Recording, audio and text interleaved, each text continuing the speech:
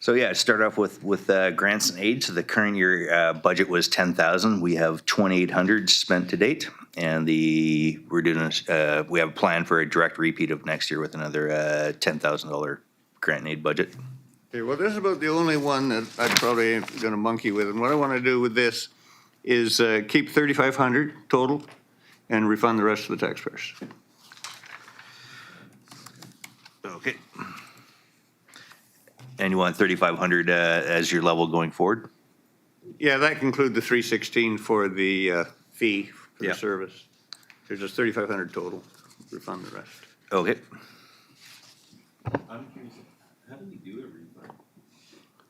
refund? So this will all be, we take all the Area A services as a whole and put them into a pot. So if one has to be negative, it would just lower the total. So yeah, I don't think I've ever done a refund for an individual that shows up, but I believe it can be a negative on the tax So return. this would go back to the Area A credit. Yeah, it lowers everything. So Director Wally, just to be clear, did you want 3,500 for all 5 years shown in the budget, in the financial plan? Or just? Yes, Okay. please, thank you.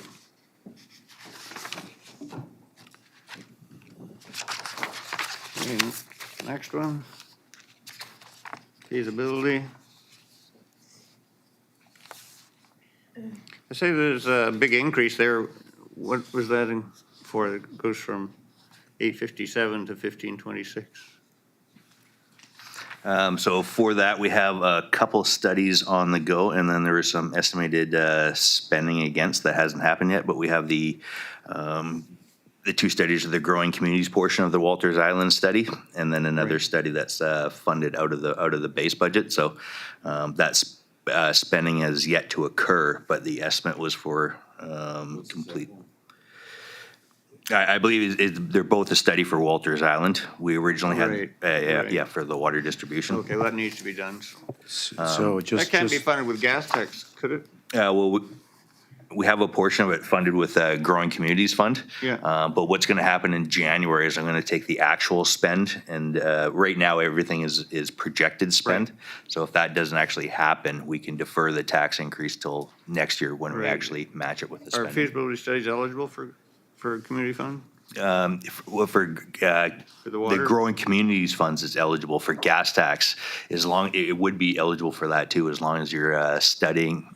In general, any capacity assessment for infrastructure is fundable Well, there's by. water, I guess, is infrastructure. Water is infrastructure, so yeah, you could actually Yeah, fund this. so out let's of- use gas tax for that instead of feasibility study. Can we do that? well, I think it's coming out of growing communities, is it not? We have, it's a total budget of 70,000, so right now we have 50,000 coming out of Growing Communities Fund and 20,000 coming out of his base budget. Okay. But yeah, we should switch the base budget to gas tax. Yeah, So we can switch that go over to gas tax. 50-20?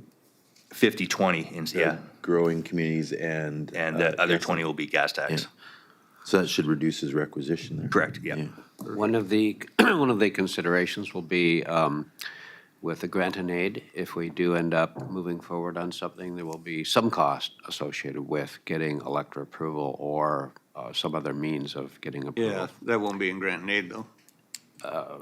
So it would be at a feasibility study. If you're going to set up a new service for grant and aid, then there could be some cost, and I can't tell you what that cost would be, but there will be something. It wouldn't be a major cost. Yeah, I only spent 2,800 last year. That would be fine.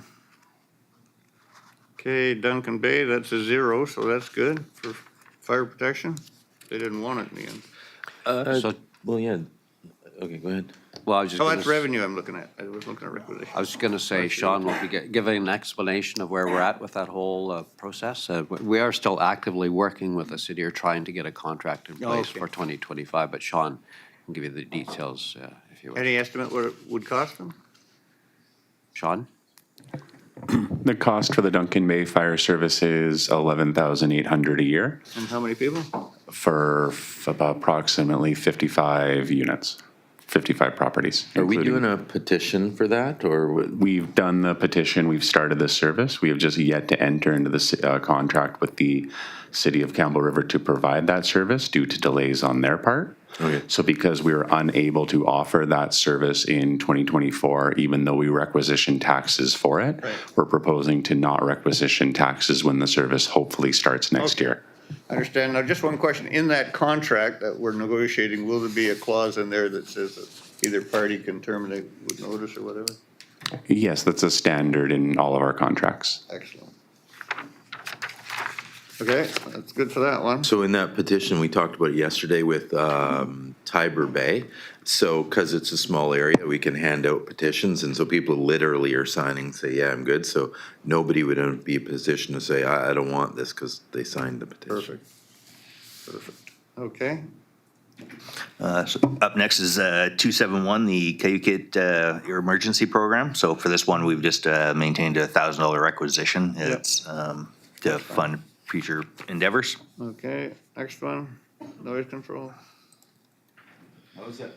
How is noise control going? How I is think it's that? under control. Nice. See what good bylaws do? Why, you need more of these things now. I just need a sheriff's badge. We wouldn't need a bylaw. But has the guy stopped shooting off the air cannon? Pretty well. The one guy is done, and the other guy is close to done, so. Yeah, working good. Mike, do we have enough in the budget for a solid silver sheriff badge? No, so the intent of this budget is we're just building up to a $5,000 surplus, just so we have some money in the bank in case any spending has to done. So this year gets you there at the requisition of $1,460, and then going forward, it'll just be paying the admin charge. Okay. Just out of curiosity, in our tax requisition utilities, what utilities does area have? I consider garbage a utility. Okay, But- we got lots of garbage.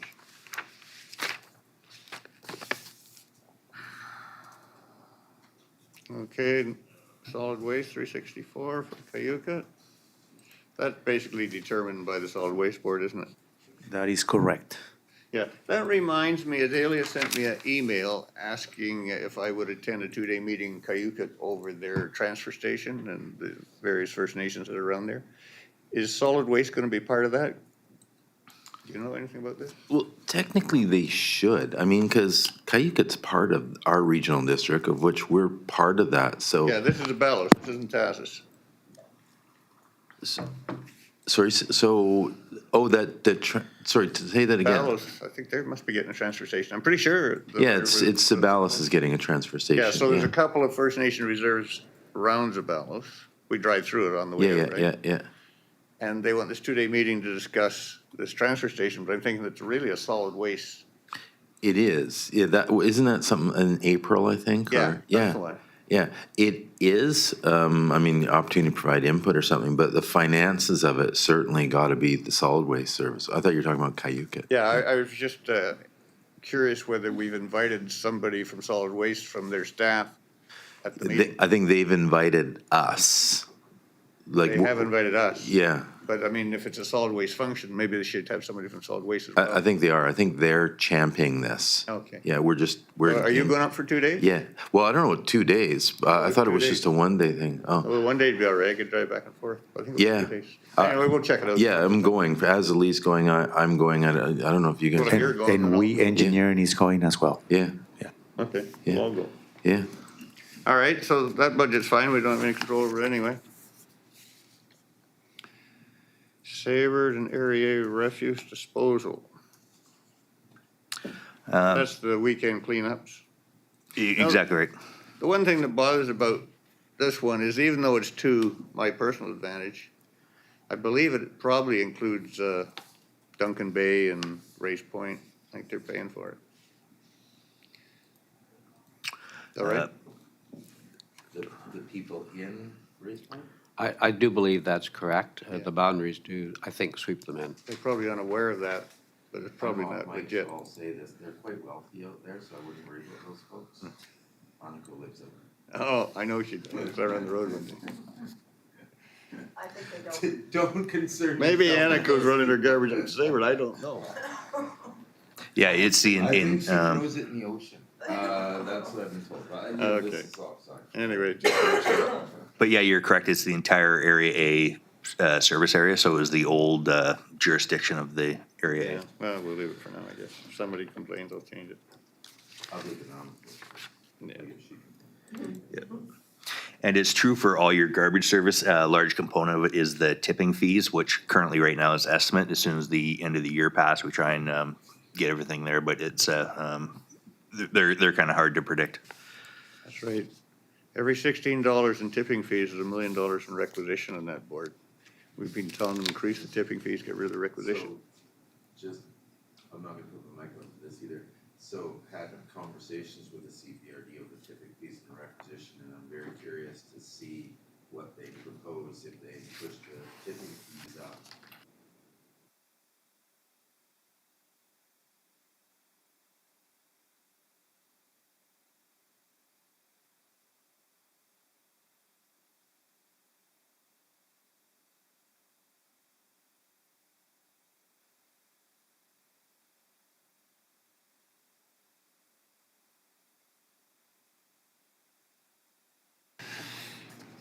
All right, solid waste Kelsey, 370.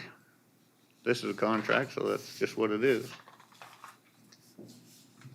This is the Yeah, we have current a small 2.7% inflationary bump in the contract, and then the rest is tipping fees. Yeah.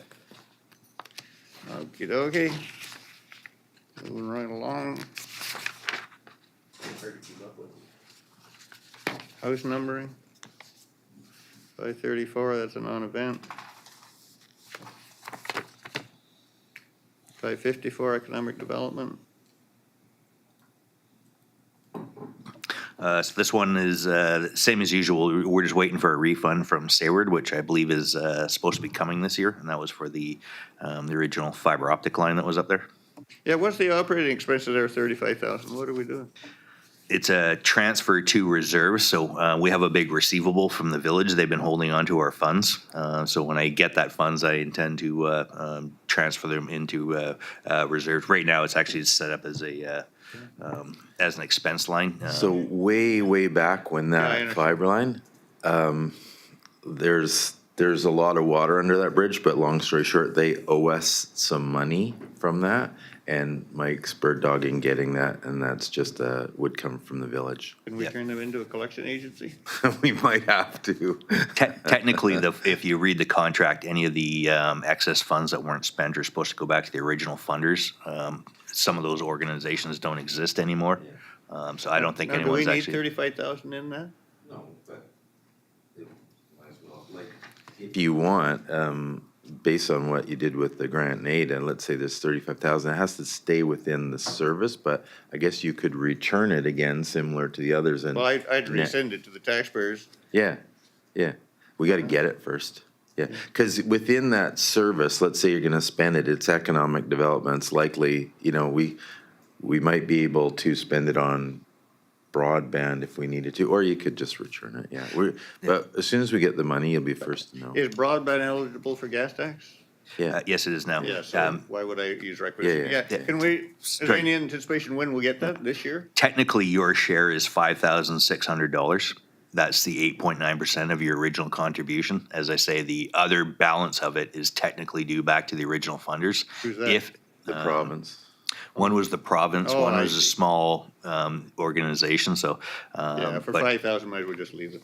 Yeah. And that's, like I say, it's earning interest. And then from that service, it's similar to a grant and aid. Say if there's any economic endeavor you did want to take, you could give money out. Yeah, I'll worry about that next year.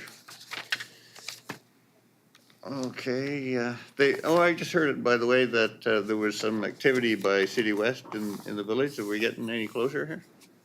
Yeah, the last mile is, so there's two parts. The last mile, you got the village, which most of the last mile is built.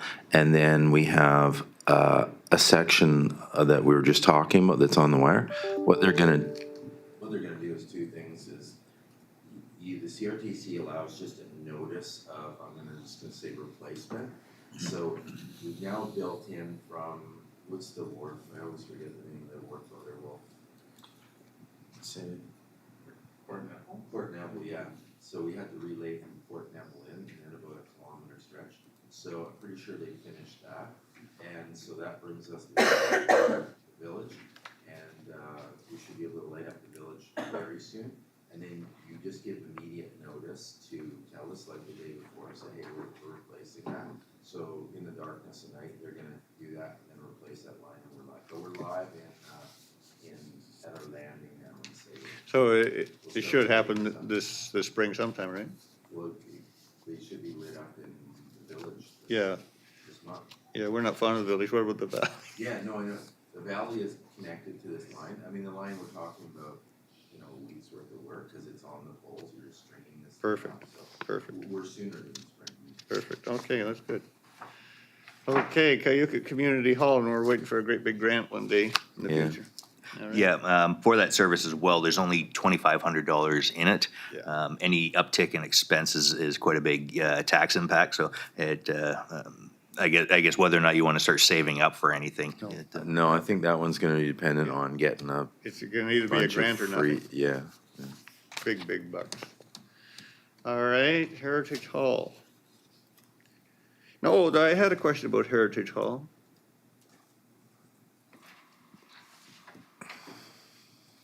Oh, yes, operating reserves and capital reserves. I see our operating reserves are right up there, but the capital reserves are kind of low. Shouldn't it be the other way around that we, I don't believe we actually own that building. no, we don't. Yeah, so operating reserves, you're free to do pretty much anything with. So if there was a big capital project, I would take operating reserves to fund a transfer to capital Oh, okay. reserves to Same use thing it. then. Yeah. Okay, so I guess we have enough money in there for reserves. Did we get anyone get a budget from them, or do they have any plans or need? Well, I thought they Did you get submitted their anything? budget to you. Yeah, that's what I'm asking. Have we got anything from them? No, we haven't got an updated budget for this year yet. Okay.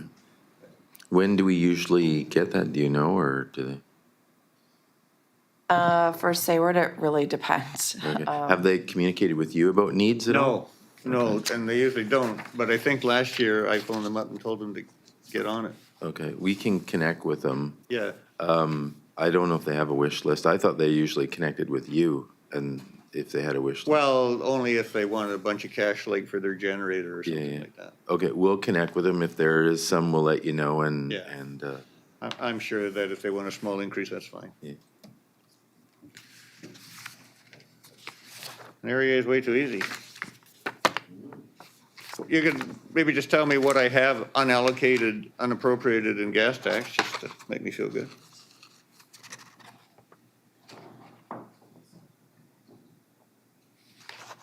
Might need to build some more bridges.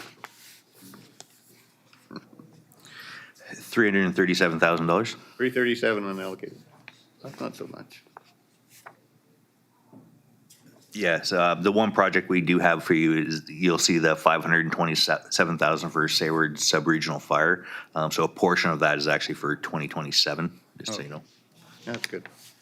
I'll be a little bit richer. so, yeah, so I know you know this already, but yeah, so how it's gonna work with a sub-regional now, because you saw the big increase, we'll increase the budget, but we'll send one invoice to the village and they'll pay that. So that increase should be replaced with that invoice to the village for their Perfect. portion of it.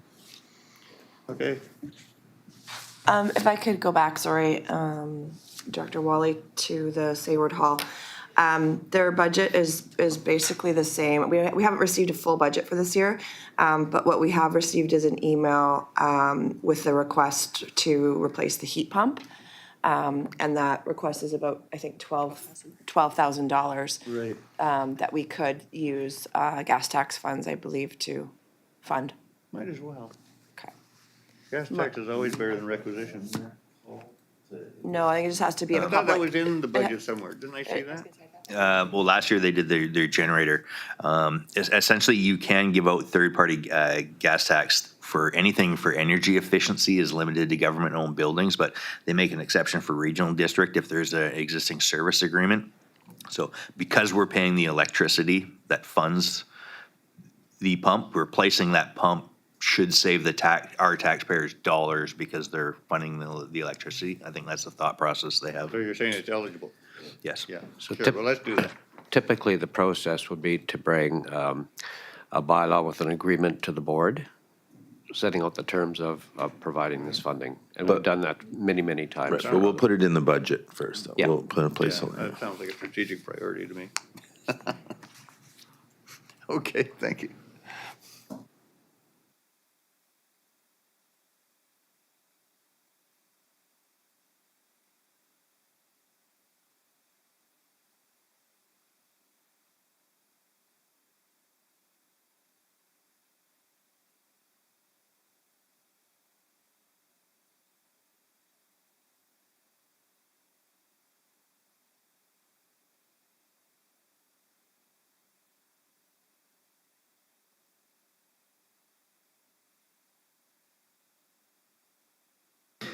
Sorry, Edith, can you bring any one of those up, and show the tax on there? If you go to 554 there, for example, and scroll down to the tax requisition. So I say in there, it's actually called folios, or it should be, yeah, average tax requisition per folio. So it does get mentioned in all those applicable tax tables, but that's just because I speak to all of them.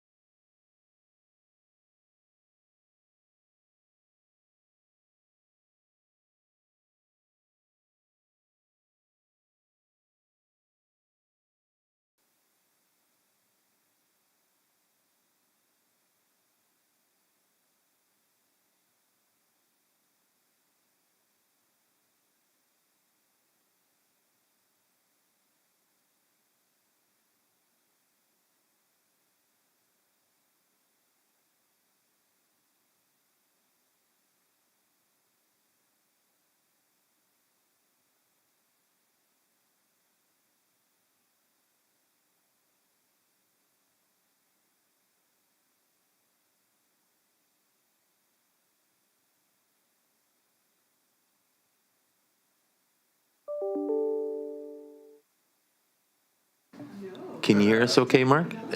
Sure can. Okay, perfect. So I think what we'll do, so Eli is going to, we sent him an invite and he just sent us the fire budget at, I think 4 a.m. or something. So he's gonna present that for us all, and hopefully he'll join on. But if he hasn't, we'll just skip that one and keep going through till he's on.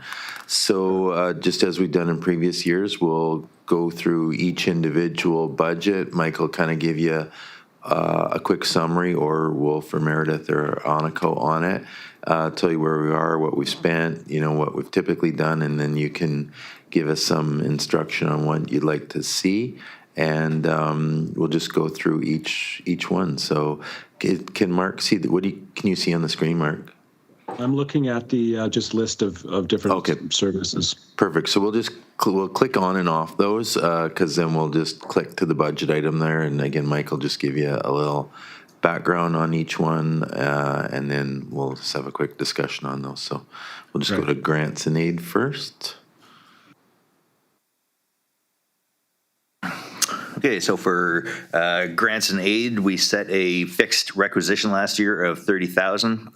The numbers you see is all the spending to date, plus what was in the November meeting. So I have a total spend this year of 33,500.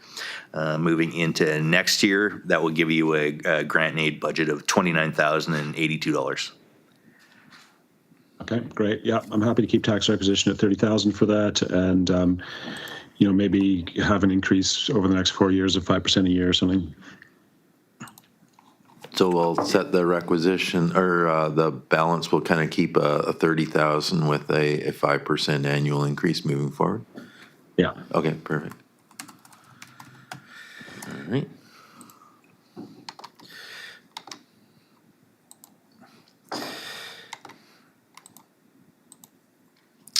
Next is feasibility studies. One sec here. This as a base amount of $20,000. We haven't done much spend this year. So the Area B septic study was the what we're looking at this year. So small tax requisition just to replace any anticipated spend, which we'll look at in January just to get that to the actual spend. But we have a $20,000 base going forward. There's also mention. I have a note here for dog control. I think that's said and complete now. Yeah, that is done. So we've got enough for another feasibility study there, it looks like. I know we supported a phase 2 on the sewage treatment potential facility, Dave. And there was going to be another round of report. Is that still in the works? Correct. Just to add some confusion to it, we've moved that into the function 368, which is the shared service between yourself and Area D for liquid waste management. So we've moved it. Did we move the funds, or where's so? That's where it was originally allocated, so that's not in this budget. So this 20,000 we're showing here, is that actual? That's the base budget. Is that in the surplus though? Is that in that budget? We have 20,000 in this budget that is basically unallocated to anything? That's correct. Okay. So we don't have, it's a nominal tax requisition here, a few $100s. And so this budget has 20,000 should anything reveal itself to you on what you may want to do in terms of feasibility. One of the initiatives that the fire department is talking about is a wildfire brigade, and we were still sorting that out with the fire department, correct, Sean? But that might end up being a new service. We just don't know at this point. So basically, there's 20,000 in this budget unallocated. So. Yeah. Okay, great. I'm happy to keep that and see if something comes up this year. Sure.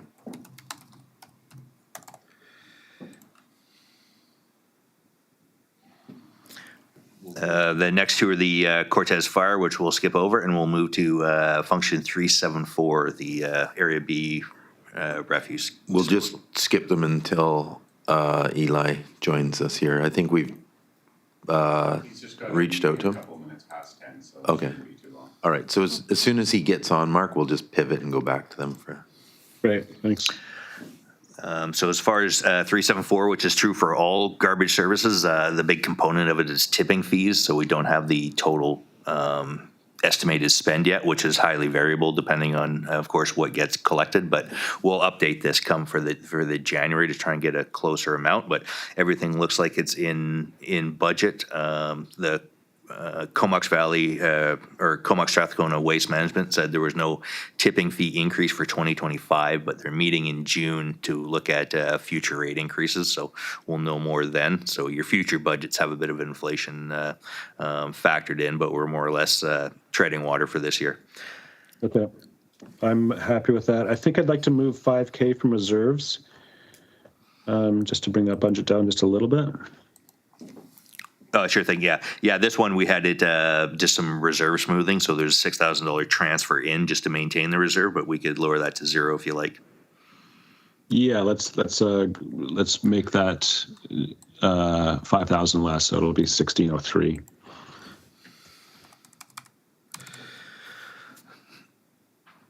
Okay, that'll drop the requisition about 6%, which you'll see in the next round. So next is 376, the refuse collection. And this is really just the contract with the collector on Cortez, is that right?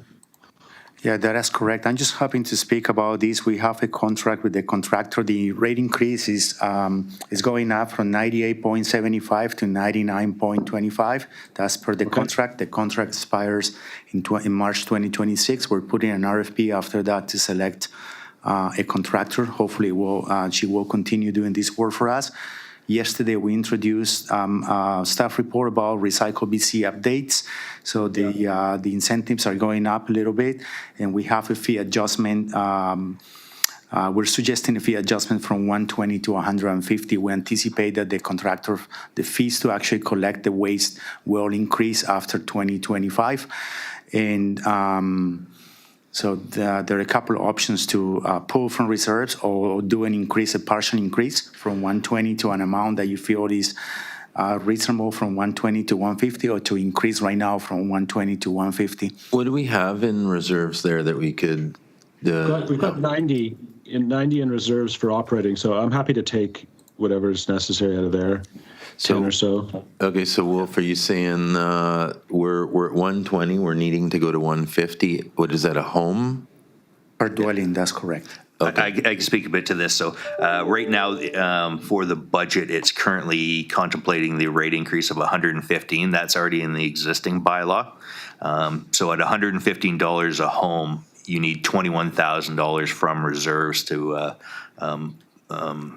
plug to balance the budget. So that's what we have in there for this year. If you were to go up to 150 this year, we wouldn't need the reserve. So if you wanted to work towards 150, we could factor that in. We would or wouldn't? Like if we're going from 115 to 150, is that what you're saying? That's correct. So the 2025 budget is based around the current bylaw, which is an increase to $115 per home. So at that level, we're adding $21,000 of reserves to balance the budget. If you want to balance this without a reserve transfer, you need about 150 a home. So, yeah, let's keep the transfer from reserves. Okay. And then I had a question about the capital reserves. Like this is basically a contract with an on-island operator. What would that capital reserve? We've got like 6,000 in there. What would that be used for?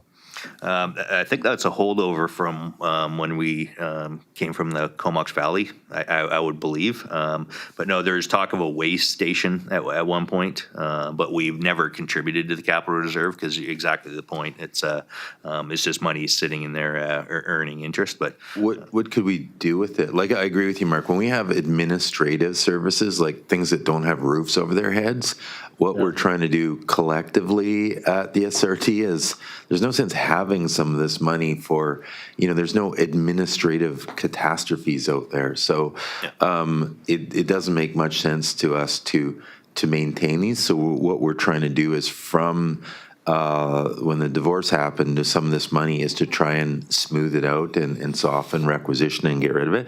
So what can we do, Mike, with this? Like, there's no sense in having the six. The only note I have, like I say, is for a way station, which is Yeah, it's $6,000 a heck of a isn't gonna- lot more expensive. So Yeah. But how do we, in essence, bleed that out to help soften the operations? What can we use that for? Well, technically, I think this is a statutory reserve that says thou shalt spend it on capital.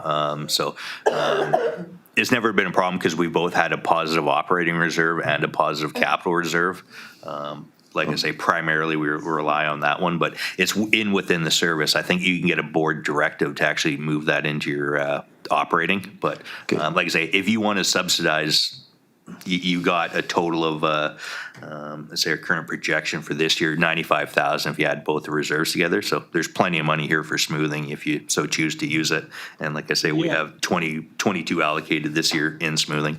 Do you want us to allocate a little more in reserve? Well, I think it sounds like Mike says we need a board directive. No, to there's two. So you get an operating reserve, which the lion's share of the money's in, and then we got a tiny bit of the capital reserve. So no panic. We could do it any time in the year and get the board resolution, but that's just for a small amount to just shove it in operating.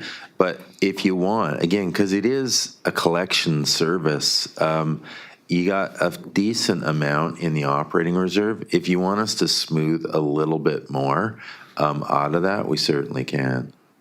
Yeah, I think I'd like to do that from the capital reserve, which we don't need. So, okay, so just timing of it, just so you know.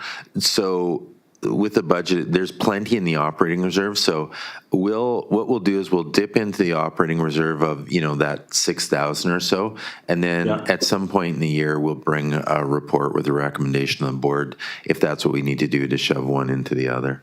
Yeah, just a timing issue. Yeah. Okay. My original plan, there's actually a couple of service functions where we have that same thing, where we have a capital reserve that we don't really need it. And like I say, we've had operating reserves in those same functions, so there's never been a goal. But one of the things on the future docket list is kind of clean up our reserves. Okay, so Mike, let's increase the transfer from reserves by 6,053, and then this year we'll move that capital reserve over to operating. Will do.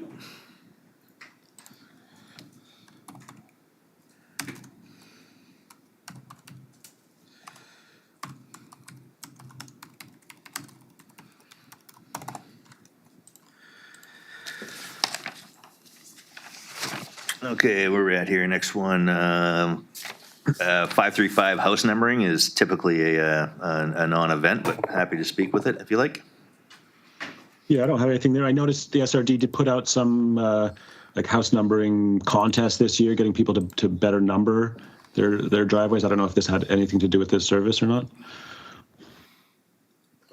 It's probably attached to 911. I'd say, part of the 911 is to respond. You got to know what address you're going to. So it's always a challenge getting people to identify their homes with house numberings, but it's critical as part of the 911. So I'm assuming it's attached to that.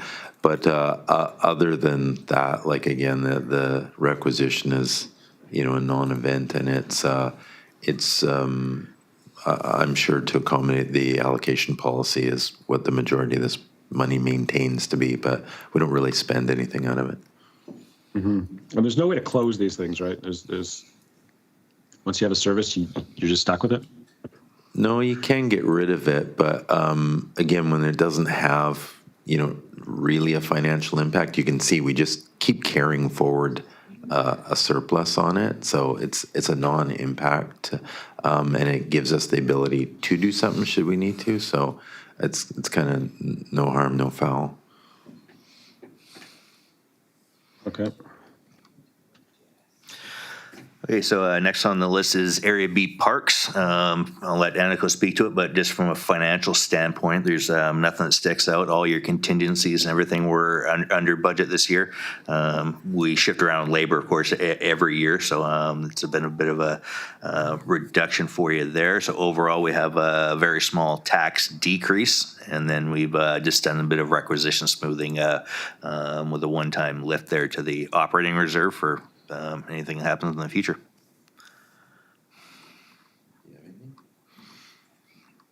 yeah, so, yeah, we don't have much to comment on it, so if you have any ads or requests. Was Aniko going to speak to, or? Thank you. Director Vinesh, yeah, nothing really to add here. We've maintained more or less our current operational budgets. We don't have any business case considerations for this year. This is basically just a status quo budget for 2025. So unless there was something additional that you had on your radar, we're just basically going to proceed with more or less the base budget as is. We do have Okay. we did have some small increases in some of our contracts, but given how everything balanced out at the end of the day, you're not seeing an increase overall in your requisition. There's actually a small reduction Yes. in the requisition. That's right. So one of the considerations would be if there's any property to be donated to the regional district. Aniko, we typically cover the costs when we acquire property through endowment, whatever. Is that against this budget or is that against a different budget? Any acquisition would be from our reserves, so if we did have anything that we were looking for in the upcoming year, then we would, I don't have that figure in front of me that we have right now in reserves, but certainly that's where we would look. But at this time, I don't have anything on the radar for acquisitions for 2025. Okay, so I'm just looking at the reserve summary there. There's a red line that says 2024 Hanks Beach, 149,000. What is that? Okay, so we received some endowment funds a long time ago, so that was a donation coming in. We're only allowed to use that for maintaining the area known as Hanks Beach, so that's isolated to that specific beach. Okay, great. Can I just noticed in the capital summary there, we're looking at expanding the parking lot for Hanks Beach.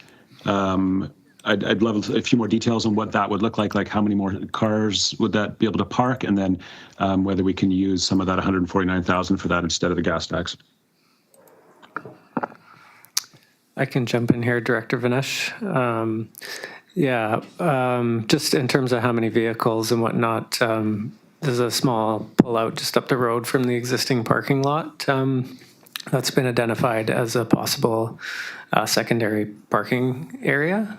So we're probably looking at a similar size to the existing one, so maybe half a dozen to 10 vehicles kind of thing. Yeah, I have noticed that get plugged up in the summer and people parking on the roads and getting a bit dangerous there. So that sounds great. Can that new parking lot, would that have also have a slight trail change to get into the main trail, or would people have to park and then walk down the road to get into the park? No, there's already an existing trail that comes out to the road right there, so lines up really well. Gas tax, I don't know if they're allowed to use endowment funds for Perfect. capital projects. Sure. We'll see if we can use that endowment for the capital work. I'm not certain on that, but we'll certainly check into that. And if we can, we'll flip the gas tax from that. Yeah, otherwise I think that's where I'd prefer it to come from. Yeah. And Mike, while we're on sort of looking at gas tax here, my last number from you was that we had 304,000, and then we had 140 allocated to Cortez Housing Society. That's leaving it. Yeah, the last function on the list is for gas tax, and we'll have Edie pull up the schedule if it helps then to have a holistic look at it, or like I say, we can look at it now if you prefer. Oh, if it's on the schedule for later, that's great.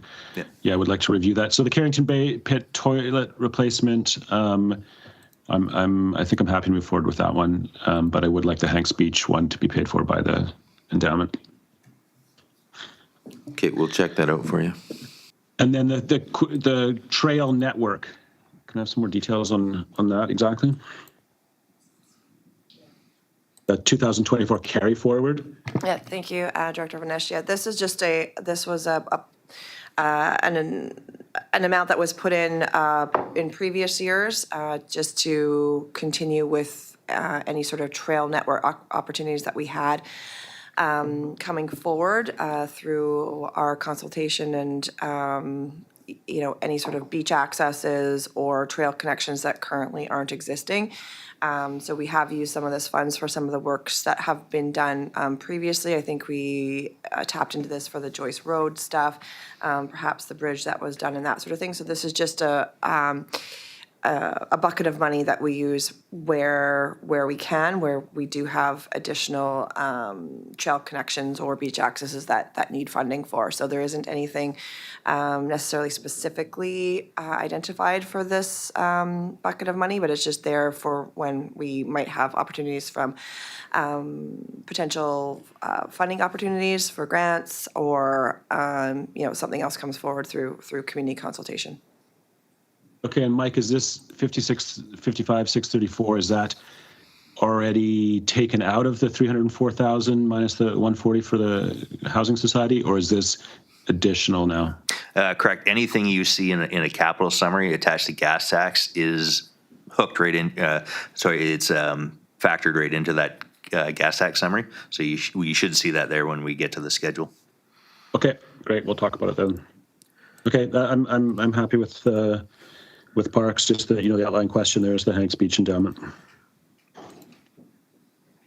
Do we get a community hall budget?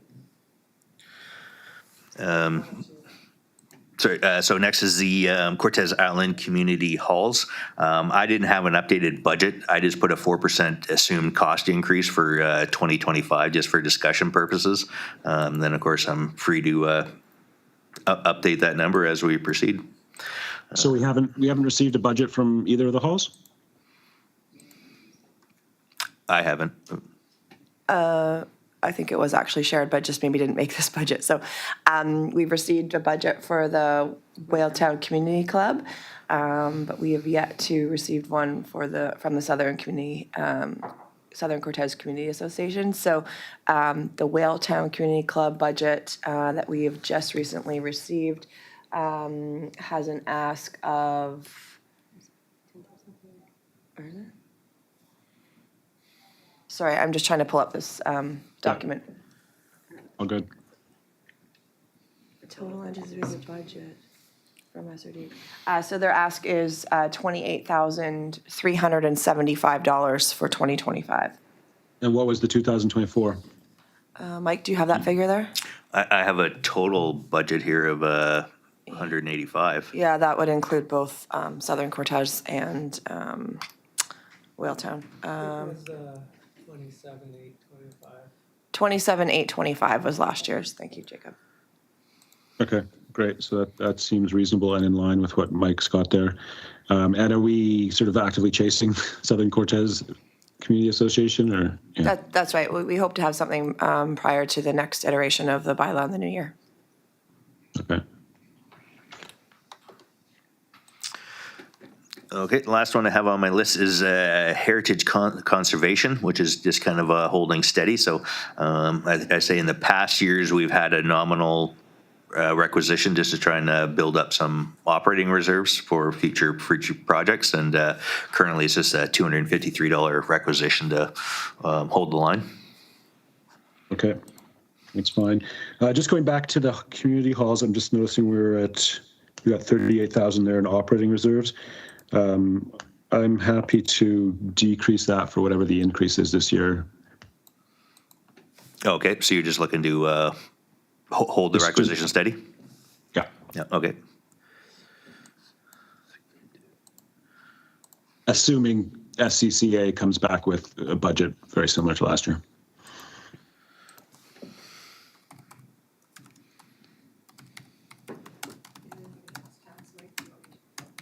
Yeah, if you could pull up that bigger schedule.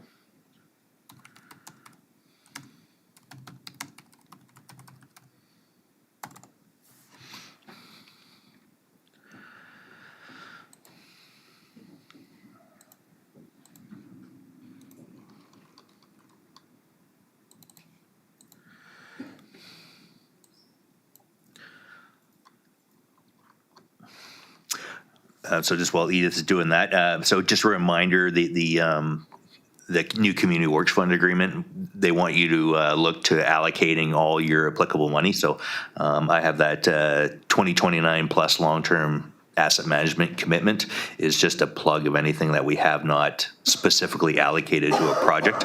Other than that, your budget should be inclusive of any and all projects. 47, I think it was. Mike, how long has the UBCM provided for allocating gas tax? Have they given a deadline or? Yeah, they want any money received spent within 5 years is their goal. I would assume there's very little to, if any, regional districts or any local governments actually spend it that quickly.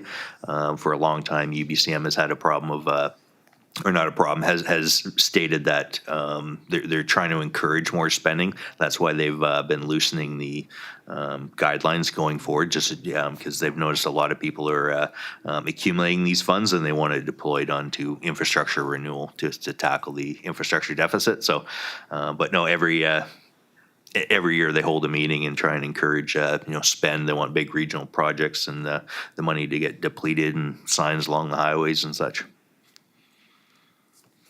Okay. So it says opening balance of 272,964. Yeah. What did we spend? The end of September we were looking at 304.8. So we spent 25 or something there. What did that get spent on? Just give me one moment here. No, either don't scroll. On B.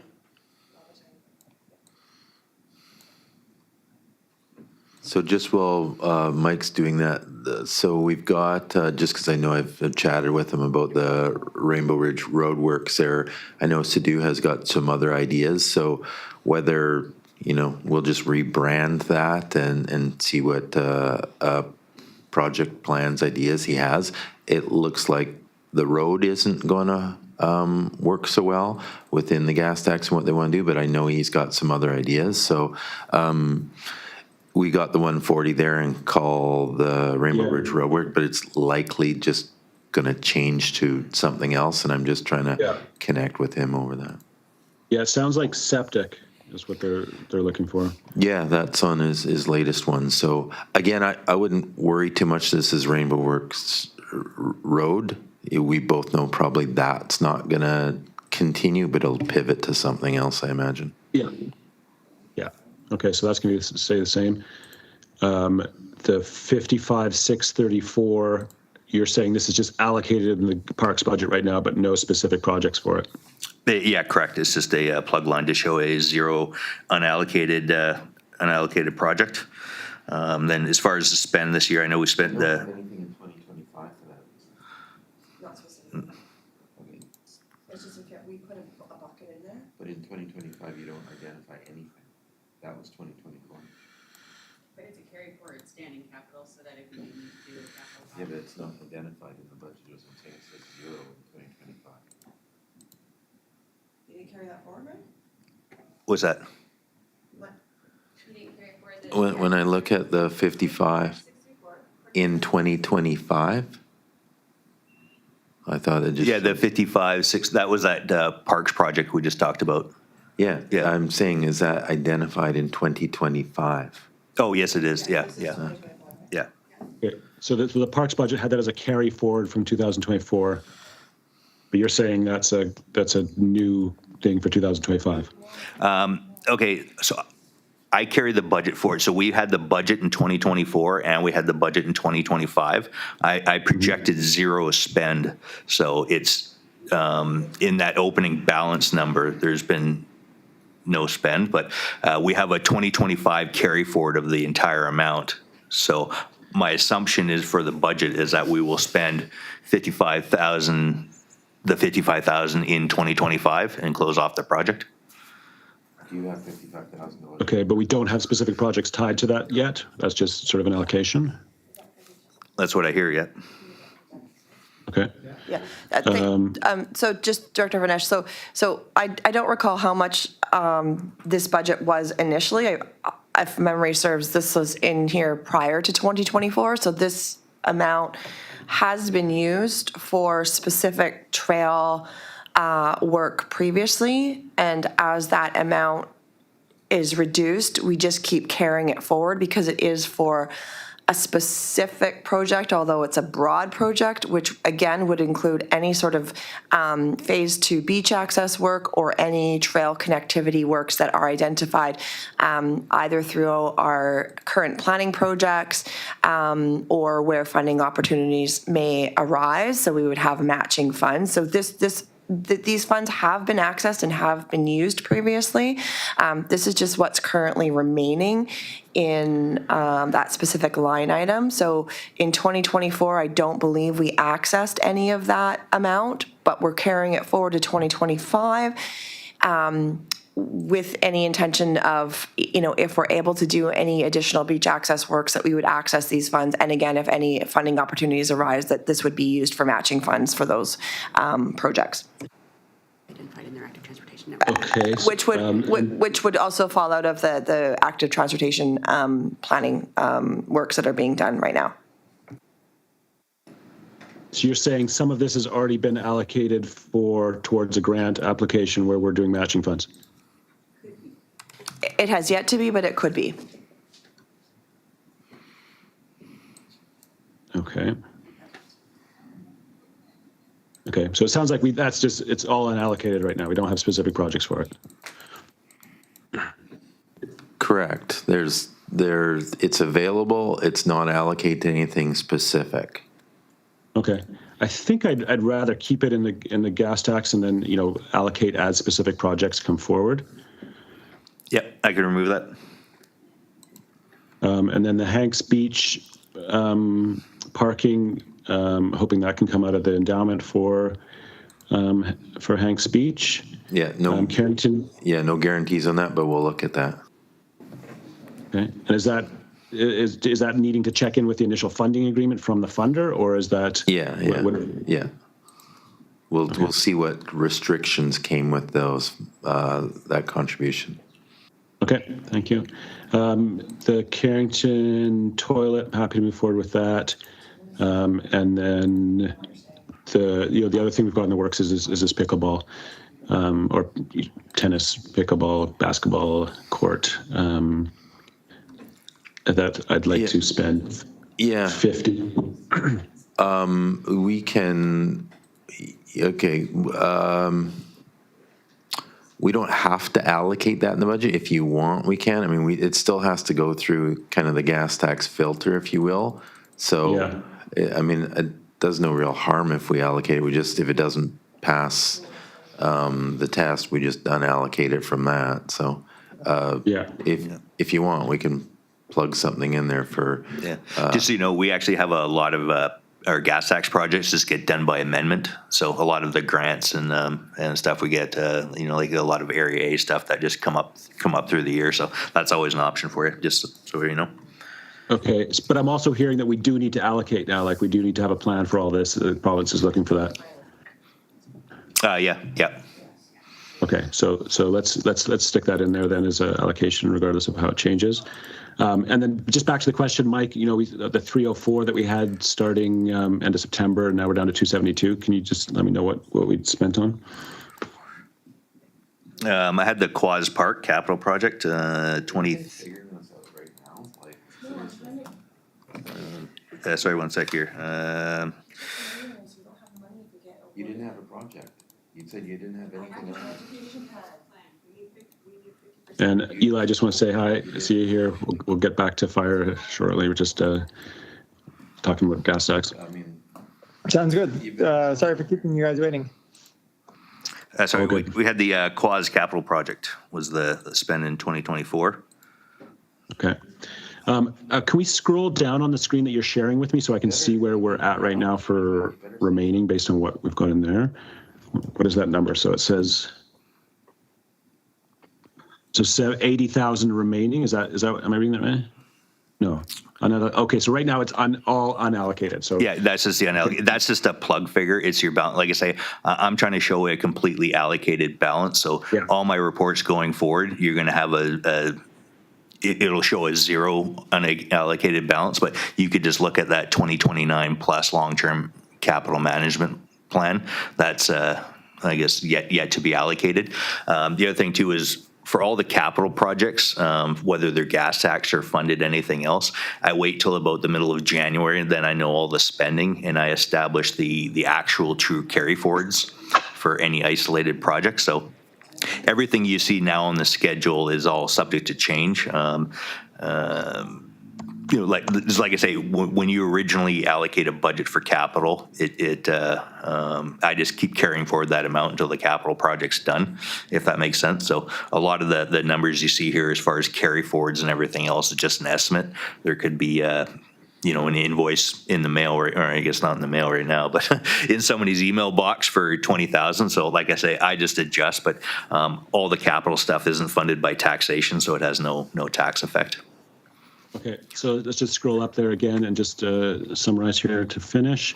Director Vanesh, if I could just, sorry, interrupt you prior to you doing that.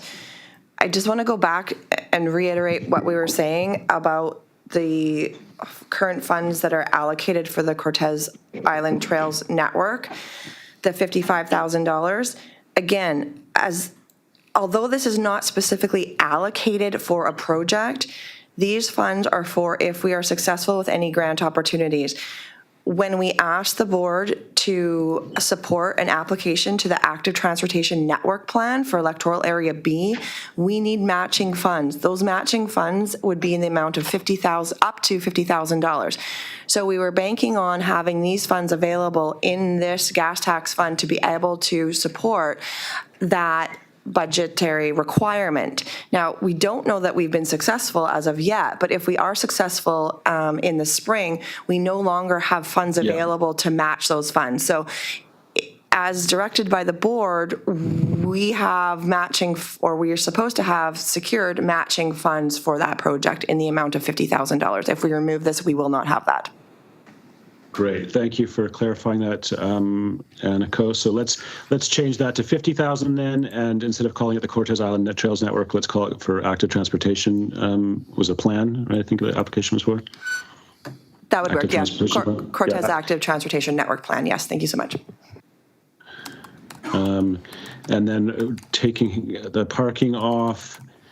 Just want to make sure that we're going to have room in the budget. Just don't take the parking off quite yet, because I can't guarantee that it's going to come from that endowment funds. Okay, it's only it's only 25 grand, but we're going to have to investigate that. Okay. Yeah, like I say, as far as I know, I just have quick notes on stuff, and I just know that endowment fund was for the maintenance of the park. Whether that includes or is considered capital expansion, we don't know. So we're going to pull up the original agreement, and then we'll go through that to figure out exactly what. If somebody else is on, can you mute? We're getting some feedback. I don't know, Eli, if that's you. Are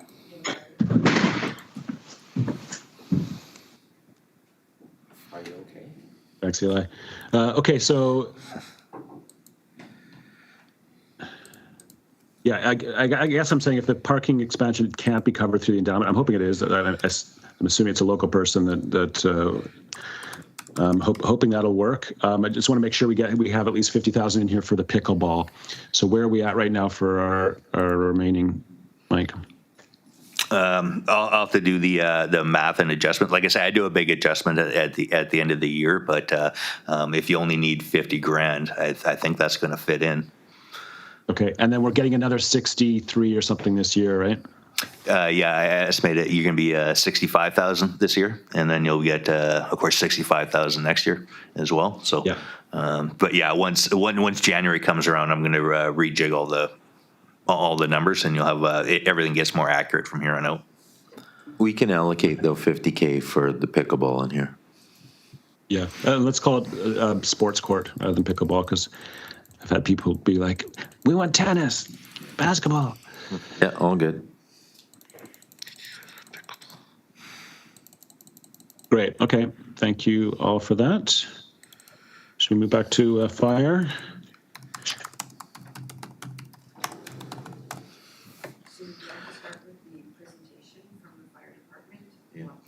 Yeah, so I have my numbers. I think they're out of date now, so we can pull up what Fire had recently sent in.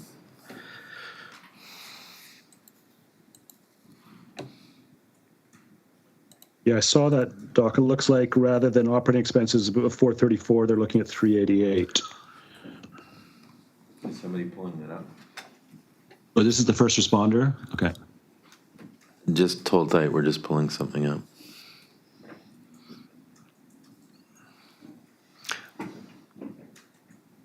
So that's a first responder. I think there's several attachments in that email. One of them is the fire service. There you go. Yeah, that's it.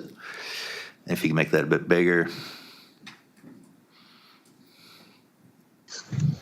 So I have yet to review this in any depth, but I think we have the fire department online who could speak to it. Go for it, Eli. Yeah. So just a brief introduction to it. We had met with a bunch of you guys, I think early last month, and you guys had suggested that we look at shifting some of the costs over to the FR service because it seemed like the FR service wasn't fully covering its share. So I reallocated that, and there's a bit of an explanation in the document that's attached there. But basically, I took the categories in our overall operating budget, our fire operating budget, and I took the categories which are supporting the FR service, and I made sure that they were all represented in the FR service budget rather than just a handful of pieces, which is what we had previously had. So we've ended up with some costs transferring over to that, which has kept the increase for the fire service budget quite low for this year, but it has resulted in quite a large increase for the FR service budget. Okay, so we're looking at a 388 FR budget. service. Oh, sorry. Go on. Sorry.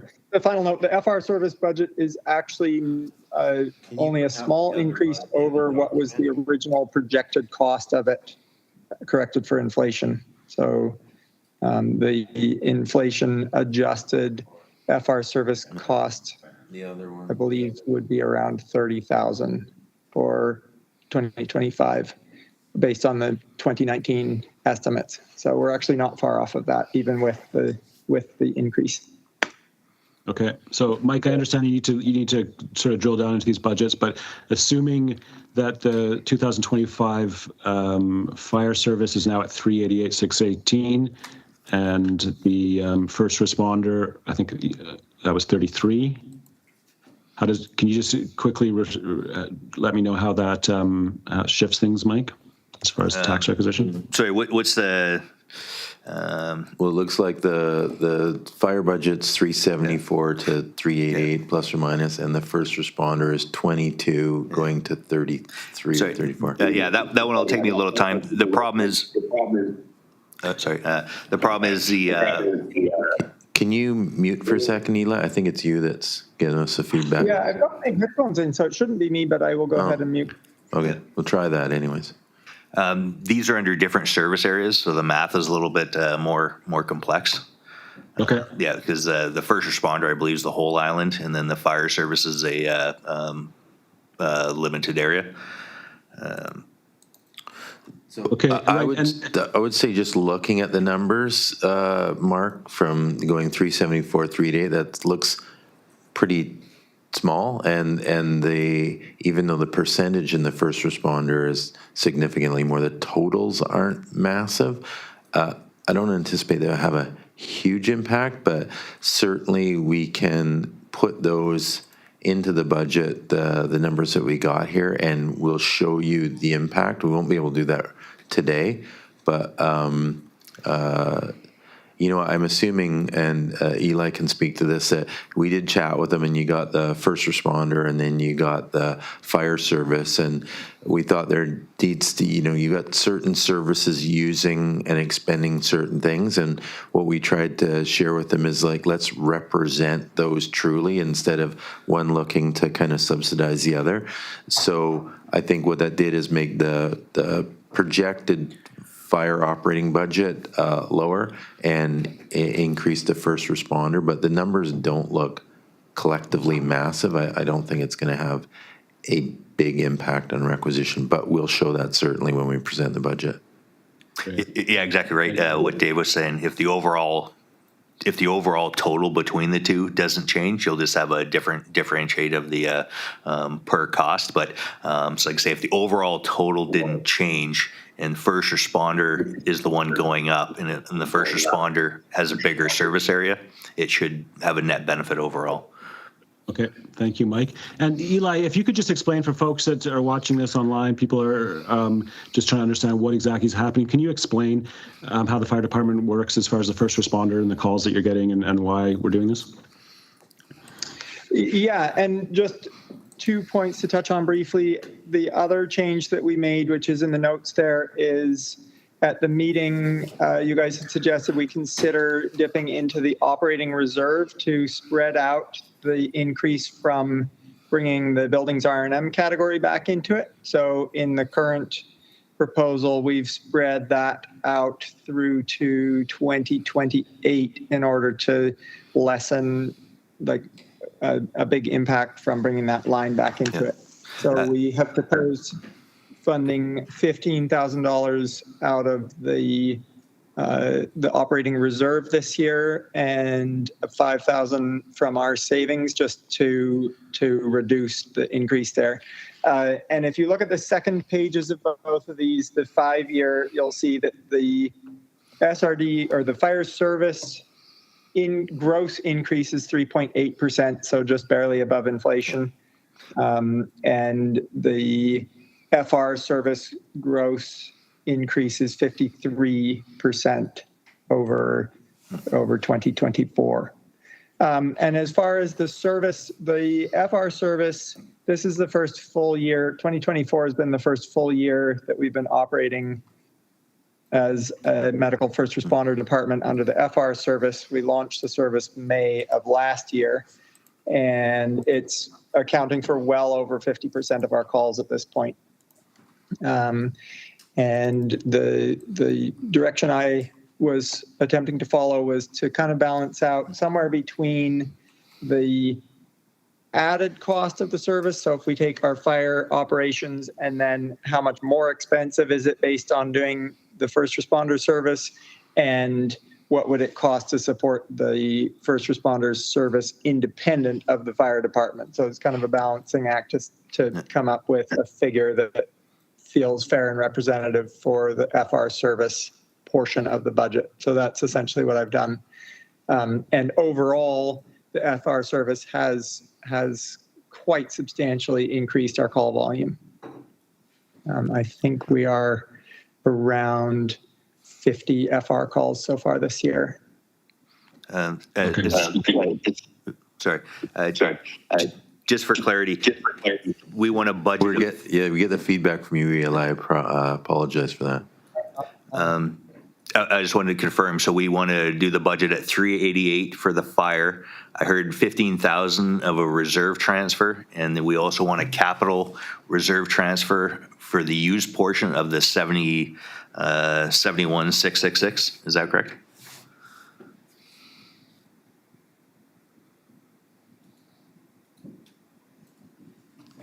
I think you're muted now, Eli.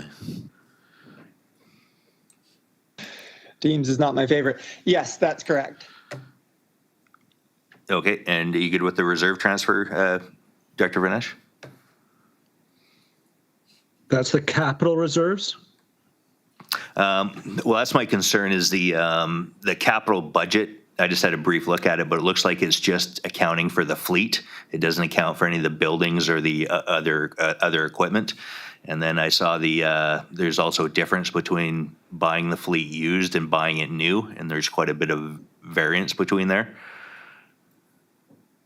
Okay, so I'm looking at the reserve summary here, and it's showing that the capital reserves are going to zero for 2025 already. Is that correct? This is the SRD docs I'm looking at, Mike.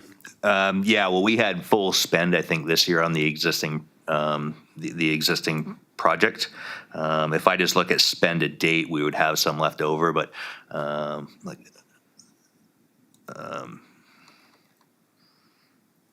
Yeah, but like I say, my assumption here was that there would be a full spend of the existing projects. I think that's how we had constructed that. So does that line up with what Eli's suggesting then? If it sounds like he's asking for more out of reserves, which is that available? Well, like I say, if we just look at the capital reserve, we have $7,166 going into it. But if I'm looking at, if you look there, the annual cost, that's where that number's coming from. But he also is contemplating if it has to be new, that number should be 104. So I just want to confirm how much money is going into the capital reserve. Right now, it's based on the number I saw in the other budget, which is the 71,666. And then, like I say, even if that is the amount, I'm only looking at a fleet replacement here. I don't see any buildings or any of the other capital. So I just wanted to determine what the amount we could put in is the 71. I'm just unsure how we're planning for future building upgrades and such. If I could address that briefly, my understanding to this point has been that the capital wasn't, the building upgrades and additions weren't eligible spending for the capital reserves because they're society owned. So I hadn't included that. That is, I believe, correct, yes. Oh, okay. Yeah, so that's why that's not reflected, and the capital reserve contributions do reflect purchasing used equipment. Something we could talk about in the longer term is if we would like to shift to purchasing new, but in the past we've mostly purchased used. And if you look at the second sheet of the PDF there, you'll see there's a running sort of projected capital balance. Scroll up. Next one. There you go. So there's a projected capital balance based on the contributions and the forecast spending on equipment or on apparatus. The third page there.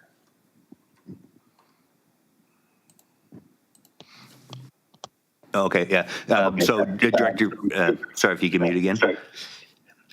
Director Vanesh, that's the variance between the schedule you're looking at and what I'm looking at. So I'm computing full spend. I guess he is too at 345,000. Anyway, perhaps I could take this budget, give me time to reconcile it, and I could send it out to you offline, maybe to have a look at it. Yeah, great. I'm fine with that. And I'm fine with taking the 15K from the operating reserve this year as well. For the Cortez Island first responder, I see we're sitting at 20,000 there. I'm happy to take 5 out of the reserve for that for this year.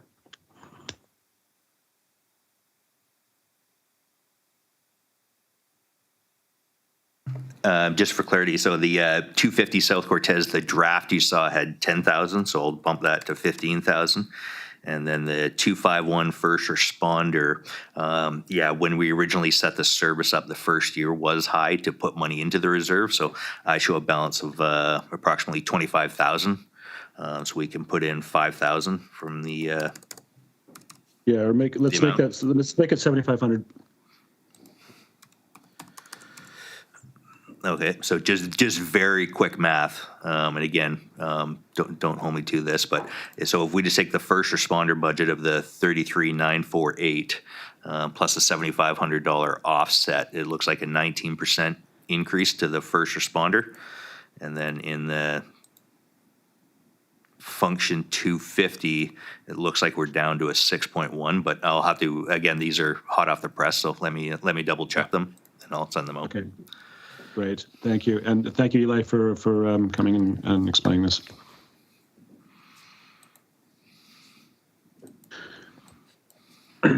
He's probably muted. There we go. Thanks, you guys. Do you need me ongoing here, or? No, I think we're good, Eli. Mike, or someone from the team will be in touch if they have any other questions. Great. Thanks, you guys. Okay, thanks. Okay. Thanks, Eli.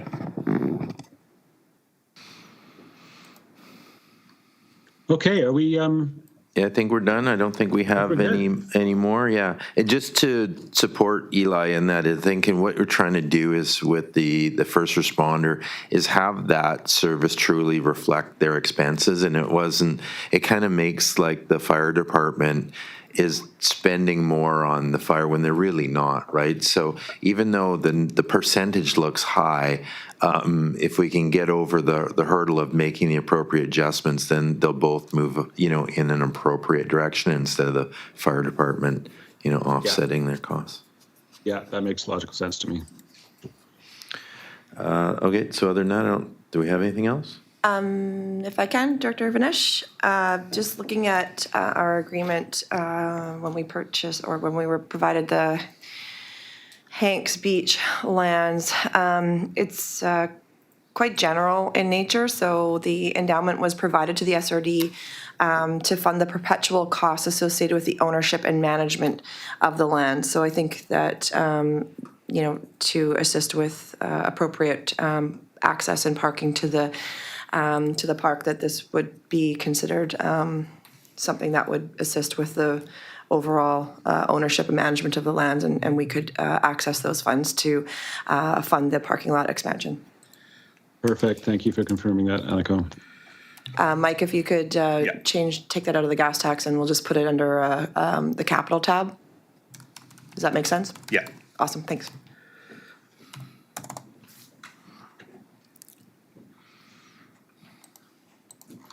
Great. Well, thank you, everyone. I really appreciate it. Yeah, thanks. Yeah. Thank you. Okay. Talk soon. Bye. Merry Christmas, everyone. Hi.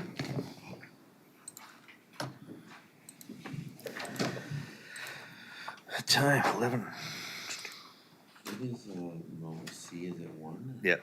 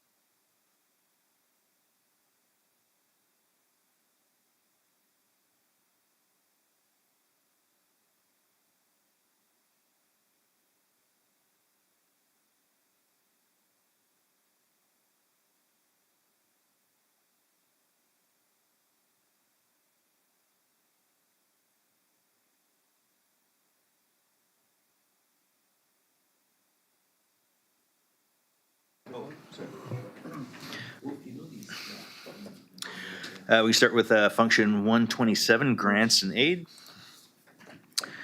And then, give me a sec to pull that up.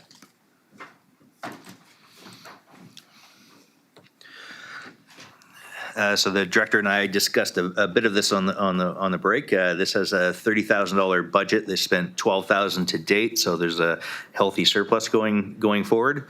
Next year, we've changed what's there to establish a $35,000 budget, and then with the existing surplus, that would be a tax reduction of $15,000. Thank you. I think that one. Yeah. So next one up is function 158, feasibility studies. Oh, mine says wars. Oh, okay, we moved war, so it falls under parks. Okay. We'll get to that there, but our numbering system still reflects the old setup, so. 158.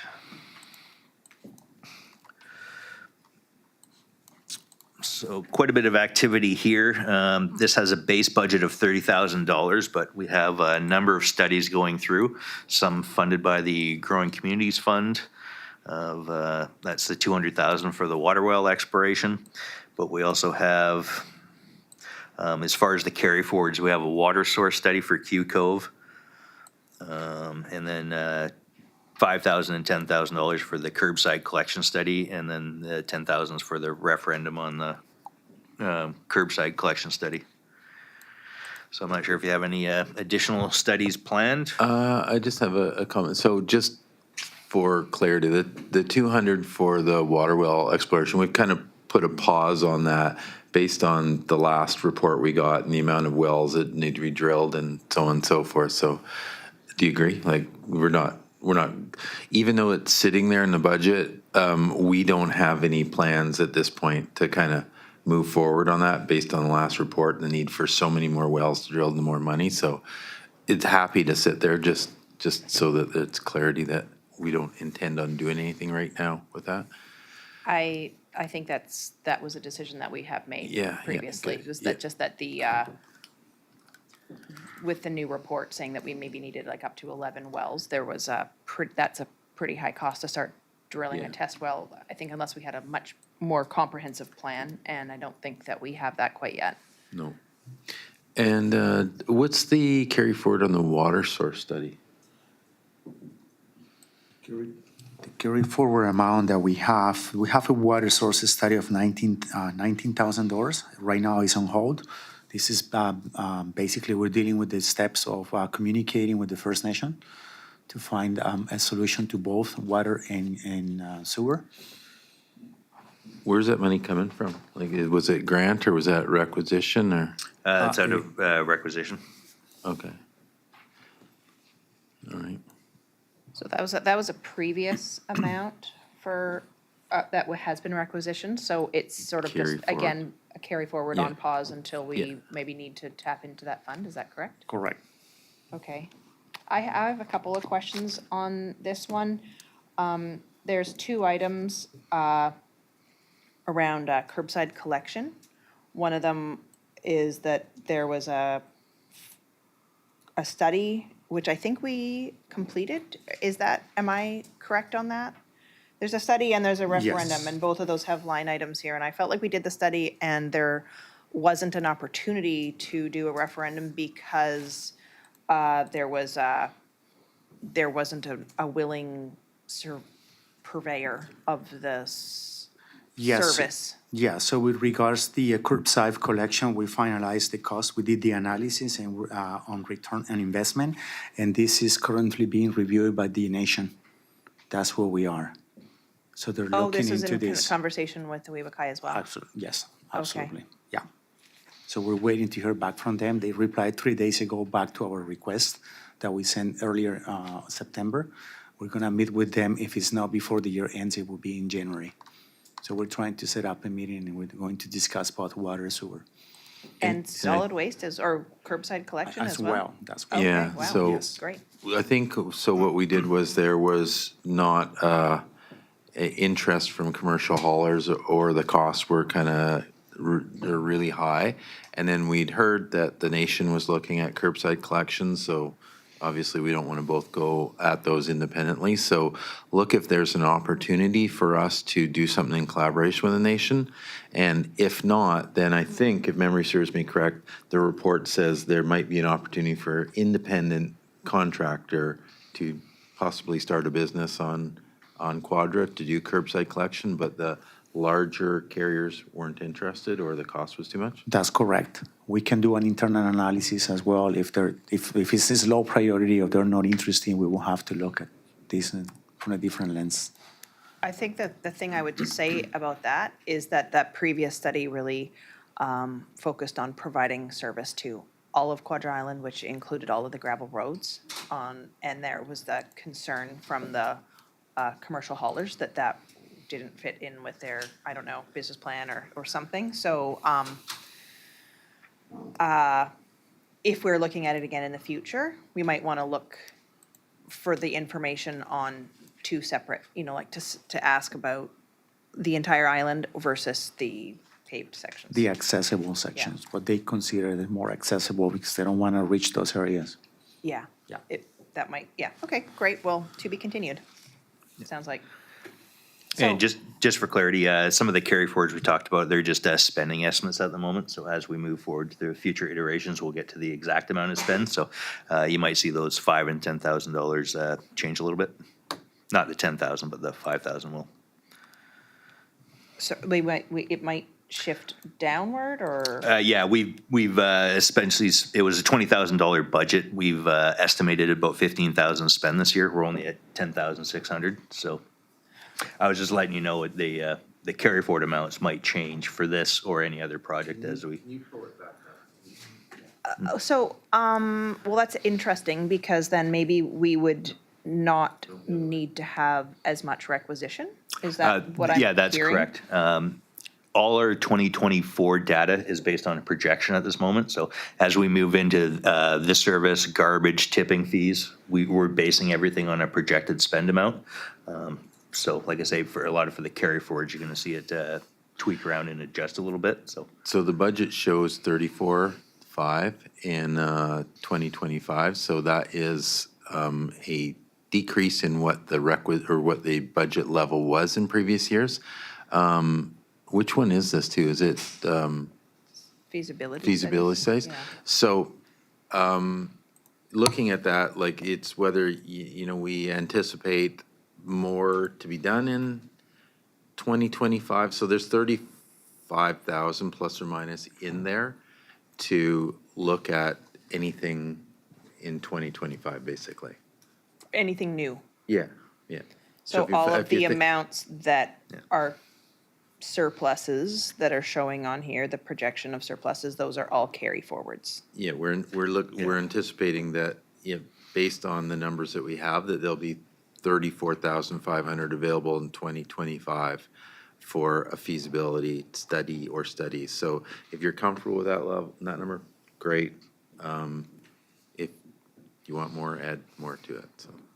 I think at this point I'm fine, and I think that what's interesting is that if the curbside collection study item has a higher amount remaining that we aren't going to need, then maybe we would actually be able to bring that requisition down by that extra 5,000. Is that right? It would just better to re-roll over into reserves. just don't replenish it, I would say at this point. Like the requisition, I would just be like, I wouldn't top it up. Like you can see in 2024, it was 58,000, it was projecting to 34. So we won't increase the requisition to bring it to the 58. Okay, yep, that sounds good. I see that the folks from the Rec Society are here. I don't know Yeah, let's just, if we want to switch to that Makes sense. page of the document so they don't have to sit around and. So that'd be about function work? 685, the Quadra Island Community Hall.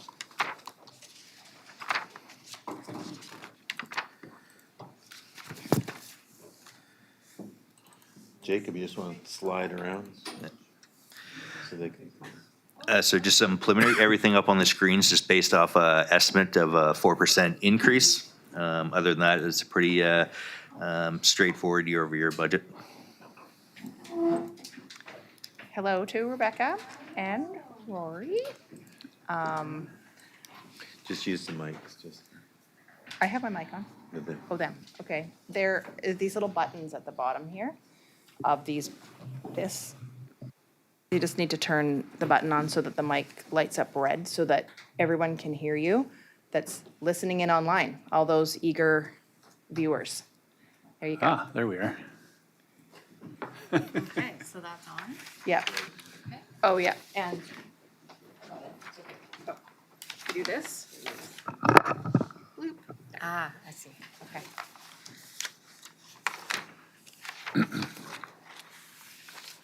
That doesn't mean go, stop, it means go.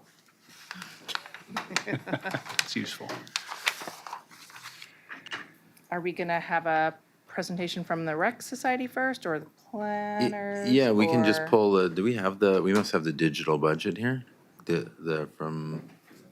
don't have it? No, I based my number off a 4% assumption over the prior year amount. I didn't have a budget amount. Does anyone have it? Did you spreadsheet, a copy of it? Can you send it to Edie and she can just pull it up or something? It might be worth looking at. Yeah, I received it. Okay. I thought Planning Department did too on December 4th. I'm just saying, pull it up on the screen. Great. Mike, I think, kind of commented, didn't make it into the, Okay. well, I mean, nothing to put in there because it used to be centered. No, I know. I'm just saying, pull up Can I just the, get a copy? Yeah, I just need it, yeah. Meredith is on it.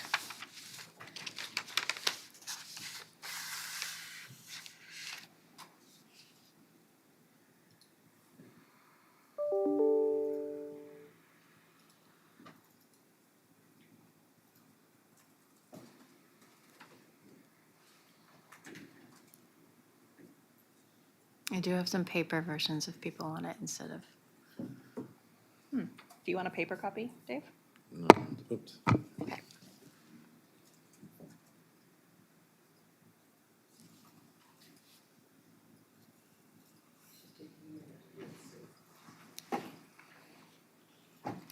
Maybe while we're waiting, I can just ask a question about what it is you're hoping to get from us here. Do you want us to give a line-by-line presentation, the bottom lines, what's changed? What are you hoping to hear? Well, I would say personally, I would be interested in an overview of what you are thinking about for the next year, and also having received the spreadsheet from you, I noticed that there was a second tab called Parks, and it had a separate item on there.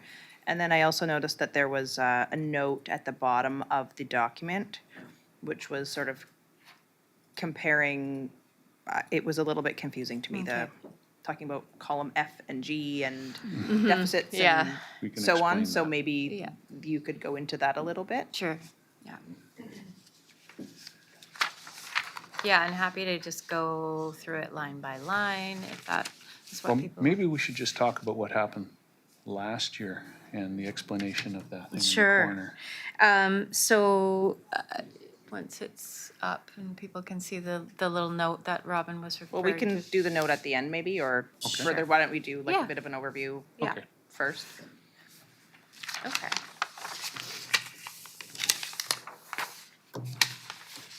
So, just like right off the top, new this year is to try and integrate our budget items into the new format, the template that Meredith provided. So we've been working with the bookkeeper on that, and yeah, I think it'll be a great tool going forward for future years, just to clarify everything, and hopefully it makes sense for the SRD too, and how you want to see it.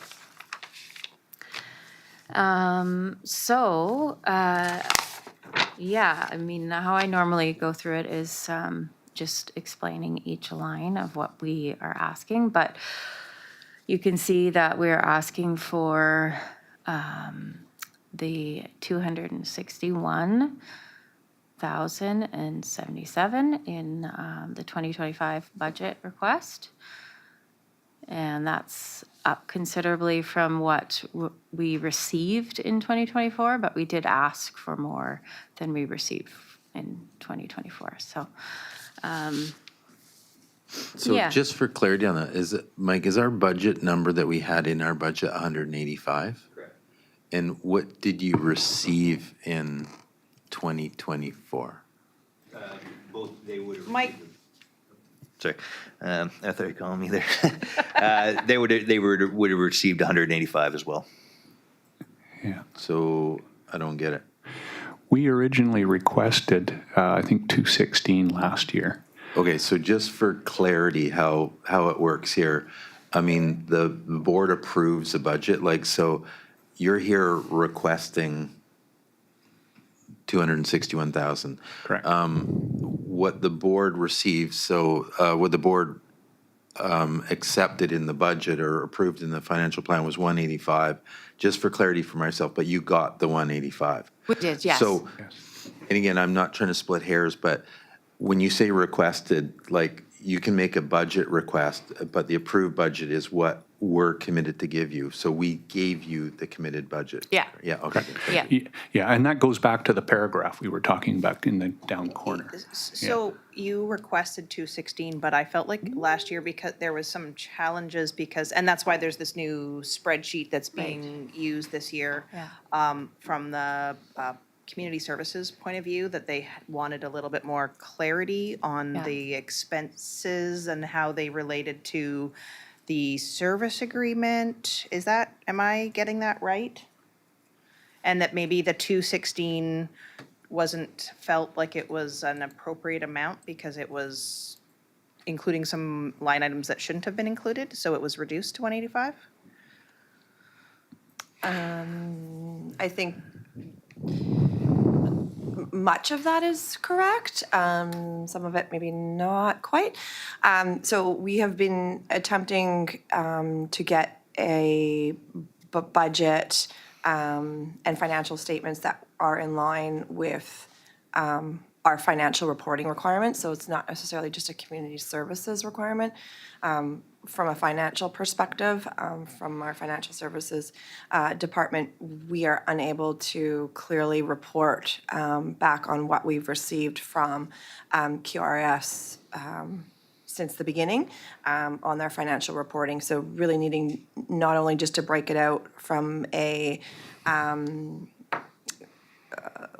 hall perspective, a community hall perspective. So what are we paying for as it relates to the community hall service bylaw and service agreement? So again, not just the agreement, but the bylaw, but also as to what are the requirements for our financial reporting. So really trying to get in line with both our bylaw, our agreement, and our financial reporting requirements. Yeah.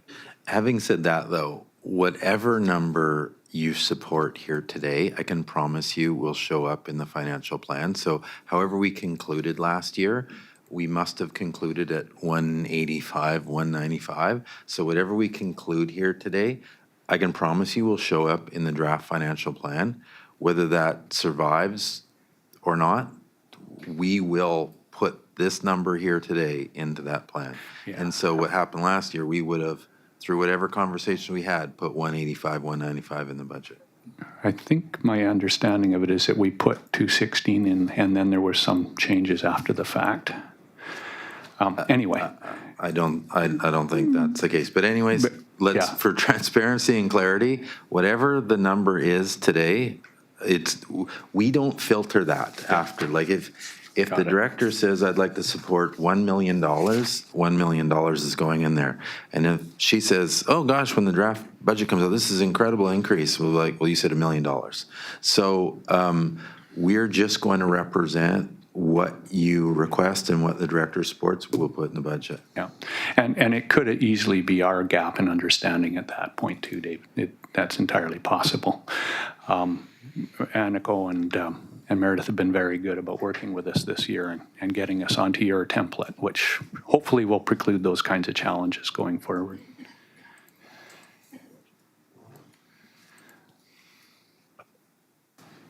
Okay. Okay, yeah. So I'm happy to just go through this line by line and just kind of explain where we're at. Most items we always try to kind of keep conservative and not ask for too much unless they're items that absolutely need it. So a lot of things are very much on par with years prior. Accounting, if we look at the first line there, it's a little higher based on actuals of costs for accounting. Advertising, that item you'll see is quite a bit higher, but that's because the QRS Board of Directors approved including in that line a possible survey idea for the community about what the community wants to see with the community center. And then if we go to auto and travel, that's just sort of reflecting the costs of doing things like coming over here and presenting and catching ferries and whatnot. And then bank charges, that's just basic based on what was actually spent. Board expense, that's a new line, and so that's so that there can be important things like attendance in workshops and training for board members on governance practices for good practice for running the board of directors for the society.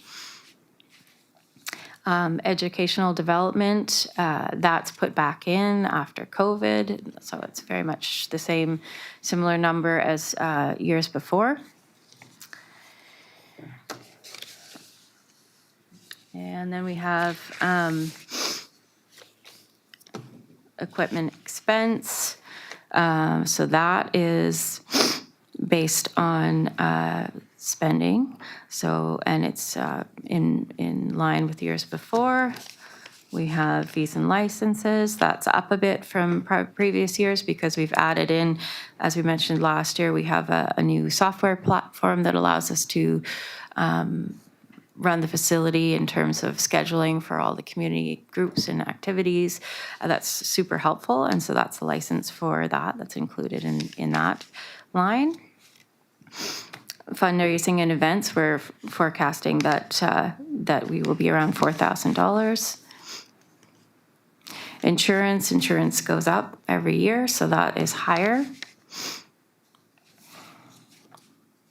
Program expense, we're sort of trying to keep that pretty on par, so $12,000. Repairs and maintenance, that goes up, and also we've included in that, as per Meredith's suggestion, the fees that are associated with maintaining the grounds proper right at the hall. So not like the park, any of the park maintenance, but the actual grounds right at the hall. Janitor's supply is still very low because we have an amazing janitor that's very thrifty. Telephone and internet, that's very much the same. Utilities, that's gone up based on costs. Contract labor, that's very similar. Wages and benefits, this is an item that's gone up in our request because we do function with a very, very small staff to run the whole organization. We have one full-time employee. So in order to run things as we get busier and busier, we're wanting to add more hours for the second employee and have 2 full-time employees. So that's where that's increased. And then we also would like to have in their ability to hire and support local youth and hire a summer student ongoing each year, whether we would get grants for that or not. It would be great to have that support ongoing because there's a lot of great activities we can plan for in the summer and support our youth by hiring someone. And yeah, and so that's where that is. That's on the SRD tab there. And then if we move down to our QRS revenue, we're forecasting for donations that we will be pretty much on par with 2024. Fundraising and events is a little higher. And then the grant income there, that's based on an annual grant that we get from Quadra Literacy. So we don't have any grants necessarily on the docket that we're expecting. Hall and equipment revenue is a little bit higher based on the numbers from this year. And programs revenue is 12,000. So we're forecasting that to be, we like to be conservative on that in case we don't make a lot of money on programs revenue. So that's at 12,000. Interest, that's just based on what it was last year. Memberships, that's always pretty low. The Hillary Stewart royalties, that was a gift, a bequest that was left by a community member to the Recreation Society. So we get annual revenues from her. Bequest. Yeah, it's a bequest, yeah. So that's based on how much we get each year from her. And then we have, as Meredith noted, we could put in any extra requests outside of our general budget into the line that's below capital requests. So repairs to the electric storage building, that's definitely something that's been noted that needs to happen, and it needs to happen fairly soon. So we've added that in there based on a estimate from a local contractor to repair it, and also get everything that's stored in there out of there and rent a shipping container to put it in. So that's where that is. Is there any questions that anybody had? Maybe I can just jump in here. Yeah. It's just, we didn't do a full introduction here, but I'm representing the board of directors of the Quadra Island Recreation Society today. And this is our executive director who does the day-to-day running of the facility and the park. The board has had a good hard look at our wages and the amount of effort that we're able to put into community things. And what we're seeing on Quadra is a massive increase in demand for the services we offer at the Rec Society and through the community center. After COVID, things languished for a while, and we're seeing it just continuing to build. So one of the things we're anticipating is need for more staff hours to reflect our efforts and maintain our programming at the sort of quality that we're doing, but in increased amounts. So I just wanted to provide that explanation for the increase in the salary and wages portfolio.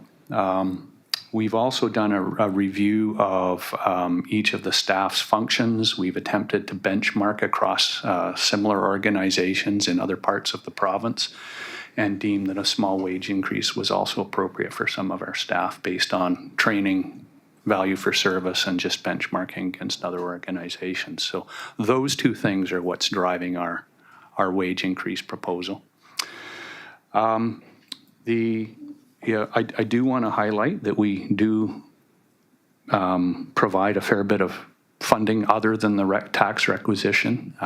We do a lot of fundraising ourselves. We're constantly leveraging against volunteer service. We think that we're providing a very high value product for the amount of taxes that are provided here. Literally everything on Quadra Island is volunteer driven. So our facilitation of it is what's costing the money, not the direct program delivery in many instances. So I wanted to emphasize that point. And I think the third one was our capital request. We have a building that's approximately 600 square feet that was built in the usual Quadra model of a lot of bake sales, cookie sales, dances, and that kind of thing to build, along with some private bequests. It's an electrical storage building that sits out near our tennis courts. It was built, probably have a replacement value in the range of $140,000, $150,000. We've discovered that it needs some major repairs if we're going to keep it. It's got a fair bit of rot in the base plate, and it needs to be literally jacked up and rebuilt on the bottom. So that's what that's for. If we don't spend those funds in the near future, we're going to lose the whole asset. So there'll be some challenges with that if that comes to pass. How much money is it?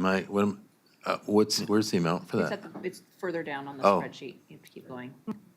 Yeah, it was on our, Oh, now you Up a passed bit. it was a capital request item that we actually have a quote for the repair at 35,000. An So that's estimate. an estimate, rather.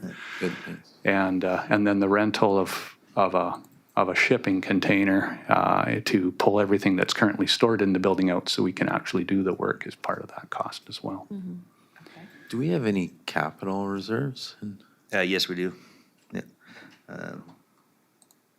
So we just thought we'd take the opportunity to flag that. 84,000 in the capital reserve. And we got 88,000 in the operating. Or that's, sorry, that's next year's number. Currently, we have a combined total of 143,000. Yeah. And I wanted to say, we didn't, Meredith pointed out that we could put, that was a section that we could put any of those wish list items that we provided earlier in the year in the letter. But because this was the item that we had direct financial estimate on, is why we included it in there in this Yeah. budget purpose. Yeah, for us, operating capital are kind of two separate books, so we always like to keep that same. I do have one question on your the spreadsheet there. So if I'm looking at the previous year actual in column D, I scroll back to where you were, Edith. So I see there's $18,000 surplus there, and then I see in the next year is well, you have a 31,000. Is that right for the? Yeah, because like I say, I know you guys last year didn't get the complete round of funding, but if I'm just looking at like the cell G61, the 31,064. Yeah, but we won't have that because we didn't get the funding. So that was that forecast to the end of September that we put in here, based on, this is when we were putting the biggest work into the spreadsheet. Those are the books that were available, was the September books. Oh, I see. So your forecast there is not for the complete year, it's only for a. Yeah. It's year to date. And and that basically was based on our original budget, which was based on understanding that we thought we were getting the 216, which we're not. So that's what that side note attempts to explain is we will be on budget because the society has made up those funds in all of its other fundraising and revenues. Okay, so those are for the, because I was actually the author of this spreadsheet there for the preliminary one, but I saw the column G there was the forecast to the end of the year, so I thought that was a complete year. Oh, yeah, sorry, okay, yeah. That Yeah. needs to be retitled then. Yeah. End of September. Yeah, because I saw in your previous actual year that $18,000 surplus doesn't get carried forward anywhere. So like I say, if I added the 18,000 to the to the current year, because I see total expenses in that one section of 189,000. I know you got 185,000 from us, and it looks like you raised another 81,000. That's right. Looks like the surplus is about 95,000 for this year. But there must be still 3 months of expenses coming. There are still 3 months of expenses. Okay. Yeah. Yeah, because that was September. And Mike, maybe you can just clarify how, when there is a surplus, that we don't budget for surplus. So if there's a surplus from the prior year, that gets Yeah. deducted from your next year's budget. Yeah, exactly right. So if you go to the very top of the spreadsheet, Edith, so in the column G, there for the forecast for the year, there should be that 138 should actually be 185,000 plus the 85 plus the 18,000 from the prior year. So it looks like you should come into that year with a total of 203,000 of $203,000. And then, like I say, for the first 9 months, you spent 189, plus you've raised 81. So I'm seeing about 81,000, a total surplus of about $95,000, if I did the math correctly. But like I say, if you still have 3 months of spend, I'd put that in there. Yeah. This is as of September 30th. It is, yeah, Okay, it's a yeah. picture of, because, it's a forecast based on September 30th. So Okay. I think that the title at the top needs to be retitled because I understand that that's not totally making sense. It should just say forecast to September. So, thank Yeah. you. We're just, this is all new territory with this Yeah, you new betcha, yeah. layout, and we're trying to work as best Yeah. we can with the bookkeeper. And So I'll just reiterate, Dave said, so that 261, like I say, if it's supported by the director, we could put that into the current year budget. But if you guys are short for this year, I would just wrap everything up into the next year's request. And then we could put the one in there. And then the one other thing we do is just look at our capital reserve just to make sure that's sufficient going forward. And so I think those would be the two numbers that we need, is just the total amount you need for the year, and plus what should we be storing away for future capital needs, and then we'll schedule the 35,000 as a capital improvement. Awesome. Because That's great. I don't see, or was there a line item there for transfers to reserve? Is there? They don't do that. We have that on our side. Because we it's our, do? because it's our, yeah, it's our budget, our asset. So, okay, that's fine. But also too, just speaking of capital, so any capital expenditures are held by the regional district and managed and funded through us here at the SRD. We don't hand over the capital budget to QRS to manage. Because it's our asset and our capital. So we would budget for that. It would be held in the bank and then accessed as needed as that project moves forward. So Yeah. it wouldn't be, $35,000 wouldn't be included on top of their annual operating cost. No, that's fine, but I mean, if capital repairs need to be done, somehow they need to be accounted for. So I just wanted to know what the capital budget was. Again, I think I've said this every year. You got a facility that's replacement is worth millions. We got 80-some grand there. Yeah. You got 35 grand worth of work that needs to be done here. This is a theme with a lot of our services that guys are doing an amazing job, but at some point, okay, let's say we do the repairs. It's not your fault. You got 85 grand, you got 35 grand in repairs, we got 50 grand in the bank for a facility that has a replacement value of, I don't know, a couple $1,000,000, I'm sure. Probably, yeah. So just keep that in line. So two things I would suggest, I mean, if there's some money for operating surplus, if you want to do a little smoothing, operating reserve. So if you want to do some smoothing, and there's some, obviously a little bit of money for capital repairs for the work that needs to be done. Probably not going to fix itself this year. So if the stuff needs repairing, I mean, we should be repairing this stuff. So I have a couple of questions. Is the $35,000 for the repairs plus the rental to hold the items that are in there while it's being repaired, is that included in the 261? Or is it No. separate? Okay, It's an addition, because we saw it as capital. okay. Yeah. So, and then my other question is, around the, like the list of expenses, and then it talks about QIRS revenue. So, for me, in my mind, I'm feeling like the revenue, which is going directly to the Rec Society, would be things that are, donations to the Rec Society or memberships or the royalties and things like that. And then the other, I guess I'm wondering is if there should be, and I'm leaning on the people that know a lot more around the table on me than this, but should those be separated out? Should there be revenue that the society is sort of bringing in independently of, like we have a fundraising and events item as an expense and also as a revenue item.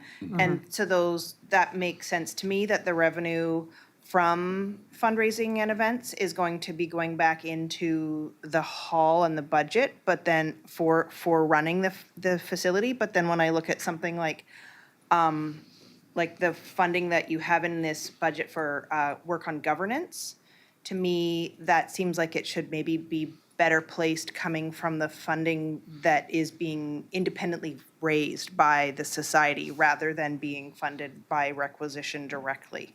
But can somebody lean in on that with me? well, I just have an opinion on that. So my opinion, because I've seen it many times, is at some point we need to create a sustainable budget that doesn't lean on donations.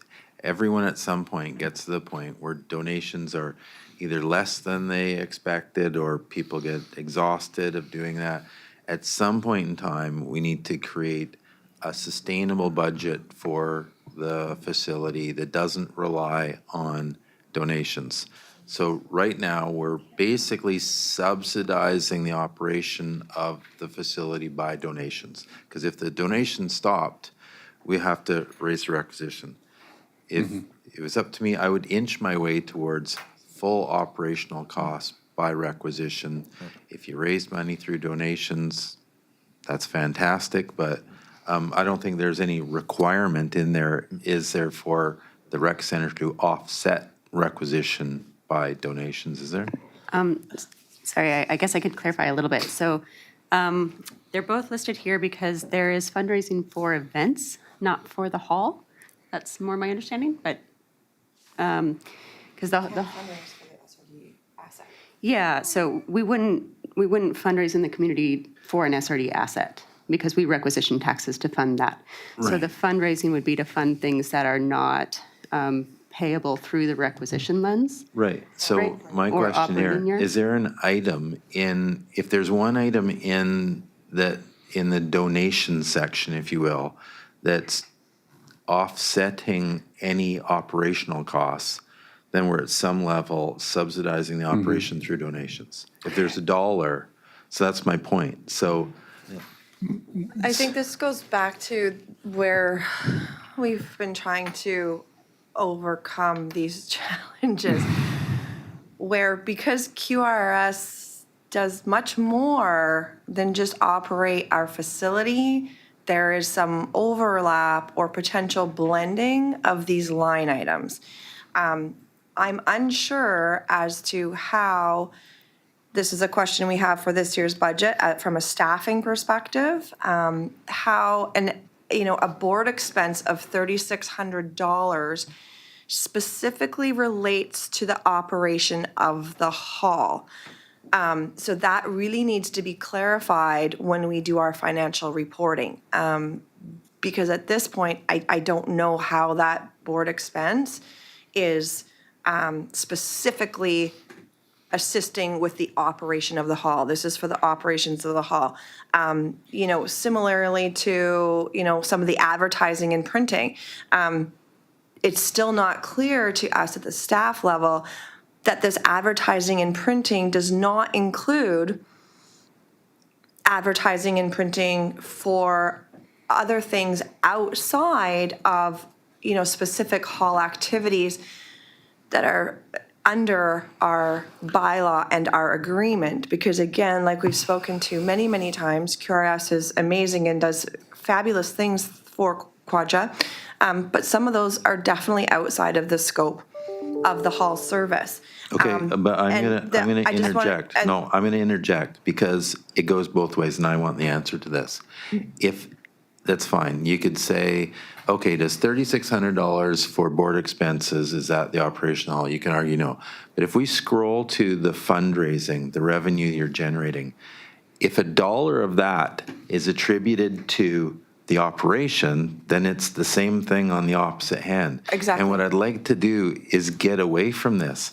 I would like to create an operations budget, and we fund 100% of the operations budget, and then you take whatever funds you generate through fundraising, all this stuff, use it for anything else. But at some point, we have to get to requisition for operating funds. So, but I would bet a cup of coffee for sure if I looked at the fundraising, some of that money is going to operations. So it's working both ways. Exactly, we need to be split. So the point is, let's work ourselves to get to a fully funded operational through requisition.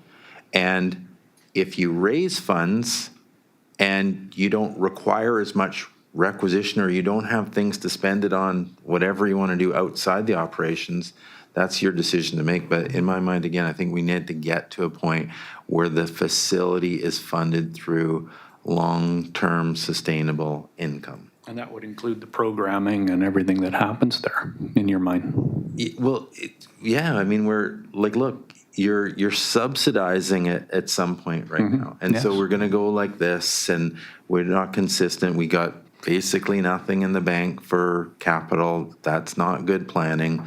So, I just want to interrupt and say Yeah, that last year, I realized that had never been a capital reserve, and I started one. So it's in progress, and there is another, there is an amount that's been forecasted in this year's budget also for a transfer to capital reserves, because I think that is really important. So although it hasn't been a priority previously, it is a priority for me. so, Thank you. I think the answer is we could easily take the items out of this that, let's say, the requisition isn't to go because they're not in operations. But on the same hand, we'd have to add to it that you're supplementing, and I'm sure there'd be a net gain in the 261. But at some point, I mean, we seem to do this every year. We need to get to a sustainable requisition number for the operations of it. And then anything that's non-operations and you want to fundraise for, go fundraise. But you're having to do two things. You're fundraising for operations and non-operation stuff, and you're kind of subsidizing back the community, the operations. And everything that the society, and then thus the board of directors of the society does, is to operate the community center for the Yeah, we can split hairs for that, but at the end of the day, I'm confident that your fundraising is more subsidizing our operations than our operations is subsidizing your non. I'm pretty confident I'm right. So That feels we right could to split me. hairs, go, okay, take out board expenses, and then you're gonna go, okay, well, put in that. And I think at the end of the day, of looking at these, the 261 would grow. That's what I think. I think you're right. So can I propose a solution there? Edith, can you scroll down? So row 34 is at the top.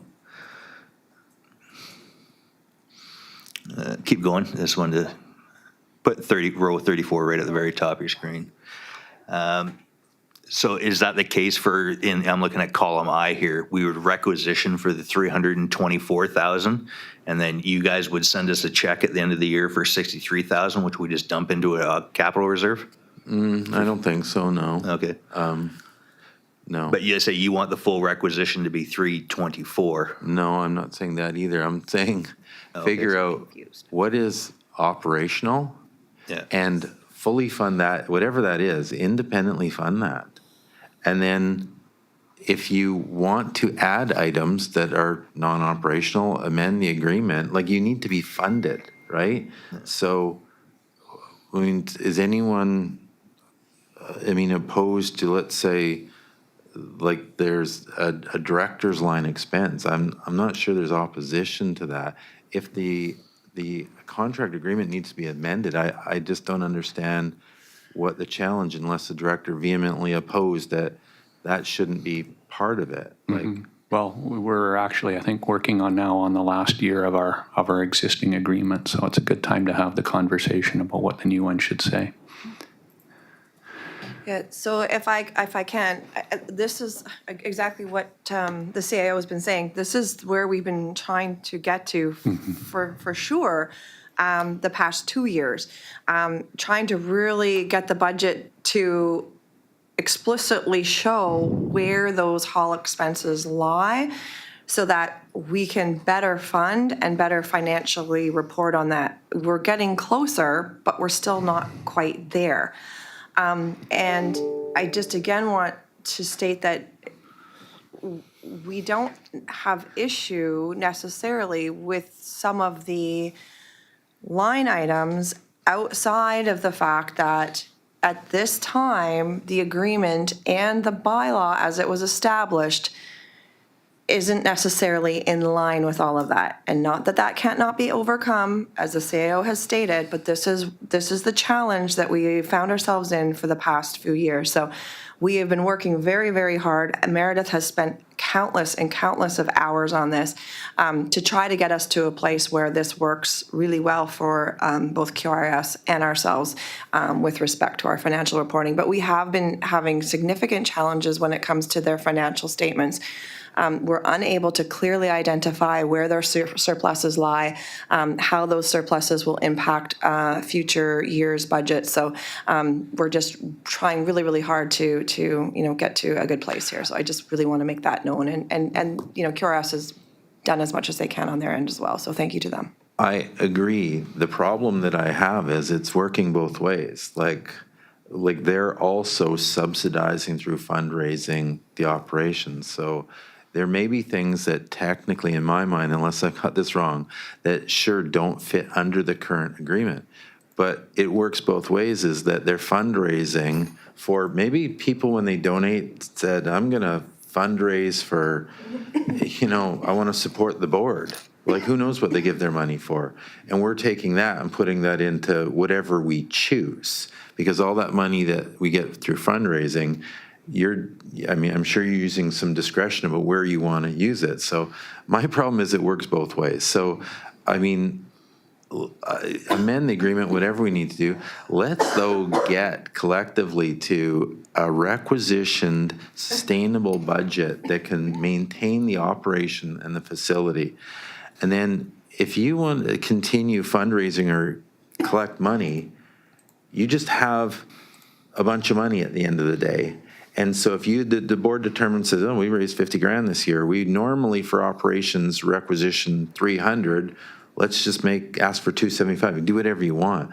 But it makes the fundraising or revenue more liberating. I just don't think we should rely on it. It's just not sustainable. Look where we're at right now with virtually nothing in the bank for capital, a huge liability. We're subsidizing the operation of it right now through donations. None of that is sustainable. So, I'm frustrated. I don't really care. Let's just amend the agreement, but let's get to a point where we're funding the thing, or else this is going to fall off a cliff soon. Yeah. Sorry, Dave, just to follow up on that, I don't think any of us disagree. I think where we are is, yes, the donations are being raised and all sorts of other things. There's also, of course, revenue that applies to the hall, like program revenue that would offset some of the cost of providing those programs. That would be directly in relation to the operation of the hall. So yes, it does go both ways, but not as clearly as, it's not totally clear yet. But also part of the challenge that we have is that we are both paying insurance costs. And so just wanting to ensure that we aren't duplicating any costs. And right now that is one example of where we're not sure that we aren't duplicating effort or have unnecessary expenses that we could be avoiding. That's the nature of it. I'm really glad the insurance piece came up, because that was a line item that I noticed was, almost $13,500 for insurance next year. And I was talking to our chief financial officer about it during the lunch break, just saying, like, is there a way that we can make sure that we don't have, is there a way to shrink that number for insurance? Because we also pay insurance through the Municipal Insurance Association. But I think that's mostly, what I have learned is that that's mostly just for the structure and not anything to do with the activities or the humans that are using the space. And we maybe don't have an opportunity to ensure that. We used to be included in that, but we're not anymore, which is why this is so much more expensive. Yeah, the Municipal Insurance Association amended their charter and their rules around that, 3-4 years ago? And we've been playing catch up ever since. But if there's opportunities, I would support looking for ways to do that, for sure. Okay. Well, sounds like I need to talk to the Municipal Insurance Association. Sorry, before we leave the insurance topic then, so just to clarify then, the insurance in this line item is referring to liability insurance that covers the user. Yes. It's activities. It's not for the building, is our understanding. No. And so it protects QIRS from liability in the event that someone is injured during an event. And the regional district is named as insured too, as per the agreement. Yeah. Okay, so what number would you like to see in the contract expense? Oh, 261? yeah, well, I think we should use the number that they have provided.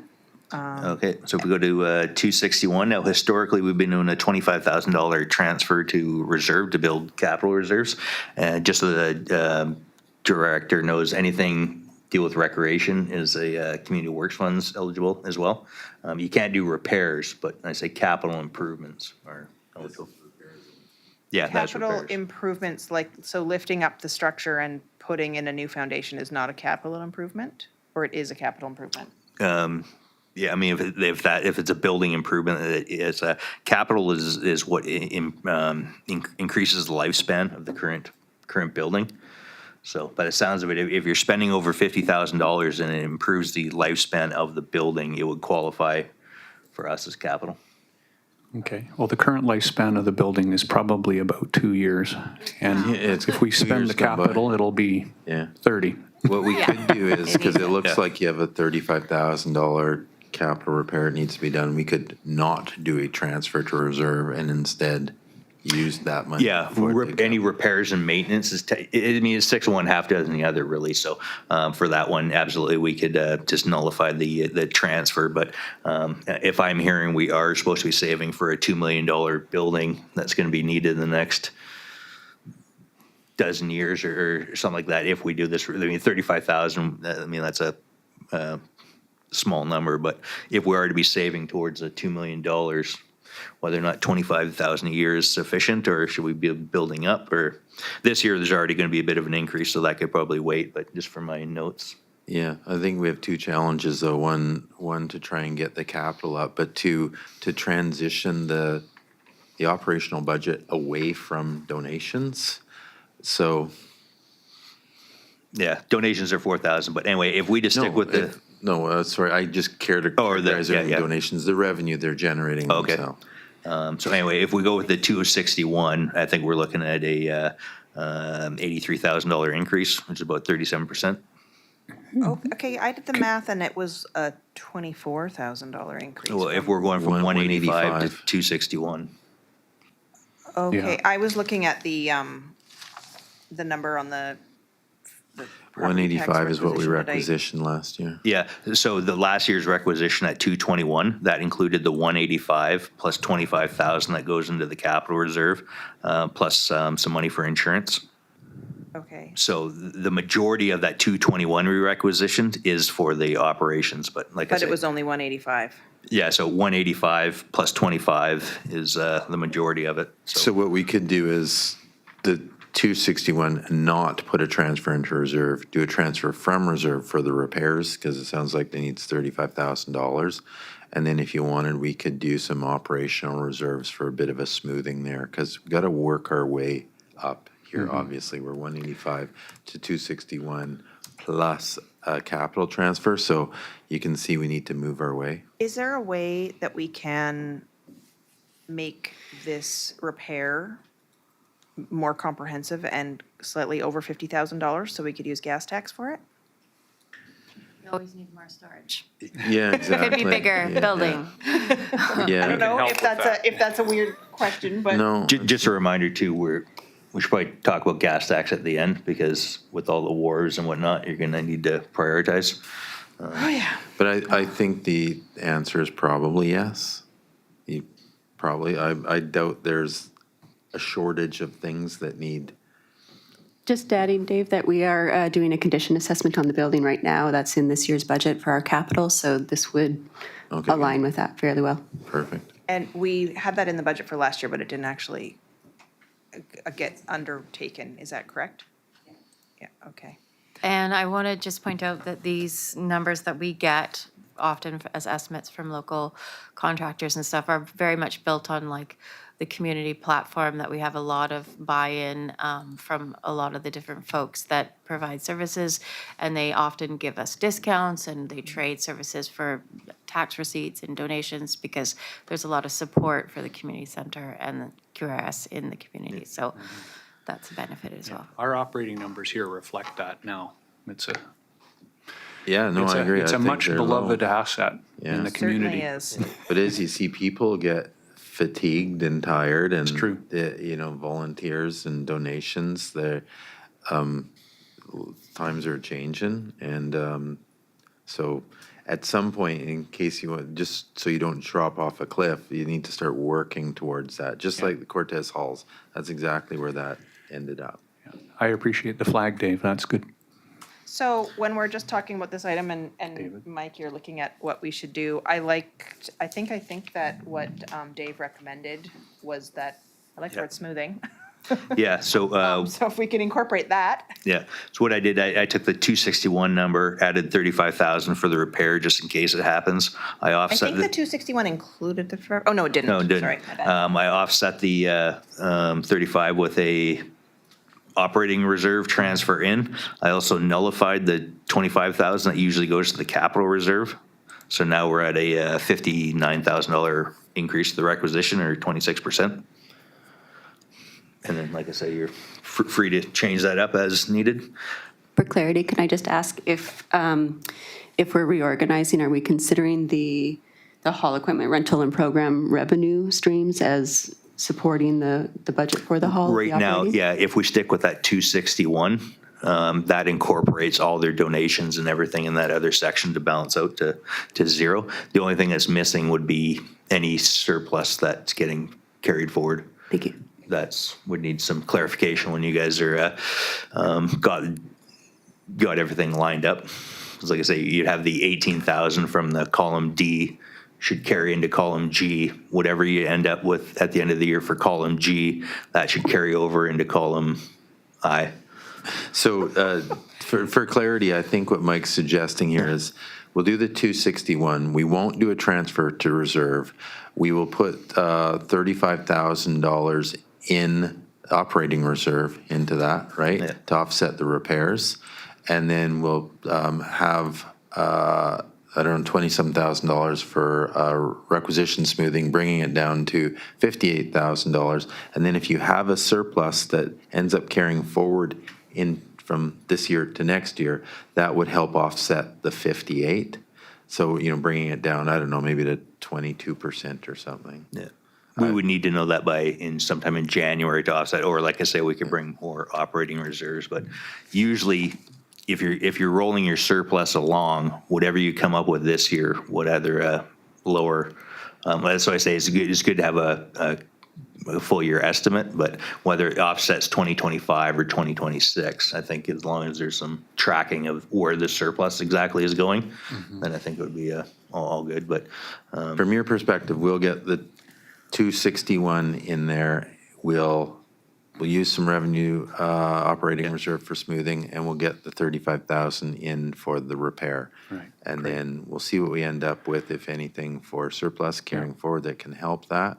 Will we know more about that by our January financial meeting, or? We're hoping to, yeah. Yeah, we should. We'll lead on these guys. And then for the that. purposes of the upcoming fiscal year, we'll continue with our fundraising exercises and that. And I think if we the can flag. close the gap, Yeah, then, so we may let's be say we able get to 261, and at least that's significantly closed that gap. Yeah. And that's not to say you can't continue getting donations, but not having to rely on them. It'd be nice at the end of the year, let's say we get to a $300,000 budget and go, oh, well, we raised 40 grand, so we're only going to need 260 or something, right? So that just considered it that, looking at that kind of as a bonus, is offsetting requisition. Right. Some years maybe do better than others, I don't know. Okay, yeah, but we'll work towards that over the next year, and at the same time, we need to talk about a new agreement, so we can talk and think about all that stuff. How do we do that? Do I bring that to EASC and ask that we have a? So does the current one just expire, like in 2025, or? Yes. January 1st, 2026, so This was in a year's time. Okay, well, here's what we can do then. This was already on the table. Okay, well, that's convenient then. So we push this through, and then in 2025, we prepare that new agreement, and we can, be more liberal with expenses, if you will. So we don't have to worry about, you subsidizing us, we paying for things that don't fit into operations, make that more of a moot point. Because at the end of the day, it's like, how much money through a combination of donations and requisition does it take to operate the place? Like, I mean, We're used to bottom lining it, frankly, up Yeah. until this year. yeah, Well, yeah. I think our community is growing, and the community center is really the heart Yeah, the numbers are way up. too. Busier and busier. The trajectory There's is more. significant. It's because it's such a great place. It's true.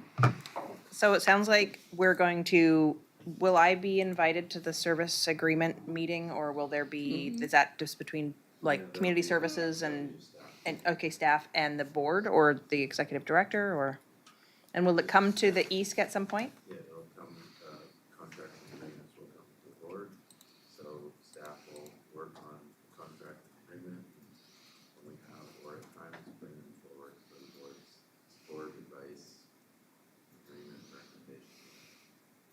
Okay, great. And that'll happen sometime in 2025. Plenty of time. Okay, great. I mean, I don't anticipate it's gonna be that difficult. Like, we want to, so, well, we have to. I mean, the recreation is a subsidized operation. That's all there is to it. I mean, we've proved here, you got 300 grand and 40 of it's based on revenue and donations, and the rest, that's not unusual. So, we're looking to just create agreement that funds the facility. That's, if you don't subsidize recreation, you don't have recreation, other than the park or something like that. So, we'll just create something that allows, the facility to, properly operate, and sustainable revenue to do that. Great. All right, I think we have our numbers. Yep. So, Thank you guys for making the trip over. Thank you. And looking forward to a long and prosperous community center with a storage building which does not fall down in 2 years. Thank you guys so much. Thanks for your help. Thanks for everything.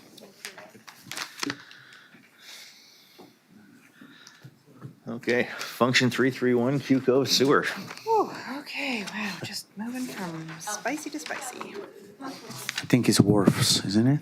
Yeah, we're gonna skip wharves, just put it under parks just for, just for clarity. What about 255? Oh, that Yep. was the, okay, I was looking forward to sewer. But yeah, we can go 255 first.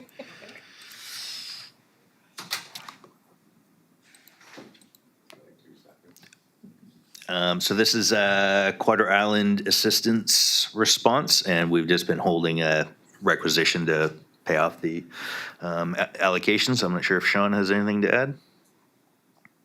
Unless the director has questions. The only question that I had is it says in the service description that in late 2017, we entered into a 5-year contract. I feel like we renewed that contract, but it isn't reflected in this information at the top of the page.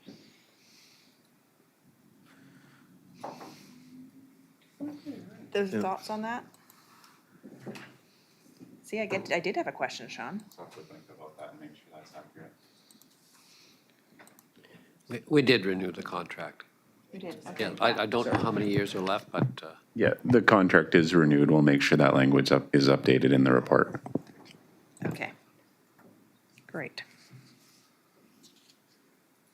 That was my only question on that item. I think it's pretty self-explanatory, right? I also didn't really know where we got revenue from on that one. It says that we have revenue.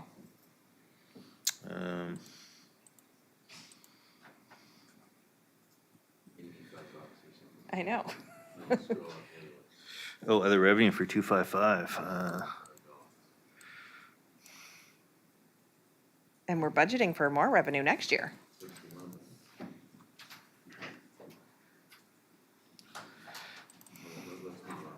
It's okay. Oh, sorry, that's, we have a small reserve for that. It's $1,600 in it, so we're in a bit of interest. Okay. Okay, Q Cove Sewer 331.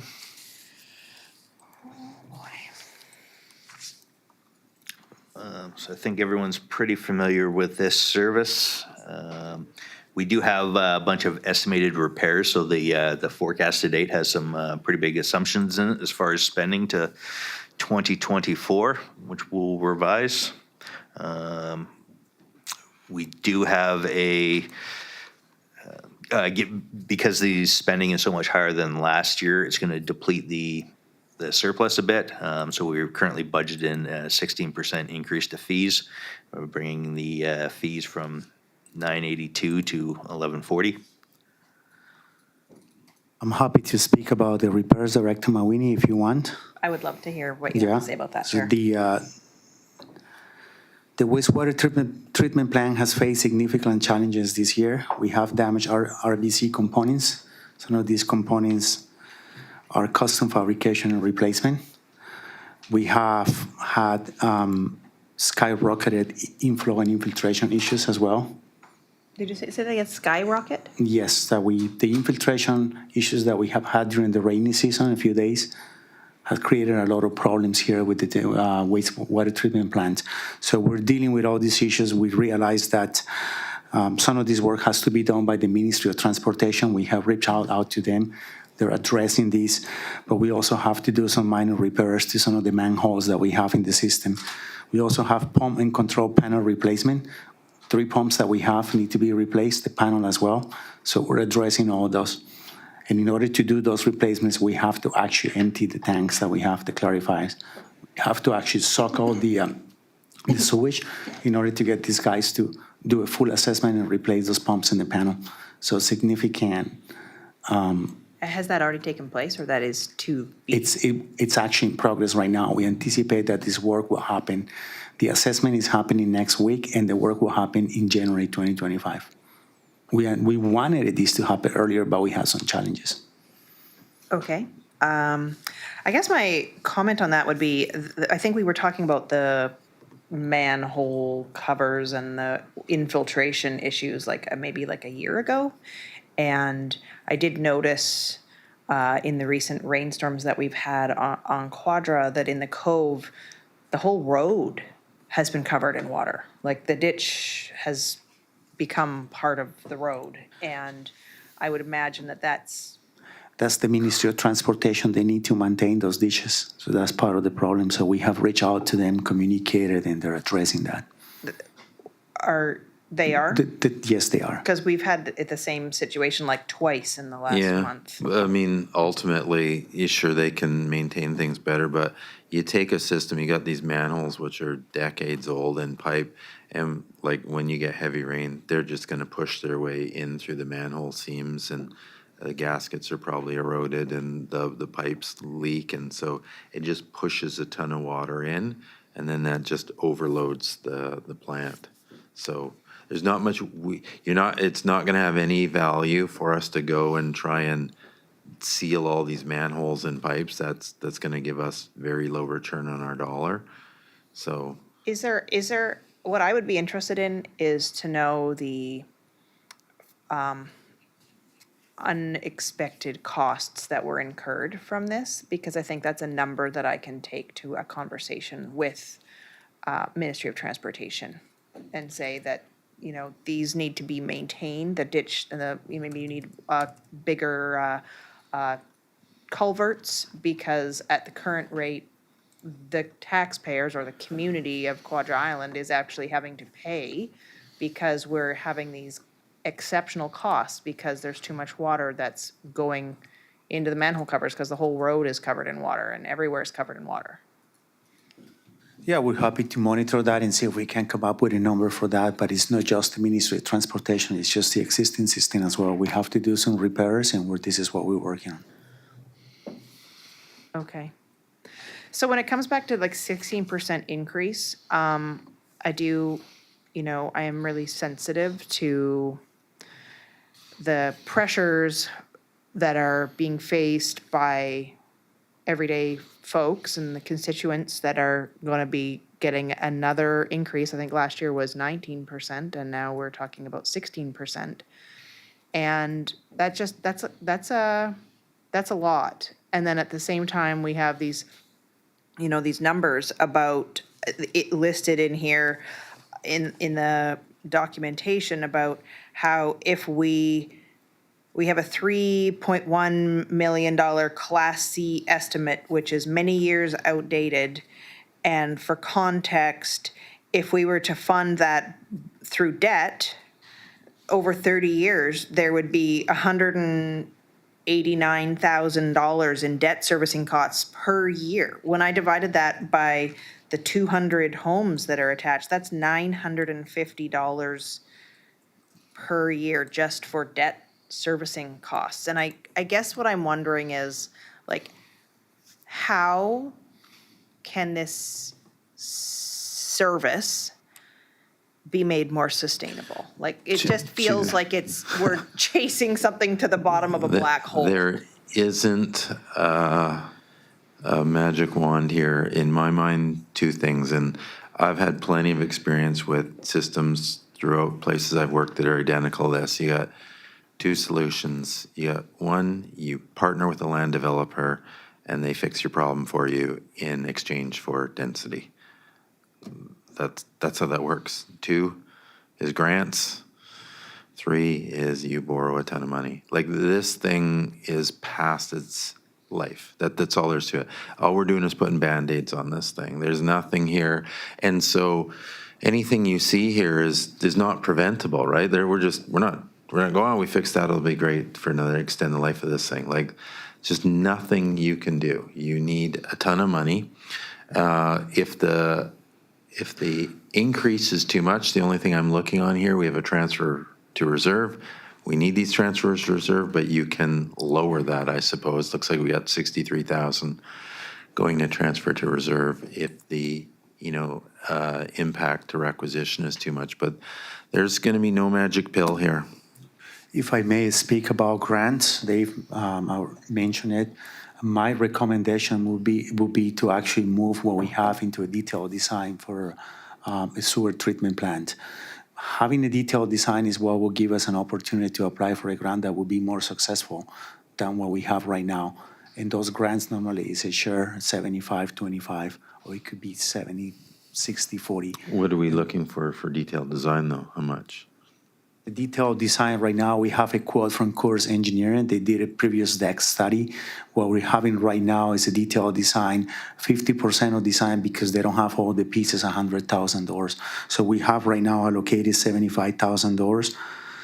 We could actually use some of the funds that we have sitting in the water that we're not doing anything and to give priority to the sewer. That's a tricky one, though, because, I mean, you need some money to fix some stuff if it goes bad. And yeah, you need design, a lot of advocacy too. I left that out. That's, when you're going to everything, it's going to be every time you do something, it's going to be, oh God, here she comes. She's going to talk about this again. Like, it's that, I mean, that's all there is to it, right? Like, I don't have anything else, again, a lot of communities, exchange density with developments to have the developer, most developments need sewer systems themselves. So it's an easy one to partner. You give up some density for that, or, you get grants and you advocate. But like this numbers that are here yeah, they're huge. it doesn't include any grants? The estimates in the notes don't include grants? As when it's such a piece of equipment as that past its future or its life expectancy, you may need to replace it before grants come in. So that comment was just to provide some context. If you had to replace it now without grants, and that estimate we got, Class C estimate we got several years ago is correct, which is not. Right. It would cost that amount. So I guess it's just kind of just puts it into context. So if you are looking to, adjust a reserve transfer or something else, it's, that's kind of why we're here. And the grants can vary too, right? Yeah. On their awards, their amounts, their percentages too. So who knows? Yeah. Can you buy, maybe this sounds crazy, but like, can you buy like a secondhand system? No. Because isn't that what we have now? Was one that came in secondhand and got installed? It came from like a... Could have been, but the first of all, the permitting has completely changed now, right? So as soon as you do anything to make some modifications, it's going to trigger you into a higher level of permitting. Don't forget, we direct discharge into the ocean, which is going to have the highest level of permitting, which we're not even close to being at. So even if there was, which there isn't, a used system, the last thing you want is a used sewer system too. That's, there's a reason why, like, why would anyone give up, oh, this thing works fine, we're just looking to sell it? It's just not possible. That's how we got the last one. Yeah, but that's not in the cards. And again, the levels of permitting that it would trigger on a new system would increase your treatment capacity. So a new system triggers increased Any regulation. changes to the municipal sewer regulation, it's going to trigger the next level of permitting. And you're discharging right to the ocean, which is going to have the highest level of permitting, what they call Class A permitting. So are we able to exchange one piece at a time and then No. not No. trigger That- anything? No. I'm No. trying to be creative here. Yeah, no, I'm, if there was something, I'd be the first to offer it, but, no, we got our real challenges here. So again, I mean, you know this already, so that we're trying to accumulate some money in the reserves, but we're chasing something that's really high.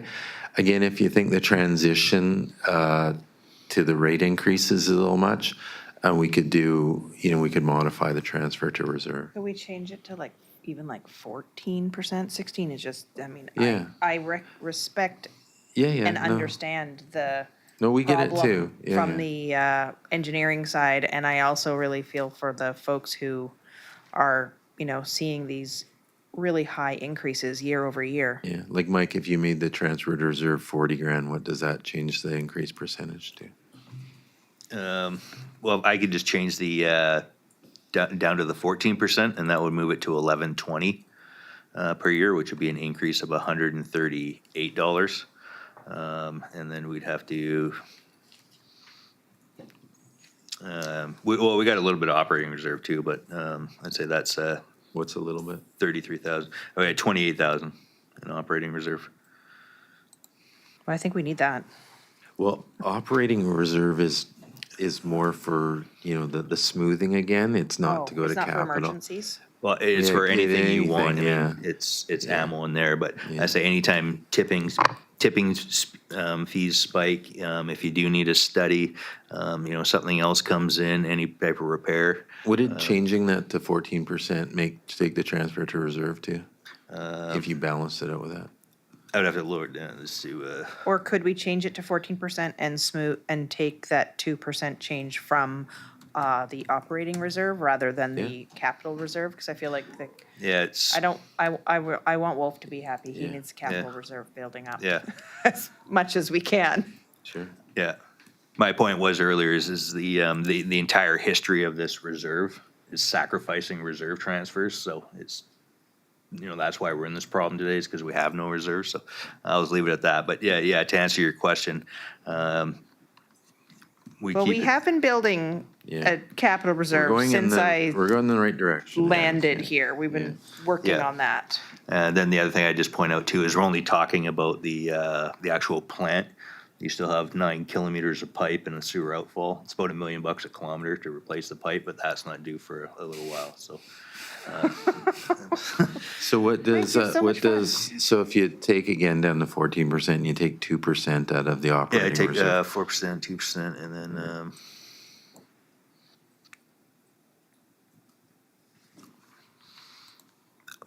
I'll have to do it, but I just need to make up 3,000 or 3,300. So I've never contemplated to transfer in from Just reserves. balance that with a transfer to reserve. Yeah, I'll figure it out later, but yeah, you're pretty close. We can't get away with a 14% versus just for some context. 1, 1, 2. Did you say we cannot or can? We can. Okay. It's I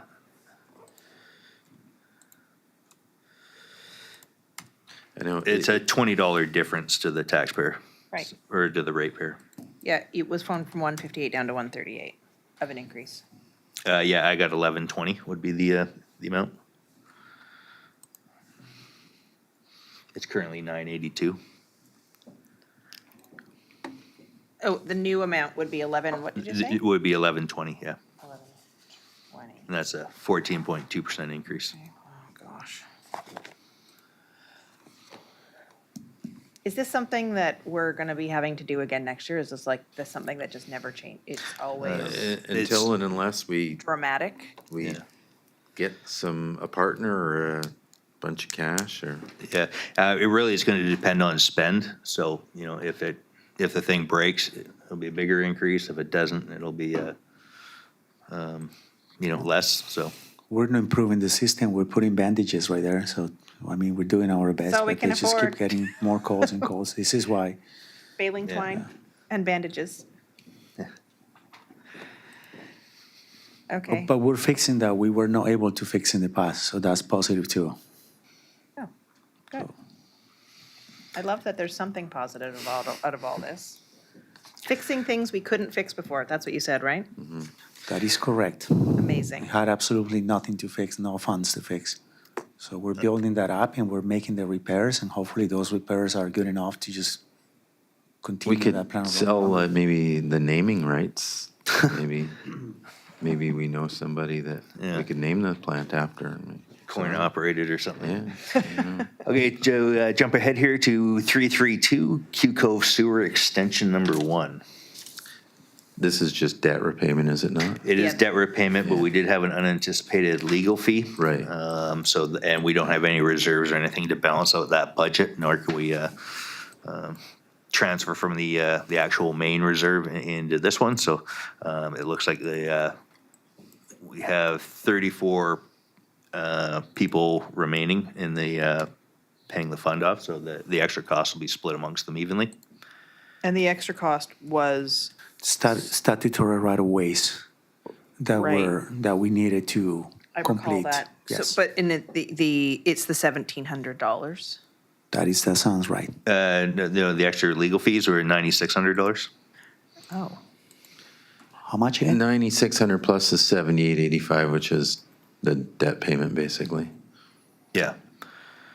But wasn't some of that in the budget? Because it shows here that there was a budgeted amount of 93. Yeah, all that is included. So I just believe that it's the parcel tax going from 231 to 523 for the 1 year, and it should drop back down. Is there a way to increase the parcel tax, like half of that for 2 years? Shakes head. No, what these folks basically signed on to, either paid up front and you dealt with it, or you accepted the long-term payment of it. Yeah. And so as a group, so those that remained as long-term payments, we just borrow the money and have an annual debt payment. So it's really just a debt payment service area. So we Yeah. can't change anything about it. Yeah. The benefit is if those people who stayed in, if the properties had subdivided, then their costs would have gone down. But if they got extra cost, it would have came up. So it's kind of a, And the other thing too is risk. if they sell, like if somebody sold a property, the person that buys it is now responsible for carrying that on. So I don't know if anyone has sold in there, but it goes with the property. yeah. And those that, let's say, paid it off in a lump sum and maybe sold their property, the next person's off scot-free, right? So. Is there a letter that goes out to the folks that are receiving this parcel tax that will explain what happened and why there's a sudden increase? We can send something out, an explanation with this one. Certainly, we communicated quite a bit with the folks when it came time to look, you pay up front or you string this out. I'm And just pe- wondering yeah. because it seems like it's going. Yeah. It's like almost Yeah, that's doubling, fair. right? Yeah, that's Just so that fair. they understand why and they don't. Yeah. they'll- Yeah. Yeah. And just for a heads up too, the debt's going to reset on this next year. And so we're in right now at 0.91% interest. So that'll go up for next year. That reset in 2025. Okay, next service will be 536 house numbering. And Yep. Nothing. usually this is a direct carry forward, so there's usually not much to talk about here, unless you have any questions. Nope. It's funding.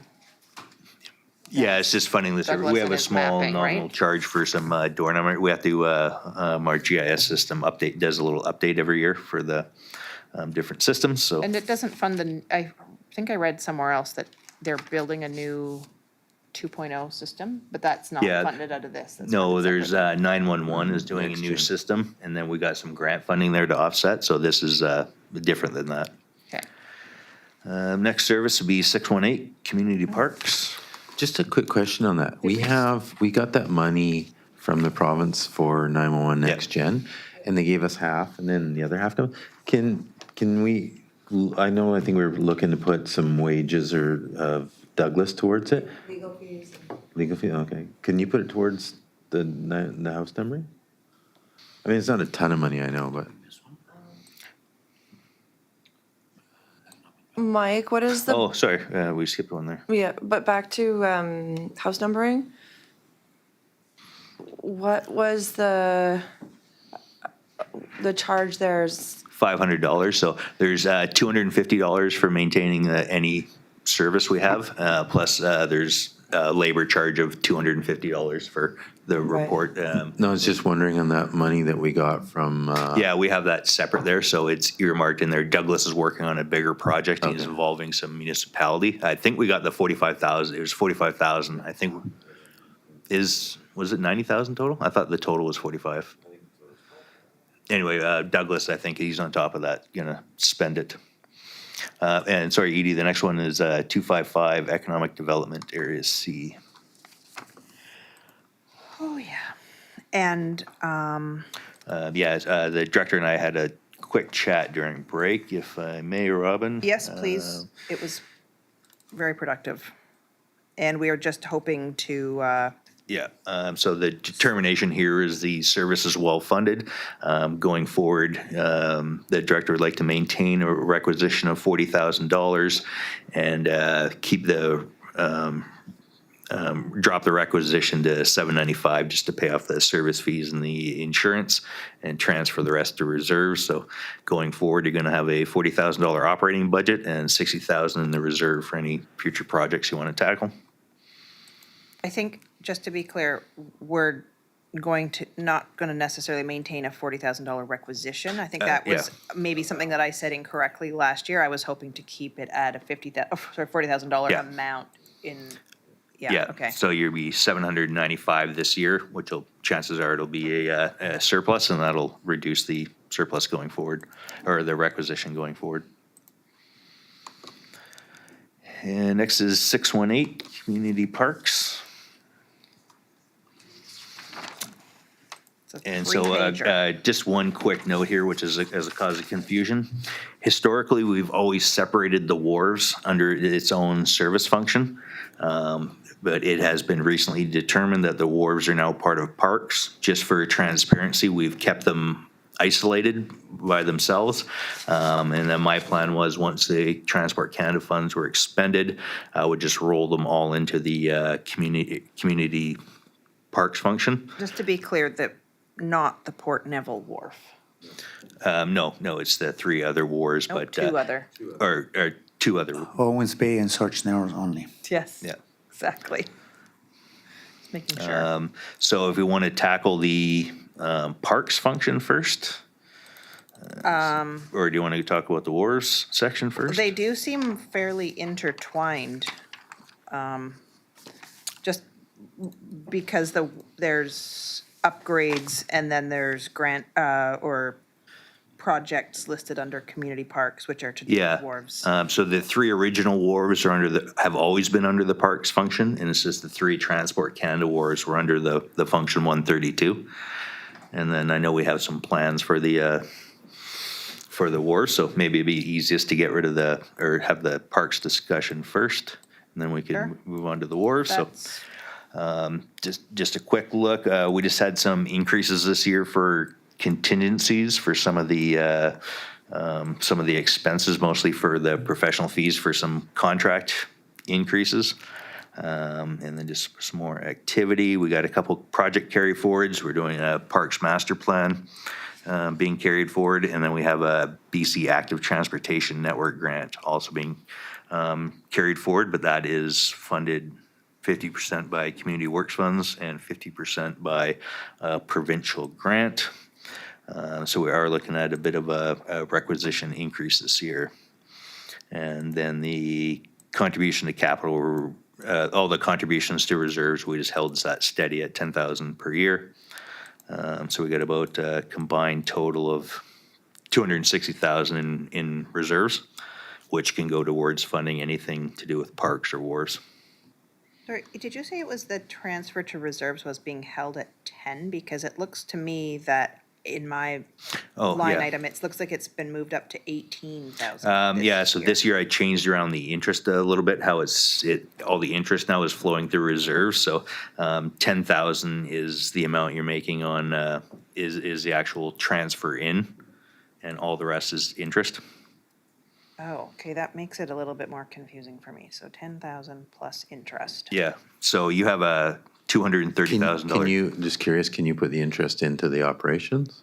Like, can you switch that? Yeah, from it's reserve? flowing through right now, so the idea with that is it also shows up as other revenue, so no matter what happens with the interest, it's not gonna affect your tax requisition, because the interest coming in is getting offset by the transfer out. So that's why I have it set up for all the functions, but when you see the increase to the transfer to reserves, you're also gonna see an increase to the revenue line. So long story short, all the reserves net themselves out.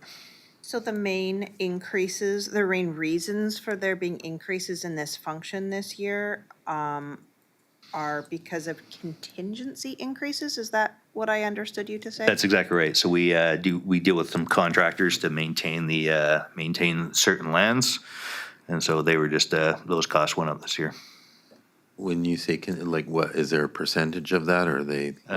So of the contracted services, they went up 23,000. Or 27 plus some change. I was looking at the couple big ones. Yeah, $27,875. So the contingency is essentially like a budget to pay out the maintenance over the year? Yeah. Okay. So, it sounds like the only real increase here is for maintenance of the parks that already exist. Looking at the summary, at the bottom of the page, there's a great list of all the things that, if you go to the next page, of all the projects that have already been completed. But I do have a few questions about these items. Is it now a good time to ask? Yep. Okay. Some of these things, they're carry forwards, and they were carry forwards last year, so the Reed Island property acquisition, it needs to be subdivided, and there needs to be licenses of occupation and wharf works. Is that in progress, or is just sort of on pause, or what is happening with that? So you're talking the capital plan right now? Yeah, it says capital Oh, summary at the yeah. bottom of the page. Yep. Just trying to understand some of these items. Some of them are being funded by gas tax, some of them are being funded by reserves. Yeah, thank you. The Reed Island property acquisition, those funds are just being held there because we're not totally complete with the works that were associated with the acquisition. Like, the acquisition is obviously completed. So when we were purchasing the property, the upland, and the foreshore component, which holds the Surgeon Narrows Marine Revitalization Project, there was a big bucket of money put in to allow us to proceed with that. So to purchase the lands, pay for the lands, legal fees, assessments, and all that. This $12,000 has remained in there because we still have not quite yet got to the final end of things, knowing that all of the assessments that are required for that property are complete to move forward with anything that's associated with the Surgeon Narrows project. So that just is held as this line item until we have basically started the works on both the store building and the wharf. And then once that's completed, this line item will just be wiped out. And those funds that are remaining, right now being 12,000 and change, returned back to reserves.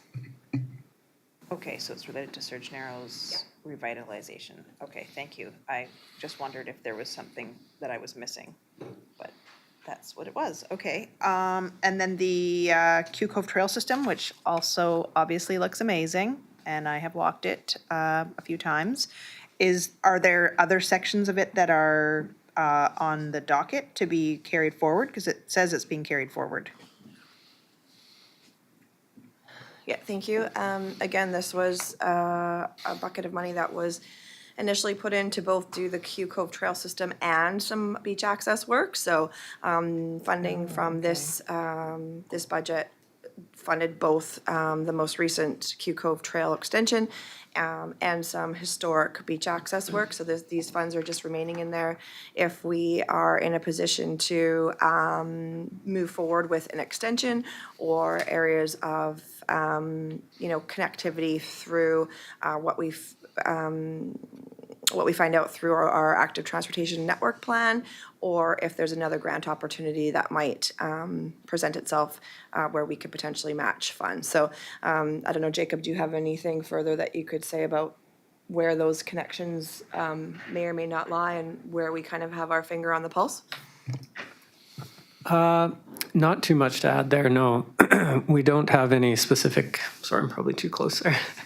We don't have any specific sites targeted for that. And I think really to Anako's point, just given that we're going through the ATNP right now, that'll hopefully point us in the right direction in terms of priorities and where we might be able to invest that. Yeah, I think she sort of covered it already there. Okay, I was wondering because Aniko, you had mentioned something about shore accesses, and I noted that in completed projects, it says that the beach access phase 2 and 3 survey works have been completed. So is that, but I didn't notice anything about that in the 2025 service goals for, I don't know how you would call that, opening it or signing it or something like that. Is that, I guess it's a two-part question, could that fund for the trail system there be considered for the shore accesses, and is that being considered as a 2025 service goal? Right, thank you. Yes, certainly we have used those funds for the beach accesses in the past. So yes, we could access whatever remaining funds are in there to move towards the additional beach access sites. I'll have Jacob just kind of fill you in on where we're at with those. I just think maybe it probably just got missed off of 2025, to be honest. Oh, well, I'm happy to hear that. Yeah, I think that's just an omission on the service goals. Yeah, we're just wrapping up the survey work for some of the, I think we did about a half dozen beach access sites. I think we have maybe up to a dozen in the phase 2, phase 3 plans. So once the survey work is done, then we can take a closer look at those sites and just see what's needed to develop them. And then, yeah, if we wanted to potentially reallocate some budget from the Q Cove Trail project or wherever we might be able to come up with something, whether it's in our operational budget, if the level of development is fairly minor, then yeah, we can do that too. So. Okay. Yeah. And there might be an opportunity to partner with the Quad Island Trails Society to help build out the pathways if it's needed. Totally. Okay, great. And then the Sturgeon Narrows Marine Infrastructure Project, the revitalization project, is that sort of ongoing? I know that there's a committee, I think it's a committee or something that's been created with Outer Islanders. Is that proceeding apace? They're being informed, and like I don't really know exactly what's happening there. Yep. We're still going ahead with design work and regular updates to the committee. So, yeah. Yeah, thank you. I think Jacob just met with the committee at the end of last month.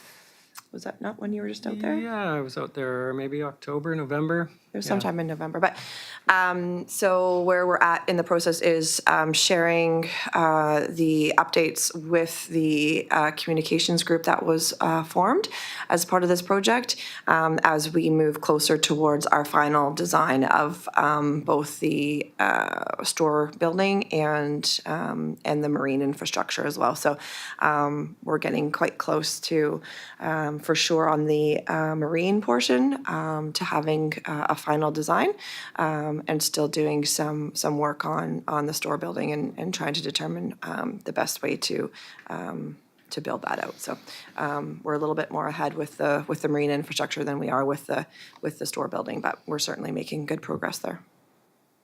Okay, great. Thank you for that. The playground that needs to be replaced at Blanken Park, it's a carry forward and there's an addition of gas tax? Is that because the price has increased? Is there a plan for that? Is that the one that's sort of close to the children's center? Okay. Yeah, so we put this in as another flag to consider, really. There's, what do we have? We have two sort of different playground areas in there. Along with the equipment that needs to be replaced, we've also identified that some of the old surfacing is due to be replaced and not really up to standard anymore. So we've added some extra budget in there to cover that cost to bring those assets up to standard. And I guess regarding the equipment, is that being a conversation that's like collaborative with the children's center so that it's gonna meet their needs, or is it some, like, it feels like that's one of the primary uses of that playground equipment? Yeah, I think that's where we need to be somewhat careful. Yes, we have definitely been consulting with the Children's Center and the community center as well, just to try to figure out, from their perspective, where the needs are. But knowing that this playground is not specifically targeted towards the Children's Center, and therefore needing to be more cross-sectional, addressing what ages and what needs there are for the community overall, and not focusing just on play structures for toddlers. So that's kind of where we're at this point, and also moving forward in 2025 to do some further community consultation, so that we are confident that what is being replaced there meets the needs of the entire Quadra community. Okay, interesting. And it lists Evans Bay Wharf refurbishment here, but then in the service goals, and that there's a carry forward of $150,000, but it also lists a wharf inspection of Evans Bay as a service goal. So how realistic is it that there's going to be a whole refurbishment if the goal is to inspect it? Take that one. So that 150K sitting there is a bit of a placeholder based on the last inspection that we had done that identified a bunch of work that we'll need to do eventually to bring the pier back up to snuff. But most of the work wasn't like high priority, needs to get done right away. So it's been a few years since that assessment was done. So this year we'll go back and do another inspection and just check on where those items are at. And then depending on the outcome of that, we may move forward with some of those repairs, or just defer them, continue to defer them. Right, so we know from the previous assessments that these works are required or were identified as being needed to be updated. And so with this new report, this will further identify what that need is and prioritize those improvements that are required. And so we will work through those priorities starting in 2025 and moving forward. We could, in the next iteration of the budget, split those funds out over 2025, 2026. But that would just kind of be a guess for us to know how much funds we may spend in 2025 as opposed to 2026, and may also further identify additional budgetary needs, because we don't know at this time if these are sufficient to cover those required upgrades. So I guess I'm just wondering about spending money on inspections if we don't plan on doing the work, because then we're spending money that we're going to have to spend again in 2 more years to have it re-inspected. Or is there a liability requirement that we have to have it inspected every certain number of years? yeah, so all of our wharves are inspected on a cyclical basis. And given, Jacob, when was this last one? Do you remember kind of the timing? It was 2021. Yeah, so for sure, we inspect every 5 years. And where there are, is a need identified, we inspect more frequently. So we are now in a position to have to inspect and likely move forward with some of these improvements starting this year. So I hear you saying that, and I'm really happy to understand this a little more. So, there's more wharves that we're managing with this function. And I guess what I'm wondering is if there's maybe a little bit more of like a high level overview of the things that are going to be ongoing requirements. Like if we have to have inspections on all of the wharves every 5 years, can there be a plan that we know what that's going to be? And then also maybe know that we have to have a certain amount of requisition every year, like we do for elections, right? We know they're every 4 years, so we budget 1/4 of that cost every 4 years so that when we get to that time, there isn't we need to spike this budget. Yeah, and we do that. That's already baked into the budget. So each one of our WARS budgets have those costs included within them on a cyclical basis. So with the wharves that we're currently managing in the Park Service, we have those line items built right into the budget throughout our 5-year financial plan. So the only thing that you're not necessarily seeing are things that haven't been identified or that arise from a report, or you see those extra spikes when we know this is a time where a significant portion of the facility is going to need to be upgraded. But those ongoing operational costs are already baked into the line items of each of the WARS budgets. And now they'll be able to have efficiencies because you can do them all sort of together, or is that realistic? Yes, more or less. Okay. Sorry to just jump in, just a 10-minute warning for everybody. Well, I do have a question about the Hoskin parking expansion. It says phase 1. I didn't realize we were phasing it. Maybe now isn't the right time? Maybe we can talk about it at the next East meeting. Is that a better time to learn about these things? Yeah, that was kind of something that just came out in the design, that there's an area that is more readily, it's going to be a little bit easier to develop, and kind of through consultation with the community and just trying to identify how much space we need. We thought phase 1 was a solid area to start with, and then we've identified it a second area that if there's more need, more demand, that we could go out and develop that in the future, but we thought phase 1 was a good starting point. Can you just maybe clarify, Jacob, that the initial project that was brought forward to the committee was specific to what we're now calling phase 1? More or less? Yeah. And so phase 2 is just something that has come out of the work that we've done both with community and in consultation with the province. Yes. Okay. So there was initially not a phase 1 and 2. Yeah. So the license, okay, that's what I was wondering about. I wasn't sure what exactly that meant. So the parking, I know there's a license of occupation or some sort of fancy paperwork that you're doing at the province. Yeah. Is that for phase 1 and 2 or just for phase 1? Yes, it's for both phases. So we're kind of planning for the future. Love to hear it. That's amazing. Great. Okay, so back to the financial part of this parks budget. It feels like the increase is really only for the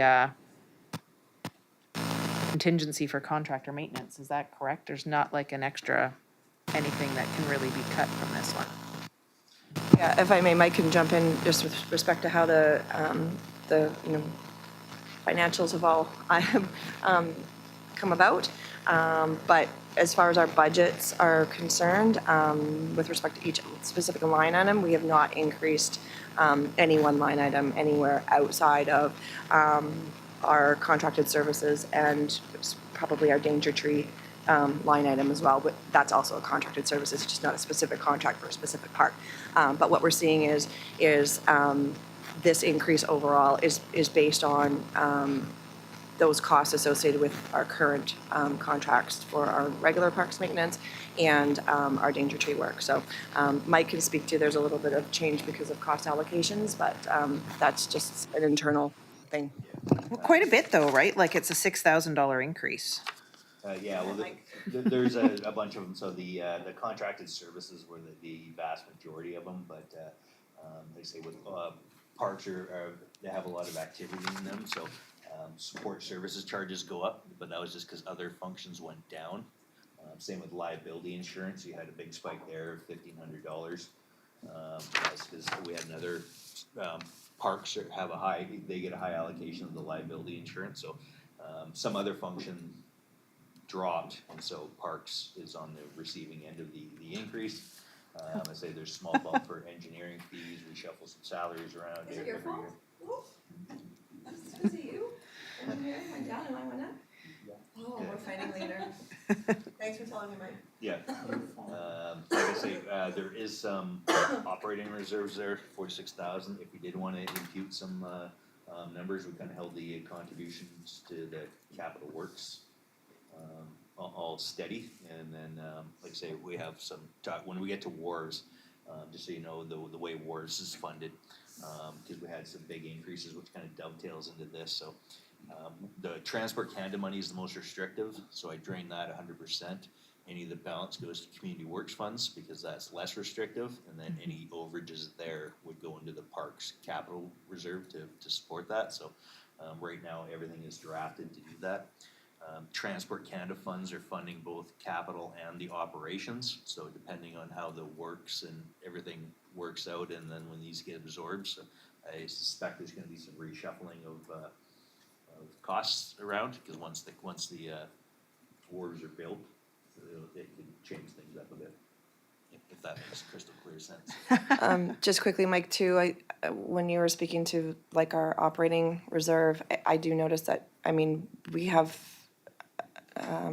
limited land acquisition reserve, which we would, you know, where there would be an opportunity, we would likely have to tap in and transfer some of those reserve funds into the land acquisition reserve fund in order to be able to acquire any particular parcel that may come up as an opportunity.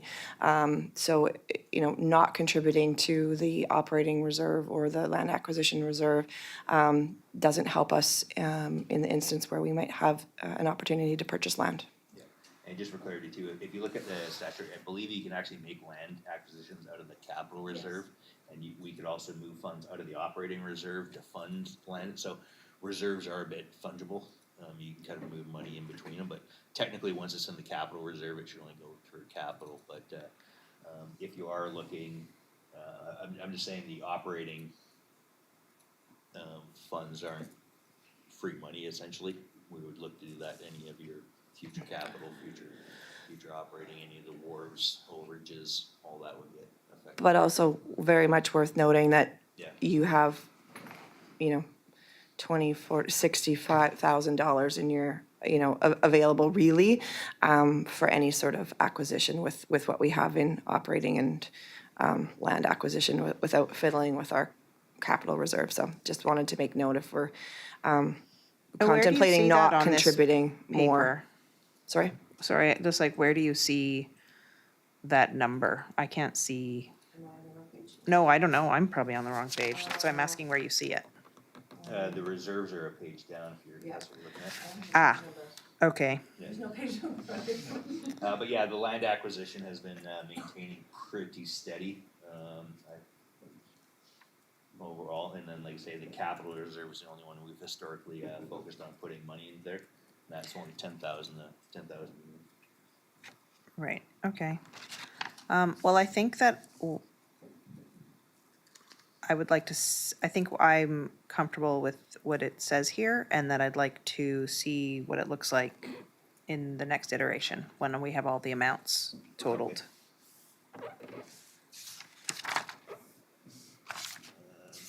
Moving on, I guess it'd be heritage conservation next, 698. Mm-hmm.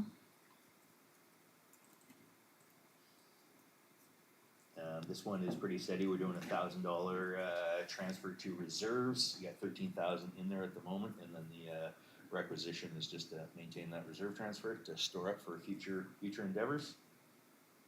Mm-hmm. Yeah, I think that's fine. Okay.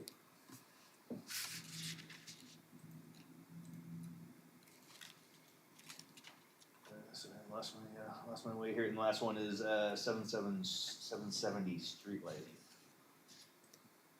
Yeah, so I was looking at this one, and it does look like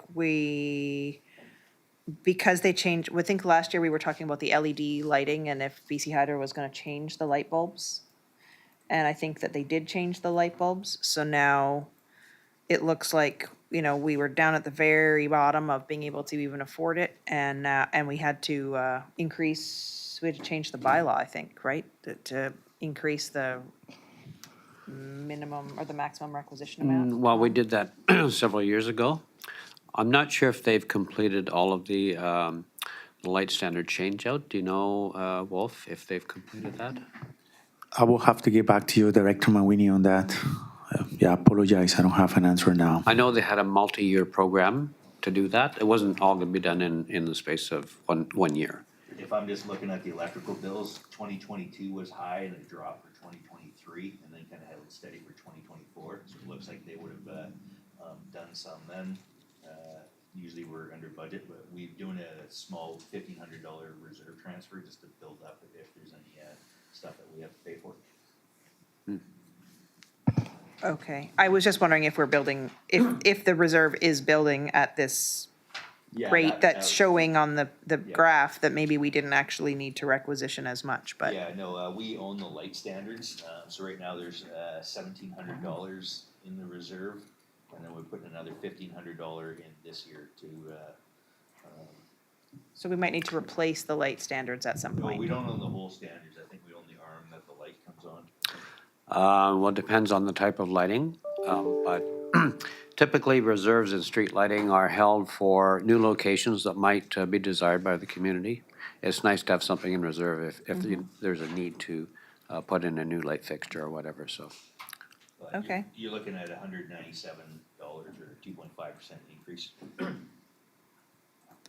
$197 increase over the whole Just service. for the whole year, for the whole service. Yeah. Right, So okay. it's pretty, That's, yeah, okay. And that has a specified area, right? It doesn't, Yeah. it's not the folks of all of Area C. It's just the all folks of Area Quadrant. C. Oh, it yes, is? yeah, All of Area C, That pays for these lights? yes. Oh, for some reason I thought it was just Quadra Islanders. It used to be, I think. Oh. Well, it's always been all of Area C, I believe. We changed it from a parcel tax to an ad valorem tax, which is what we currently have. Okay, and I sent E a new capital works schedule. So we did have that one correction with the wharves, so you're right at, Oh, the one I looked at yesterday and looked like we were gonna spend $385,000 on Port Neville? yeah, so that got revised, and then, like I say, everything you see here is just an estimate. Once we get to this year, I'm gonna actually correct the amount of the spending, that'll adjust your opening balance, figure out any of the other amounts with the interest, all the carry forwards and everything, so here you see, the approximate, this is for the year. Some of these projects might get stretched out into the future years, and you're gonna have more contributions in there, so. Sorry, I would like to speak quickly about those amounts because they are linked to the cost estimates that we received from the consultant. So with the agreements extended by Transport Canada and the design completed, we're actually preparing to tender 3 projects. I have asked the consultants to revise the estimates that we received from 2-3 years ago to bring those numbers to actual. And there is an increase from what we received before, and that's why you're seeing those numbers. But that doesn't mean that we don't know until we tender the projects. I know we have a healthy contingency included in the budgets, but we don't know where, it's all like unknown at this time until we tender. They put the ITT out there for contractors to provide pricing. Okay, well, I would say on mic that I'm not totally excited about the idea of spending another $84,000 on Port Neville.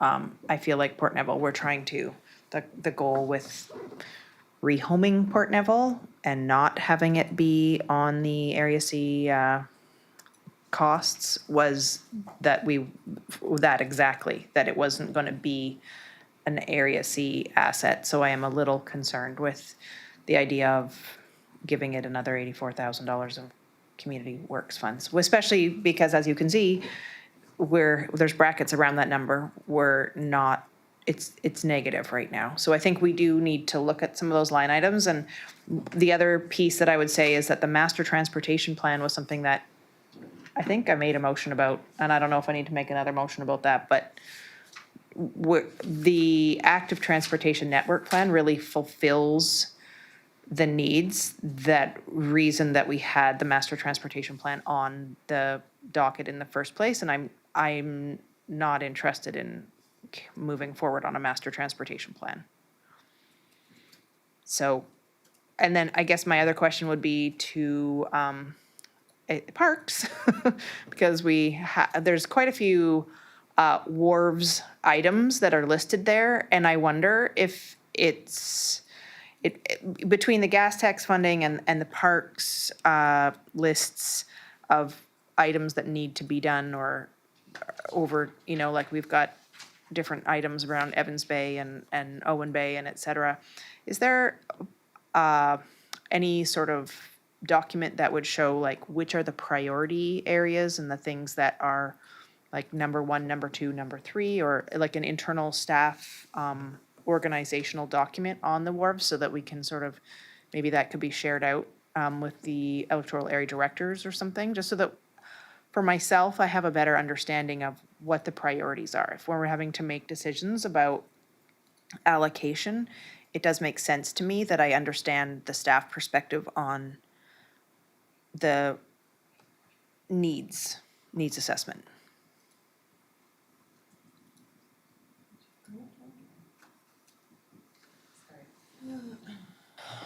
I don't necessarily have an internal document to share with respect to any of the wharves placeholders.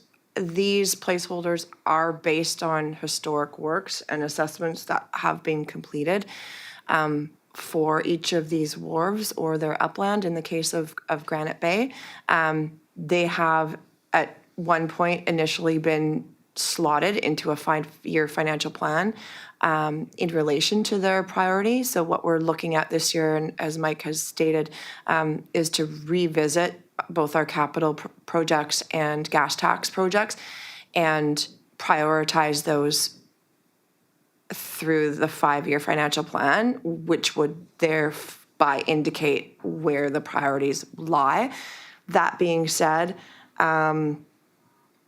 that can change, obviously, especially when it comes to wharves. We experience changes on a yearly seasonal basis when it comes to our wharves, where priorities will just come up. So some of these placeholders for improvements are actually accessed as part of emergency works seasonally for all of our parks wharves. Anyways, I can't speak to the ones that are currently being managed by engineering, but yeah, so we've done our best to prioritize these based on those elements, and hopefully as part of the upcoming financial plan draft in the new year, you'll see that a little clearer. We'll also revisit some of the goals that are in the financial planning document to see if maybe we can provide additional clarity there, but that's probably as best I can do at this point. Well, that sounds like that would be really helpful. So do you anticipate that would come in January to the electoral areas or to the main board, or when would we see, how would I see that? We'll probably have it for the late January meeting for the board. Okay, and if we want to make changes, or like, I just, like, for this, like, allocation of gas tax funding, will this report that you're talking about coming out in January, will it show that in the 5-year plan versus all in 1 year? As I say, we can realign things to spread some out and whatnot and just show it. Yeah, as Mike has indicated, I think it was in your presentation to board yesterday, this is just the draft. Yeah. So a lot of this is base, and then trying to add any sort of new shinies or, additional capital upgrades or carry forwards from previous years. But this certainly isn't the new draft that you'll see in January. So there's still more work to be done on the draft. We just used as much information as we had at this time to populate the draft. And you'll see that refined at the end of January. Okay. So not to cut discussion short, but we do have John Rice in attendance for his 3 o'clock. And Yes. Which so is fine with need me. to I be think we're at the mindful. end, aren't we? We are just over the wire, so. Okay. Thank you to everybody for powering through all this. Thank you. Thank you. So Mike, all of the changes that came out from today would go into the draft financial plan delivered to the board in January, is that? Yeah, exactly right. So all these changes plus updates to the surplus estimates and the carry forwards and then the new tax.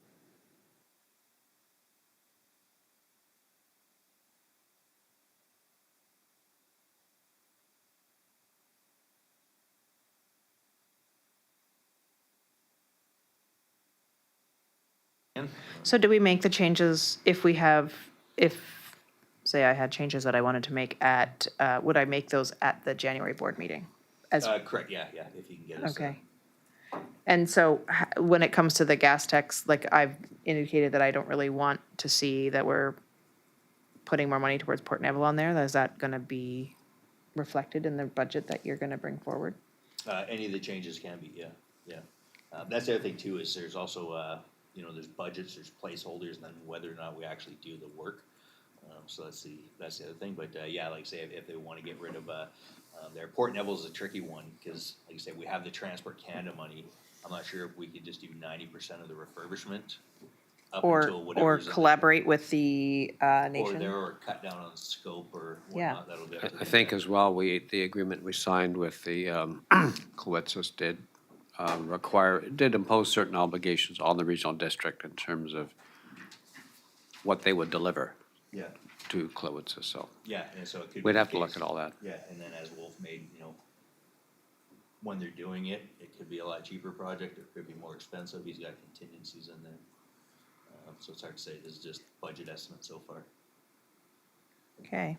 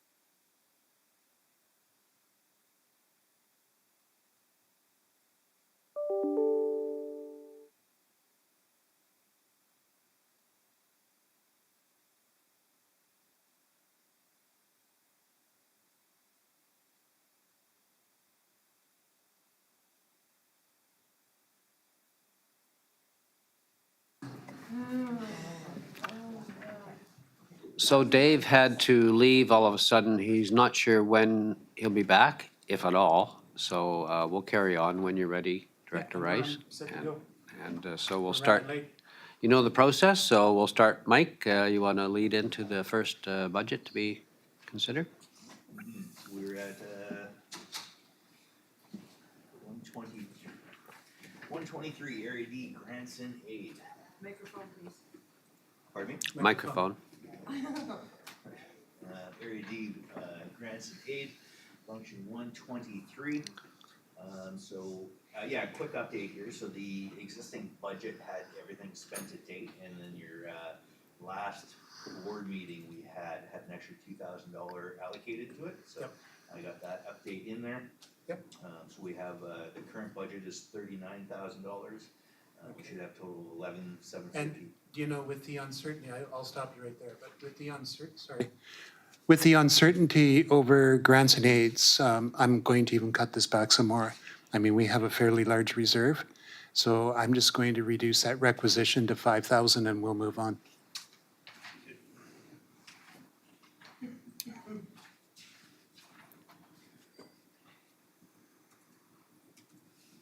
Okay, so to $5,000 even, so that will give you a budget in 2025 of 33,497-ish. Next item up is item 154, feasibility studies.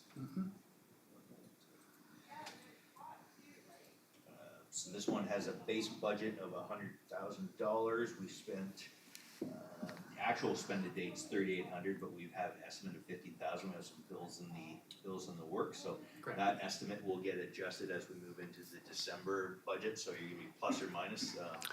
If we do spend the 15,000, your requisition would be $18,000 to. Mike, are there any studies currently underway for Area D that would impact this budget? So we have a $100,000 base budget, and it was informally earmarked that this is going towards the Area D stormwater feasibility.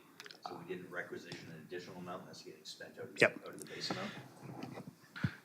Sorry, just quickly on that, that study is expected to be completed summer 2025 and is going to provide a Class D estimator who will tell us how much it will cost to have a system for Area D. Because I do want to make sure that we maintain enough money for feasibility studies, because again, if we don't, that's like a year hold up. Yeah. Right? So I'd like to actually increase that budget. Let's bump it up to 25. 125.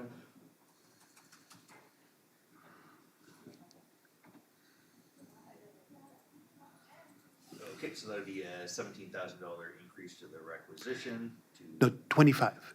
Bump it up to 25,000. Okay, the budget's currently 100. Oh, sorry. You talking about the requisition? I'm talking about the requisition. So it's, you've got. The requisition, I see, okay. Okay. $7,000, roughly.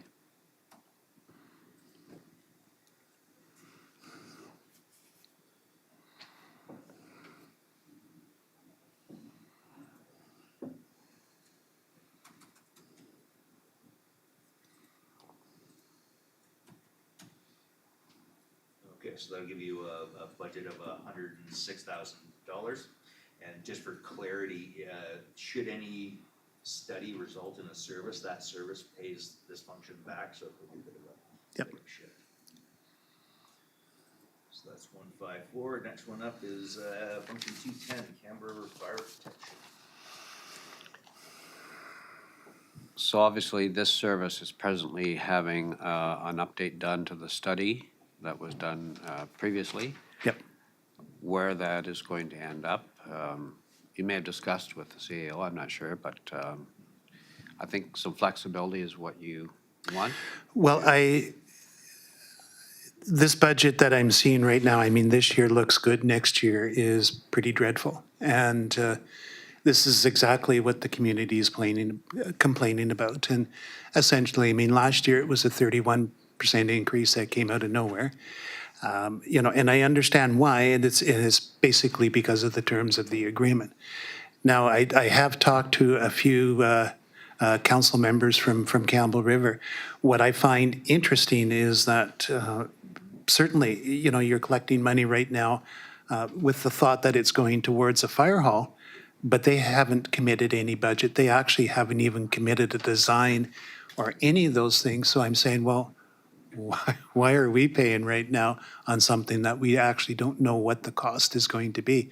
And so far, I mean, that's the puzzling thing that I find with it, is that why are we paying right now, which, again, next year, I mean, that's going to be a big hit. That was worse, that'll be worse than what water was. Yeah, so I can answer that. First of all, a point of clarity, we have not received any of the shared service budgets for 2025. So we look at the budget that was submitted to us last year, which had a 2025 projection. That's currently what we're going with. So Yep.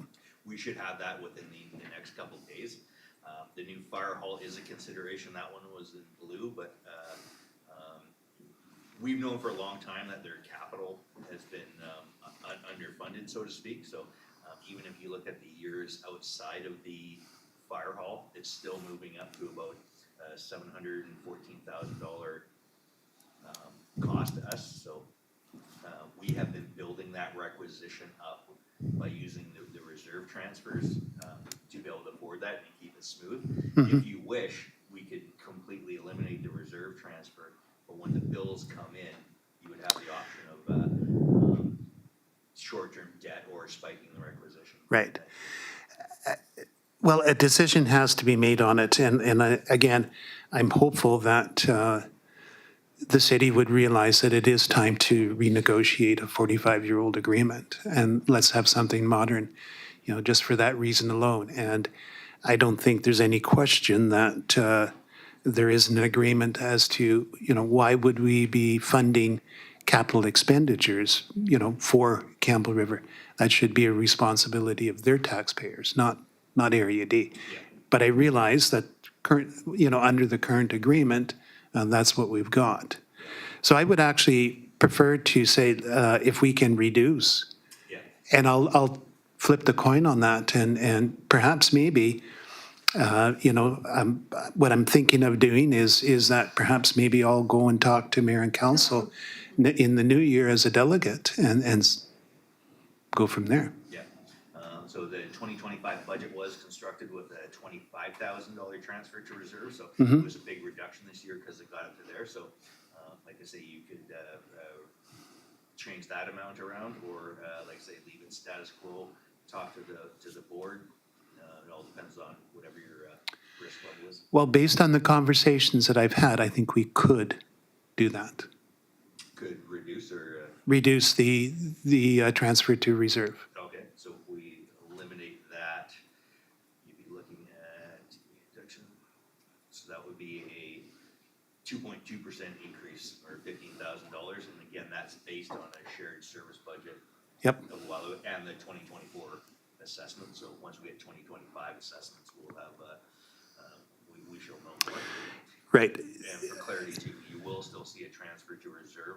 Right now, the funds you have in reserve are earning interest, so I always keep the interest associated with the reserve. Are you, what is the amount that's in reserves right now? 444,000.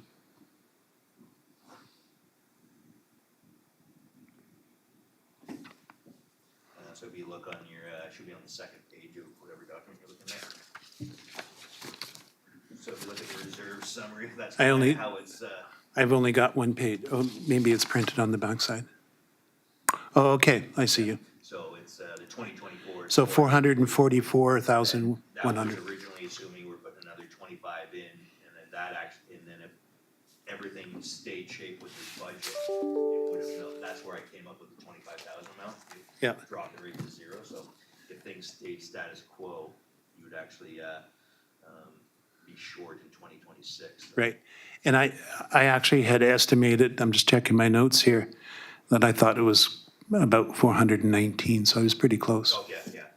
But like I say, we're getting I don't exactly know, I didn't get a chance to watch their budget, whether it's gonna come in higher or lower than what their estimate was last year. They've increased the budget one time by $350K, I believe. Oh, okay. So I don't know how that's going to affect. Yeah, yours is a bit different just because they'll have reserves on their end, which they can mess around. And then, of course, if you capital, you just hit 6.8% whenever it affects you. That's the other thing too, is the sharing ratio technically changes every year. Right. Based on the assessment value, so it's never been huge, but Okay. it can change. So yeah, anyway, I think we're closer to what you were thinking anyway, and then of course. Well, this is, like I said, this is a step, and I know that we're in budget meetings, but obviously there's still work to be done. Oh, yeah. That's, So careful with my comments. that will remain true, you betcha. Okay, so next one is function 285, building inspection.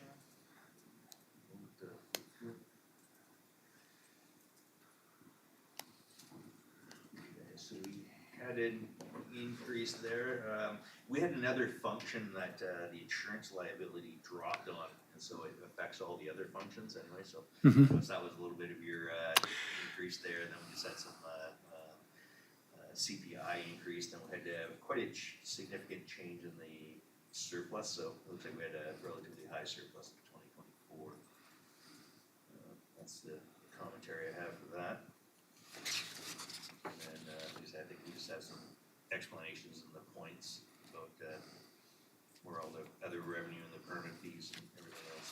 Right. I'm fine with what I see on this. I mean, this is not a big increase, so we can move on. This next one is 290 animal control, and just a reminder, this is a shared service which I haven't received the budget for. So I think those are coming in the next couple days. Fortunately, they weren't in time for animal control. I don't have an inflationary increase. We just carry the Right. So, Aniko, refresh my memory, there was some change in the way that was being handled. Can you just briefly explain what that is? Yeah, thank you. So we contract our animal control services to the city of Campbell River, who up until a few months ago contracted those services out to Coastal Animal Control, which provided the animal control services to both the city of Campbell River and Area D. Upon termination of the contract with Coastal Animal Control from the city, we received notice the day before the long weekend when they were no longer providing the service and Campbell River was assuming the service.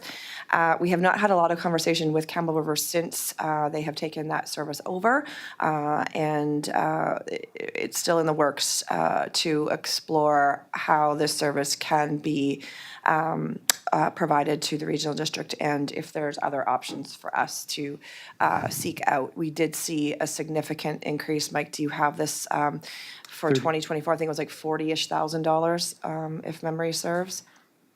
It was quite large. for the first, but yeah, it went from 42 to 57. That was after the contract was terminated or before? Before. Before. Are you sure that's all it was? I think it was more than that. Anyways, so there is a board motion for us to explore other options to provide this service to Area D. It's just unfortunate that we, in the midst of this, lost our bylaw enforcement officer, which was working towards some options for us to explore to provide this service without having to contract to the city of Campbell River and eliminate what I would call as extra costs with respect to administrative costs and costs for the facility itself. So under this contract with the city, although the regional district barely uses the city pound, we are paying a good portion for the operations of the pound facility, even though when the pound is used by Area D residents, they pay a fee once they retrieve their animal. So, yeah, hopeful that we can explore different options for some time in 2025. Likely not to happen before January, but. Right, okay, thank you. So, research still ongoing. What's your comfort level budget? Well, again, I was hoping that, I know that we were waiting on a report, and sounds like we're still waiting on a report. again, what I've been able to glean on my own is that, we talk about capital expenditures at the city. There's a $900,000 pound that shows up on their spreadsheets. And I'm wondering a little bit in terms of what is the terms of our contract. They seem to be not in our favor too much. So again, I'm quite puzzled. And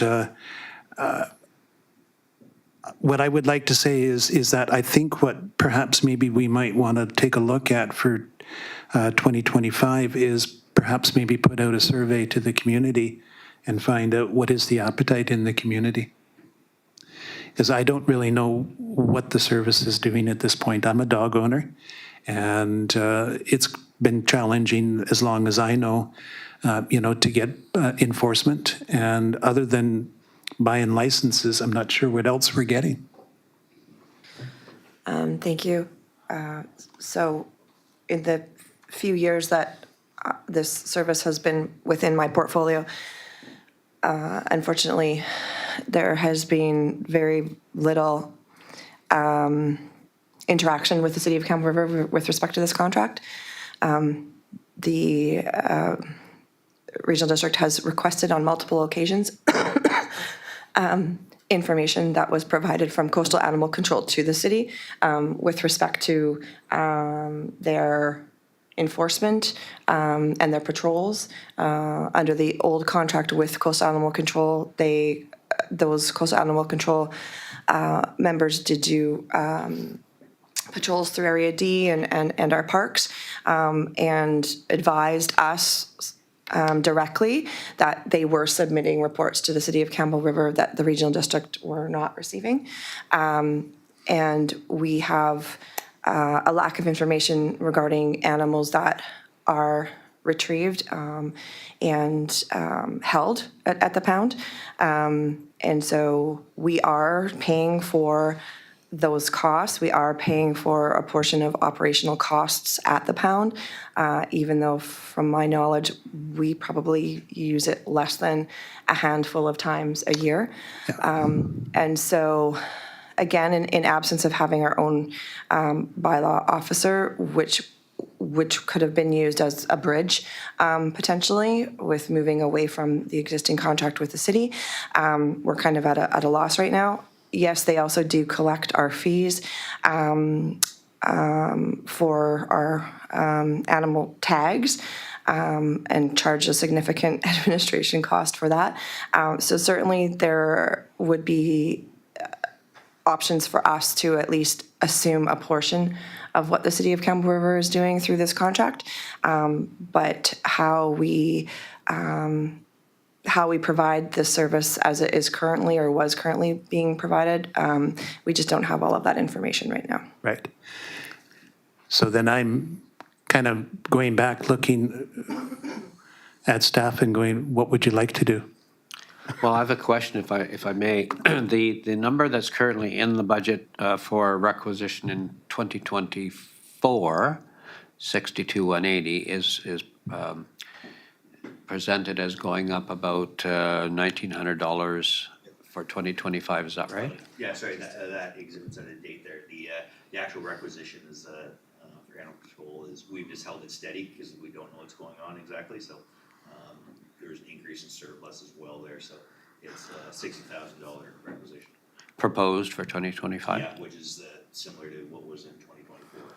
So I guess one option would be if the report comes forward before the budget is adopted, then there is opportunity to modify the budget to conform to something different, perhaps. Right.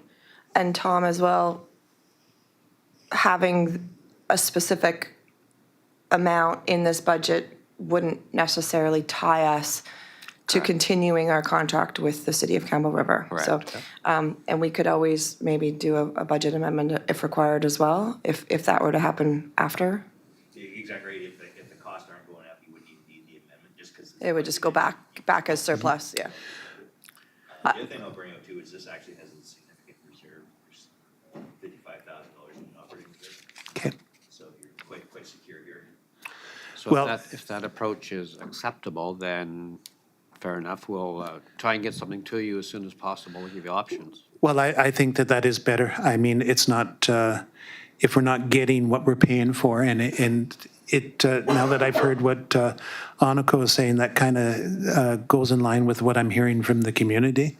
So, you know, we're all scratching our heads going, well, what is the service? And so, yes, we'll leave it at that, and then hopefully we can get more information in the new year. Okay. Thank you. Okay, next service is 295 noise control. Yeah, this one we've just been maintaining it. 295 noise control, yeah. So this one we've just been maintaining a $2,000 requisite surplus in case the expense needs to come up. Yep. Not sure if you want to increase that or decrease that or. I don't see a need right now. Okay. Next one is Oyster River flood protection. This is a relatively new service for us. We're just kind of maintaining the maximum requisition. Anything extra, we'll put that into reserves. And I think it's doing just some basic maintenance and inspection now. I think when the service was approved, was it 2 years ago? That is correct, 3 years ago. So we had at that time, as part of the the operating budget was an annual maintenance protocol. And I don't know if that's something that's proven to be accurate or inaccurate. It's not enough due to the requirements that we have to meet to the province. We have to get an inspection to the dike. The inspections to the dike are coming up with scope of work that we need to do in order to maintain this structure. Yep. But we're unable to actually increase any requisition limit until 2027. So we're basically just doing the minimum to get us going on that. Okay. So I think we will probably have to talk about this when the time comes. But right now, yeah. Thank you. Next one is 298 unsightly premises. This one we've been just maintaining the minimum requisition. Just out of curiosity, the one question I had is that looks like fairly small item, budget item. Where would the additional money come from if there was an issue with an unsightly property? Well, we did have the one just south of the city, I recall. Was this budget tapped, Aniko, to enforce that particular issue? Yeah, thank you, Tom.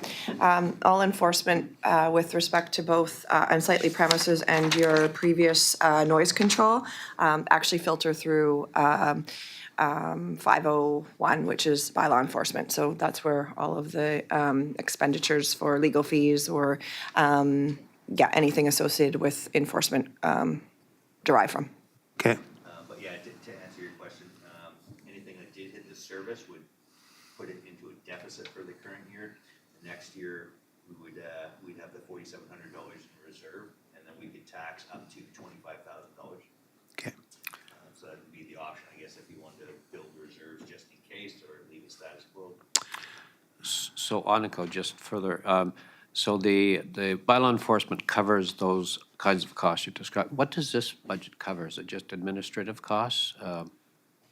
Basically, from my understanding, it's a historic service. It's basically just the placeholder for the service.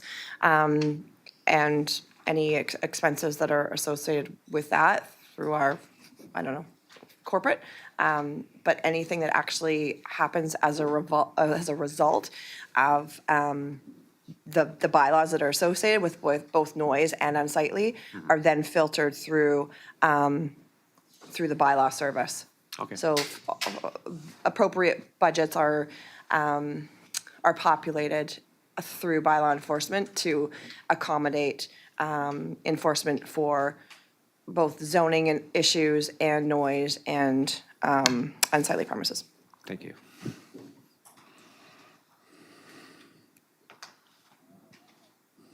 Moving on to the next one. If there's any questions, like 3018 Craig Road Water. And And this one, we're coming to the end very shortly, so Yep. the debt gets extinguished in 2026. Nothing as a surprise this year, so we're just rolling everything over as is. Okay.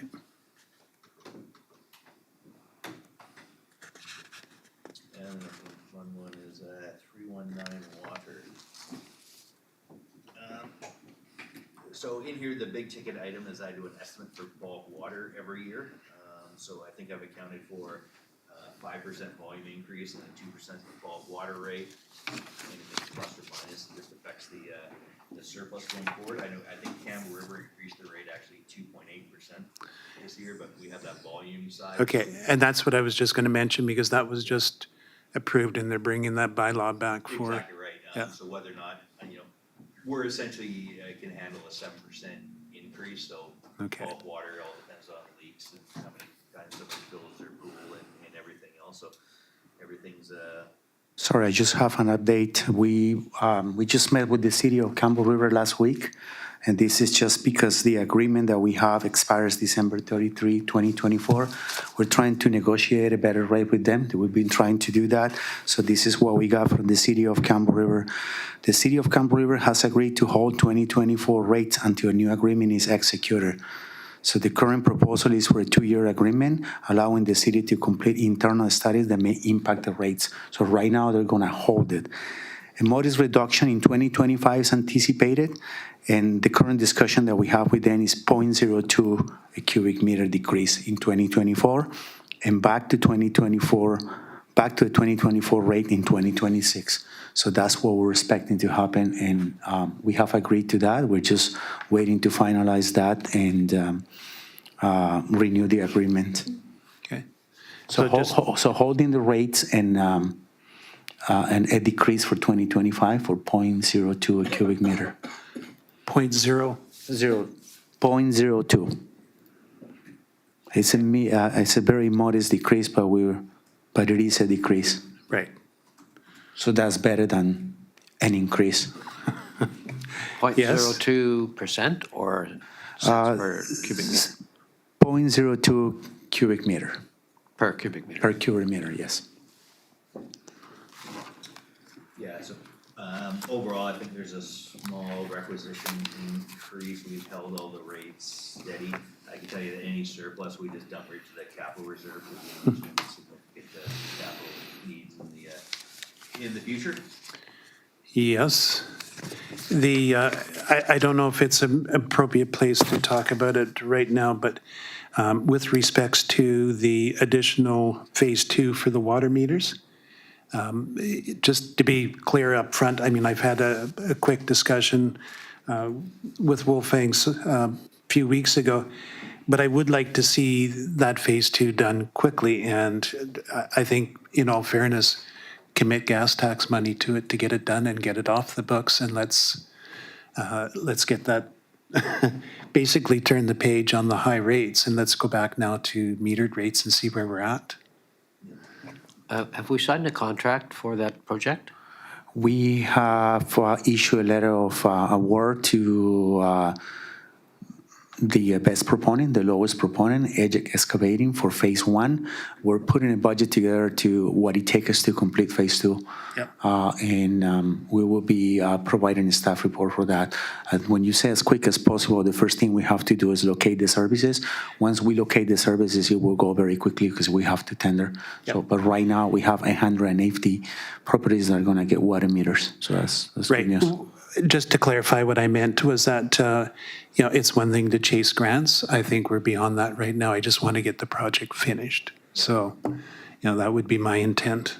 And it will have to be finished before 2027, which is the deadline that we have to the funders. Yeah. Okay. And we'll probably have to have a big rates review in there at some point. So as you know, now the original metered rate, they got a 50% discount. So the new rate is going to be somewhere blended in between the current flat. You can pretty much take the total expenses divided by the number of users, and that would be the average. How you want to set the minimum and the overages and all that will be to be discussed. Yeah. Sorry, on that, we're proposing that a bylaw review on a new rate structure that would be necessary to support the universal metering project. And we're planning to work on that in 2025 and implement the rate in 2026 beginning.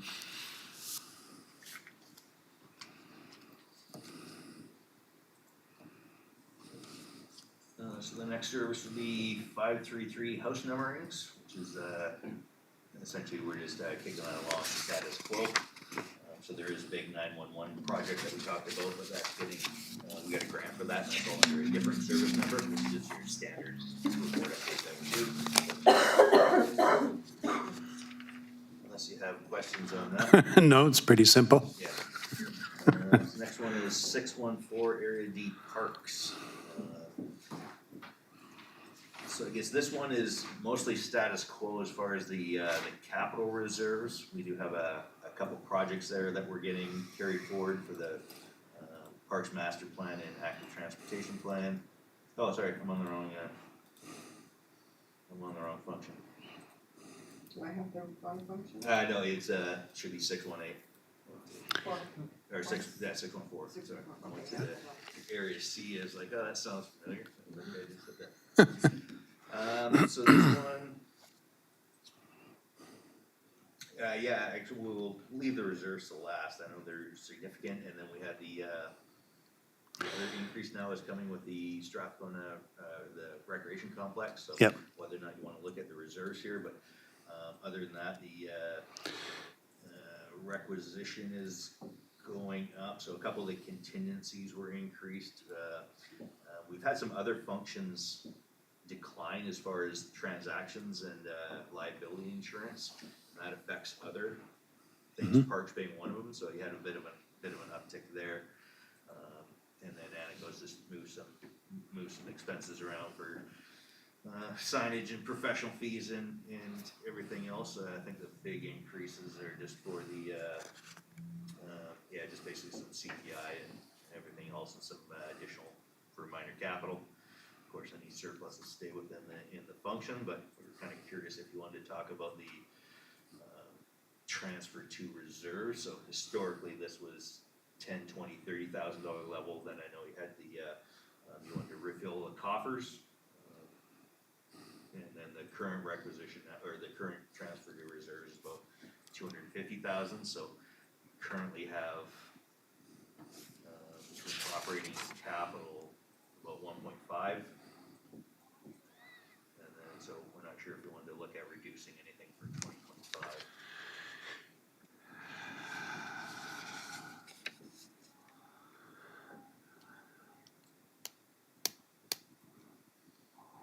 You'll see the total impact next year when we add in the whatever we have for the gardens plus the new requisition. So Yep. free to change in January too if you wanted to, but you know, the draft to come to you with a different number. Yeah. And just so you know, the 250,000 reserve transfer, you'll see a higher amount. It's just we're earning quite a bit of interest on the balance. So. Just, I am concerned with the increase in the gardens because, I mean, that is a very expensive per item, or, per house item. I think right now it's approaching $482 per house or something like that. So, I mean,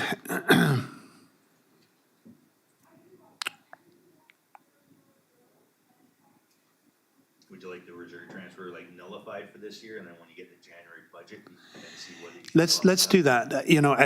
I mean, we purposely brought this budget up, for a reason, and it's. I respect the fact that we have to maintain our parks, that they get well used. They're used by visitors all year round. And when we have bad weather like we just had a few weeks ago, the parks take a good beating. So I get all of that. So let's do that. Let's just. Yeah, and you're earning a significant amount of interest into the reserve. So if we did nullify that, it's actually going to drop the requisition, 211,000. I think you're going to have a big increase on the garden side, but it should Right. nullify it. Okay. Let's see what that looks like in January.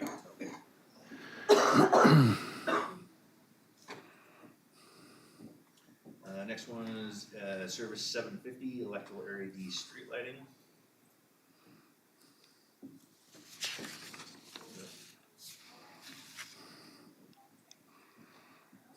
Just a reminder, we still have the operating reserves came from a big audit that Wolfgang was involved in several years ago. So we've just kind of been holding everything steady. And then we're thinking as hydro rates increase and everything else to slowly deplete that reserve, but we could save it up. I think if you ever need to expand the street lighting area, you actually have to pay, so it's good to have that reserve. Well, we are looking at potential of increased lighting, so I think we'll just leave this one as it is. If I may speak about this, just wanted to let you know that we have a few lights within the service that, the lights are being paid by the service, but they're outside of the service boundary. We have communicated with the Ministry of Transportation, and they don't want to fund that. So if you're planning to increase more lighting and that is within that area that is outside the service, something for you to consider as well, because I know you proposed that in the past. Do I understand that these are currently being charged to the regional district? That is correct. Are we paying for them or refusing? We are paying for them, and they're We are. outside of the service, yes. I can't remember how many. I know there are no many, but if you're planning to add more and those ones are outside the service, Okay. yeah. I think where we were looking at was just over on Glenmore. And that is correct. Those are the ones that are outside the service, and we're paying for. Of course they are. Yeah. Okay. And how would we address that? Who would we see from the province? Well, depends on whether you wish to fund them or not. If you do not intend to fund them, then I think we would advise BC Hydro not to send us the bill anymore. Or the Ministry of Transportation. I'm not sure where we're getting the bill from. We will definitely have to reach to BC Hydro, and I believe that we have had. I will have to check with China as well to see what the response was. Right. Yeah. If, on the other hand, that you wanted to actually fund those, then we'd bring a report to the board saying, here's the process to do that. Right. Well, those are important lights, and we certainly don't want to have them turn off, so. But it's unfortunate that if it's a responsibility of the province. I'll stop right there. Your point? Sorry. And the other thing is to look at how many lights and how much is that, right? If we're talking about $5 here, Yeah. But so I'll get back to you on that. If certainly we can have staff bring a report, and perhaps maybe that'll provide a little bit of clarity on it. Right now, let's leave the status quo, and then we'll go from there. Yeah, that sounds good. Next section is 785 Area D Transit. And again, this is a shared service, so I've yet to receive the budget. I've imputed a 5% increase. It could be more or it could be less. It all translates to about a 3% increase. And then, of course, you do have a reserve for this. Again, what I heard over at the city council meetings was that there was an increase in transit, but I didn't really catch a number on that, so it'll be interesting. So like I say, if it's, we should get the numbers in time for January, but of course, any surplus or deficit rolls into next year. You got some reserves to help offset if needed, so. Right. Now, just one question, probably for engineering. I was reading the city's budget, and they talked about BC Transit, the grant arrangement that BC Transit has. Now, I know that, when I first got started, we looked at that, and I don't know what the issue was with the city of Campbell River, but we got grants from Modi. But is there any opportunity with the grants with the shelters that I'm looking for in 2025, that there's a grant opportunity with BC Transit? Yeah, just sure. I'm happy to speak about that. So we have an eligible grant opportunity is through the Ministry of Transportation. It's called the Minor Betterments Grant, up to $100,000, and the plan for us is to apply through that grant to install the two shelters that you have requested at Engels Road and Shelter Bay. The total cost that we have estimated to replace those two bus shelters is $115,000. We have right now $154,000 available. If we get $100,000 through that grant, and then they will free up more money, and that money could go to the Glenmore Transit Exchange project. Okay. And just, I'm sorry, going back to the transit agreement, engineering has a plan to sit down with the city of Campbell River to come up with that agreement. We haven't had an agreement for a long time, and that is that basically contributes to a percentage of the overall contract costs. And if you're taking that opportunity to sit with the city, what about the First Nations? I mean, they've done a lot of work this year, preparing what I believe is their transit loop. So are they looking to create their own with transit, or?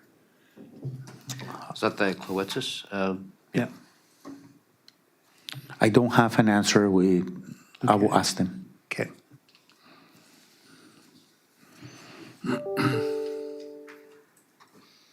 Okay, so that's the service. Now we're just gonna circle back and have a look at the gas tax service, all the projects under there. Oh, it's the 135, the gas tax. We just did, bank protection, I'm sorry. I'm getting ahead of myself.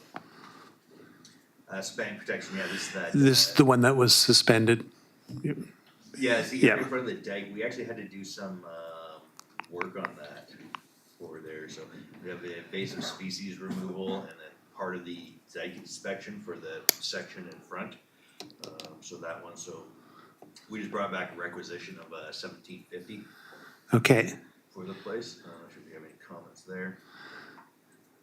And this only targets a few households, is that correct? There's 35 households. There's also a business there, and then the utilities section we get a bit of money from. It is just those properties right along the river, I believe, that are funding this, this particular service. And we have kept money in reserves to basically maintain the riprap and other boundaries that have been installed. Because there is some maintenance associated with that, including inspection, I believe, every 5 years or something like that. But Wolf is better knowledgeable about that than me. Sorry, I just wanted to speak more about the riverbank assessment that we're completing right now through a consultant. And we're expecting to have results in March 2025.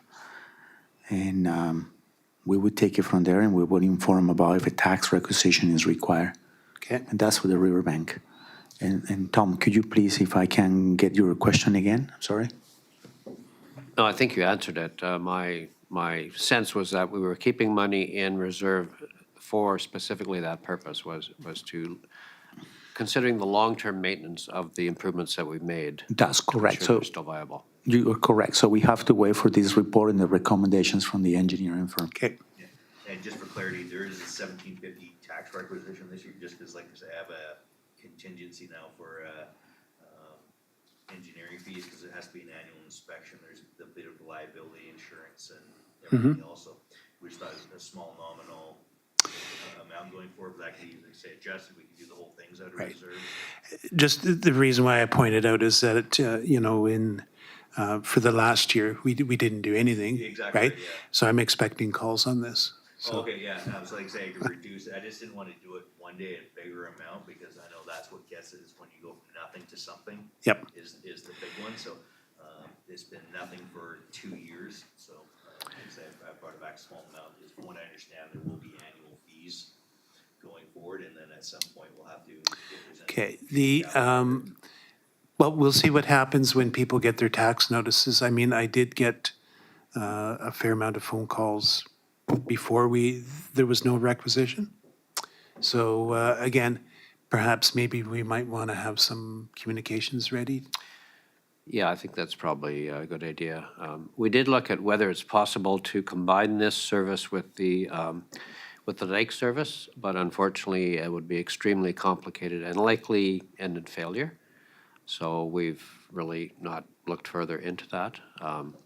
But yeah, I can appreciate the public's perception that they're paying for something that's already built. Why are we continuing to pay, et cetera, et cetera? Yep. So actually, if you scroll down just a little bit, Edith, on that to that tax requisition table. So if we're actually looking at it, it would be 3618 on any residential. Utilities would get 2752, and then the business other is also in that group, would get 180. $1.6. So that's about 35, 32 bucks, but that's gonna change, of course, once we get to 2025. Right.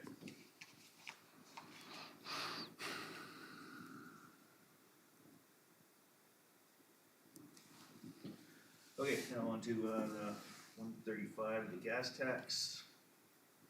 And so gas tax, of course, is a corporate administrative thing, but it affects any of your parks requisitions or anything else that we choose to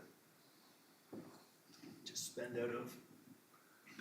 Sorry if I may speak a little bit about this because looking into gas tax, I'm just going to speak quickly about the Glenmore Transit Exchange project. The CBRD and the BC Transit is responsible for working on this project, and they're basically giving us updates. I know that 70% is funded by grants, 30% has to be shared between the CBRD and SRD. Right now, the amount that has been estimated according to the Class D estimate that we have is that between 115K and 125K should be split between the two regional districts. That is $60,000. So that's something that could be considered from gas tax money. Yep. Just something to keep in mind. And as well for tax, no, I think that's pretty much it, yes. And the other thing is the water meters, the stage 2 for those properties that. And that's, again, I think that would be appropriate use and just get that water meter project done.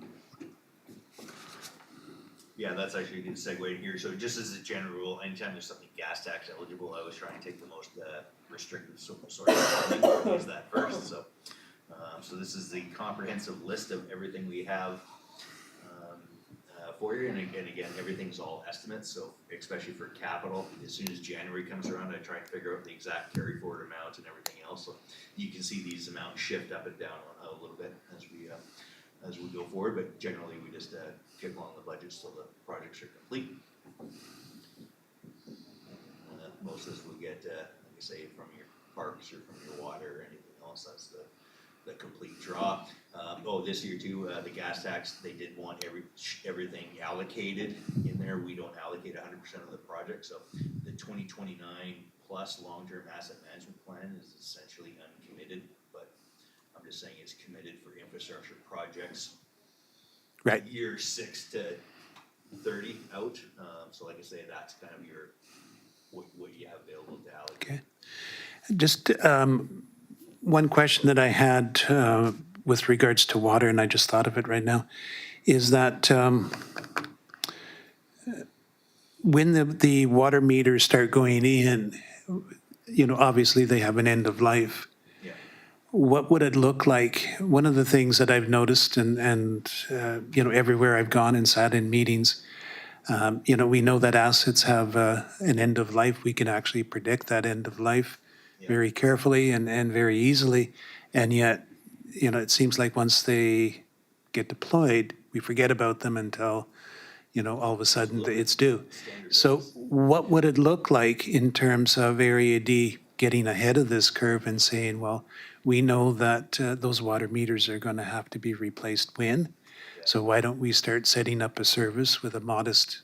No, well, that's actually in the existing water meter or the water service. Right. So anything in there, we would just take your total capital, different assets. So you have the pipe, primarily just pipe and everything else. But yeah, we try and figure out I think these are good for 15 years or something. They have an internal battery that dies. You can't replace them. So Yeah. we're good with there, but it would get lumped in with all your capital replacement. Okay. I think it'd be part of a capital replacement or asset replacement plan. And Well, you would- I think it would be more appropriate to, instead of having it in a big budget, have it more visible. Well, it can be a sub-budget, but it would reside in the water system budget. Okay. Somewhere as a separate And that's true for a sub-budget. lot of this. This is our kind of main master plan that kind of gives the Reader's Digest version of all the applicable services. But underneath a lot of your stuff, your parks and everything else, all the applicable managers have a lot more detailed information of exactly what. But Okay. yeah, exactly right. 4-year plan. I think we're taking about $400,000 a year out of your Area D water budget to put to capital. Whether that should be $415,000 a year or anything else, it's kind of a big flux. Whether we use gas tax or whether we use the internal Right. reserve. I can tell you that for gas tax, it has to be an infrastructure project, so if we go and place 4 meters for $2,000, they will look at that and say, you're doing maintenance, it's not eligible. But if we roll out and do $80,000 worth of meters in 1 year, that is an infrastructure upgrade, so it would be community Right. works funds. Okay. But yeah, like Tom was saying, we need to look at all your water assets and then make sure we have we're putting an applicable amount every year that you can use. Well, I think that that's important, and again, we can visit that in the new year, but I think my impression is that it's something that has been lacking for a lot of years in terms of what is the actual planning. Yeah. Certainly evident with the system that we inherited. Yeah. And I mean, I think that's too, if like just the brass tacks, if you are looking at your water, you have 26 kilometers of pipe. Yep, I know that. It's about 1.3. I know that. To 1 point, so you've done the math, so. Yeah. We're talking extra 100 grand or 200 grand or 300 grand of water meters, it's Yep, okay. a small thing. So, sorry, Mike, I just want to jump in on that distribution system. We have $1 million in our budget since 2018. We haven't done anything. We don't plan to do anything because we don't have enough funds to actually go and replace pipes. So that is another amount that you should consider reallocating. It could be for the water meters or it could be for something else. Yeah, Yes, we- I said, we did amend the title there, so we got water system enhancement and rehabilitation, so like I say, if there's extra money needed or anything, that funds are available, then of course we can let you know what exactly gets spent on, so it is kind of a placeholder there, but yeah, it's a drop in the pond really as far as the overall system, but you gotta start somewhere, I guess, so. And one more for you to consider reallocating funds. There was $50,000 allocated in 2023 from the Growing Communities Fund. This is to actually replace culverts. We have replaced those culverts. We still have those funds available. We don't have a service. I believe it is a risk to go and replace more culverts when we haven't received any phone calls or complaints. Right. Well, we didn't actually make that information public, so, but I think that, again, it might be handy to hang on to that money because we had an issue where, I forget where it was, but, there was some plugged situations, a lot of water pooling up. So again, I think it's just wise to keep that money and, how we want to let people know that we have it, I'm not sure. Yeah, keep that in mind.